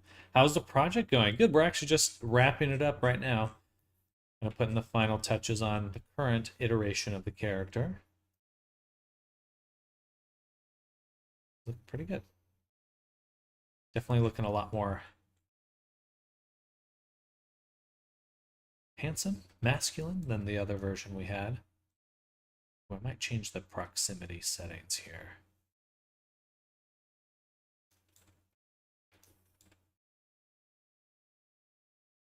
It loads.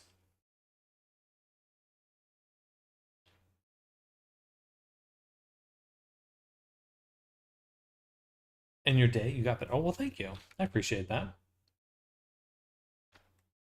Giggling like mad right now. Oh, good. He's coming out super well.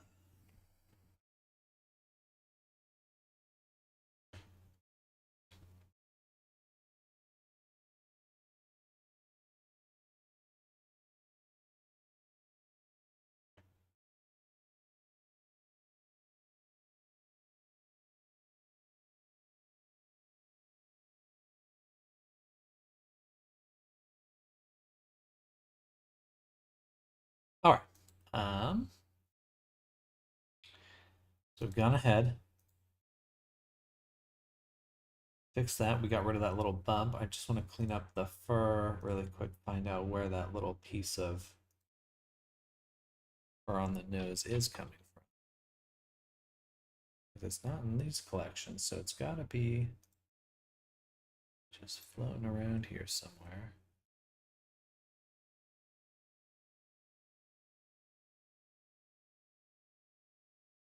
Interesting. Where is that coming from? Because I don't see it in here.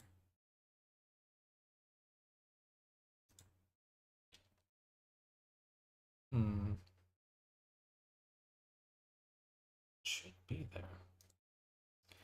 When we go to this one, don't see it. I did compile the latest version, right? Where's that coming from? If I do it again and it reappears, I don't understand why. Too bad my autism makes it hard for me to tell people exactly what I want, and I have to draw with pictures. I mean, it's just language is vague, you know. It's just language doesn't always capture what things are. So I think I wouldn't worry about that at all. I mean, drawing, and I'm a visual person, so I really appreciate the drawings. So.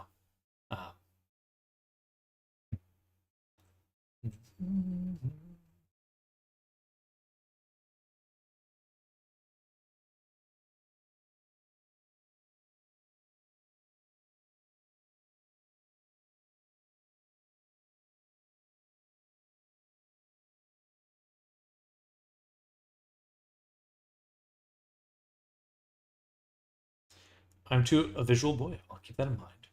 Sure. Heck yeah. Oh, they are coming back. Where is that one coming? What the hell? Is there? Oh, it's probably just this one.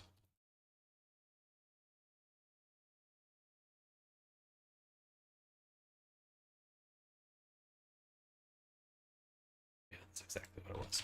Save. Update once more.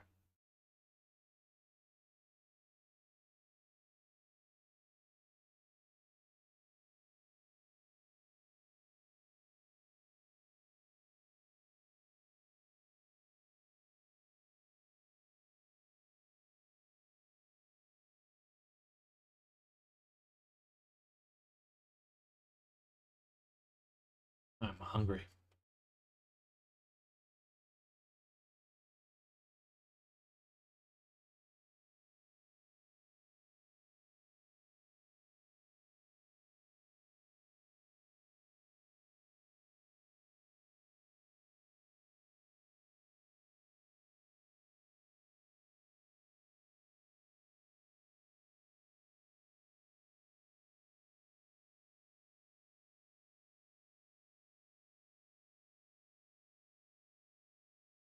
All right. So save that. Back to here. Got our boy looking good. And everything should be working fine. I'm going to go ahead and record this part as well because I need to summarize. So for future reference, Foxhound, I want to go over clothing and how to upload clothing. So first things first, I want to make sure your Unity project is set up with Creator Companion, which I'm assuming it is because I believe that's what I directed you to do last time. And here, I just have everything up to date for the most part, but the main thing you want to do is make sure you have VRC Fury. Yeah, that's going to be essential. Don't worry about that at the moment. But have VRC Fury in your project because a lot of how we're going to add clothing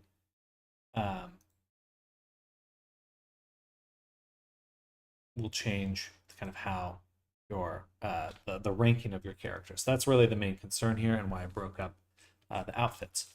Because together, the outfits, all outfits are really close, 71,310.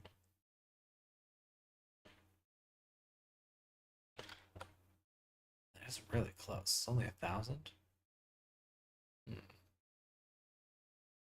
Well, I might change that up later, but for now, I usually prefer to keep clothing separate now. So the VRC Fury allows something called Armature Link.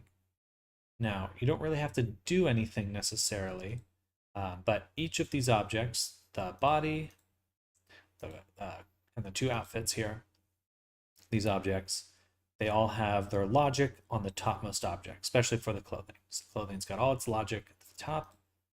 All this clothing's logic is at the top. So when you add them by dragging and dropping that clothing into the hierarchy, and then you upload, you'll be able to combine them and they'll optimize themselves. So it's kind of a modular way to work. So you can have your body, your clothing separate, and whenever you want to swap out outfits or exchange pieces, you have them ready to go.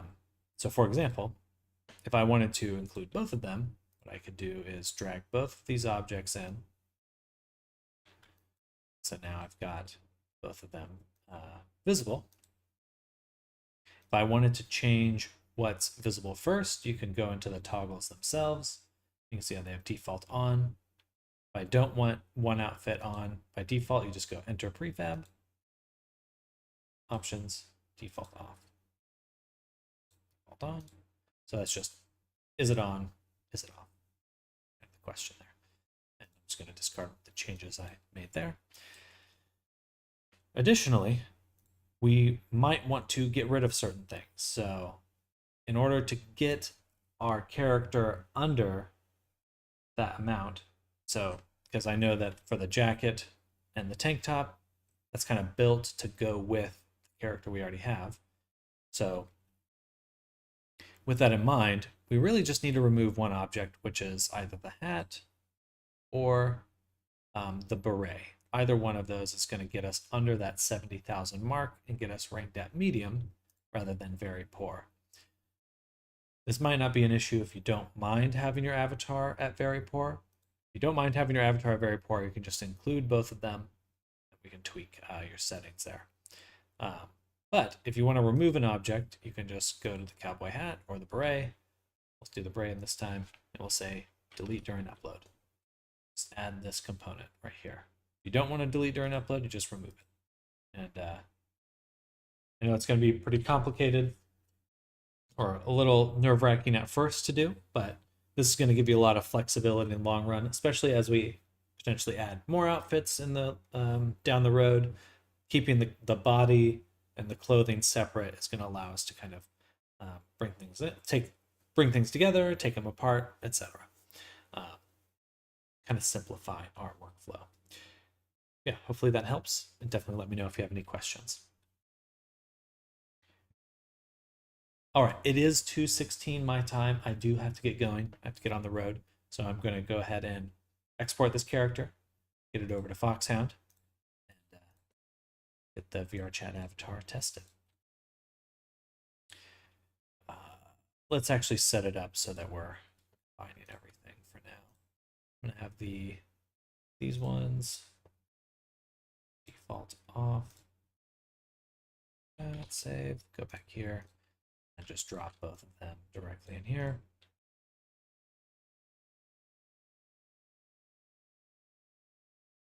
Actually, I don't know if just removing the hat would have done it, because we got the cigar too. By the way, let's hit play, just take a quick look.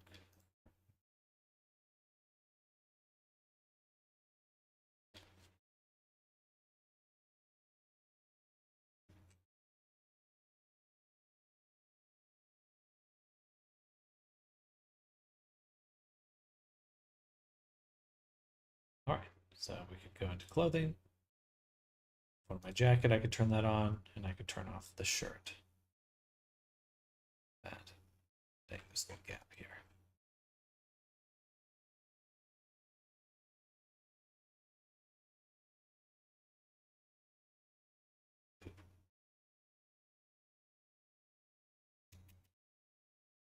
That's actually not too bad.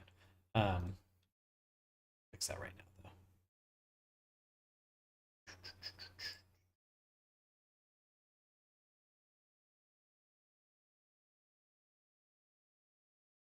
I do have to get going soon.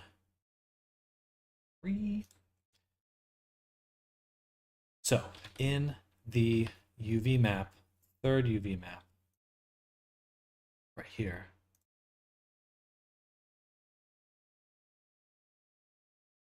I moved some stuff.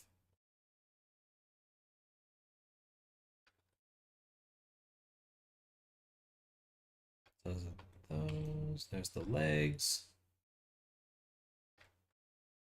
These might have gotten a little bit too high.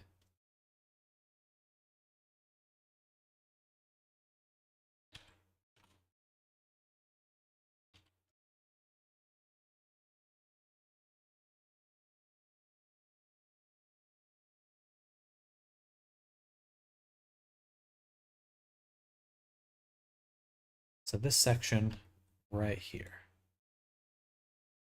if I go here,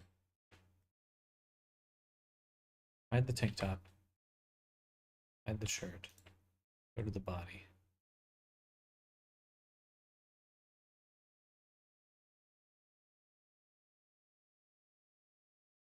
I guess I could lower the jacket a ways.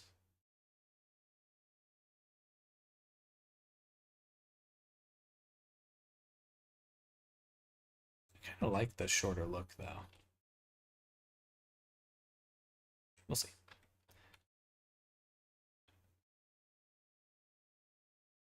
Okay, that's the case then.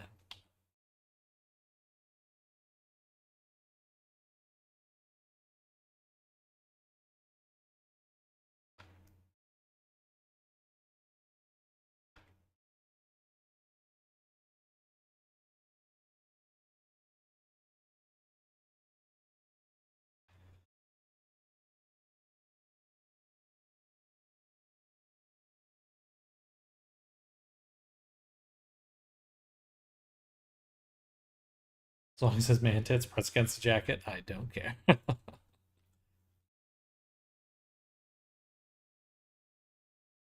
Priorities.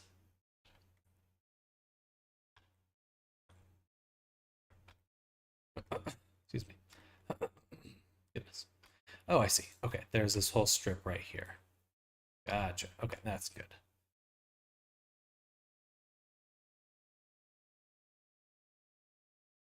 It's like there should be more to select.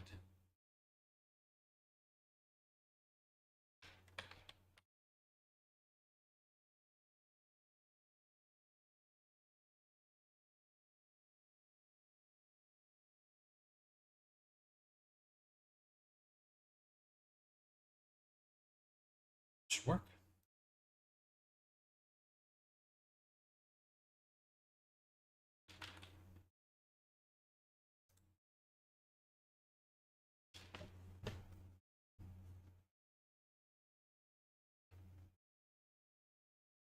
Did I upload your avatar for you last time, Foxhound?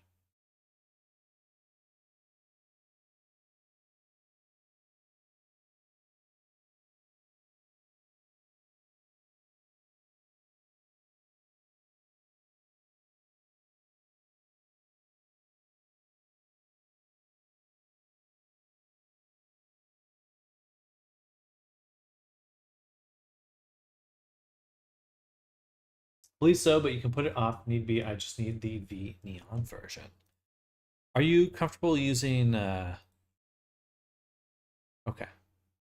Then I might have to get the avatar to you or the character to you tomorrow. Then I was imagining giving you the VR chat version today, but it'll take a little bit, not a lot, but a little bit to get it into VNeon.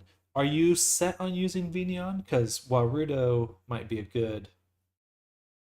Or do you mind using Warudo?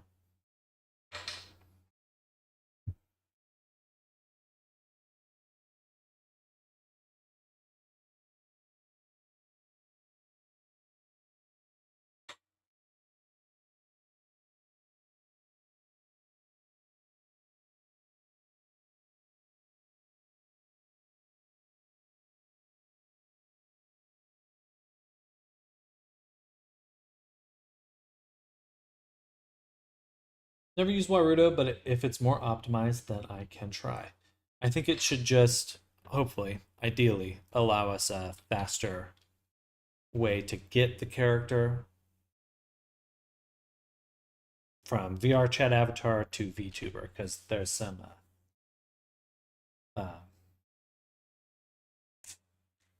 anyway, there's some processes that might speed it up. All right, but I'm gonna end it here because I do got to get going, and if there's more work to do, we'll have to do it tomorrow, which is good because I do have some space between projects, so this should work out pretty nicely. Okay, well, Foxhound, Aya, anyone else lurking, Arctic, Reyes, who else came by? Anyone else that's out there, Jeannie, thank you all for coming by. Hope you're enjoying your Wednesday, halfway through the week, almost there, almost the weekend already. Appreciate the work, Sam. Thank you, Foxhound. And yeah, I'm gonna go ahead and end it here, and I'll see y'all tomorrow. All right, everyone. Have a good one. Bye.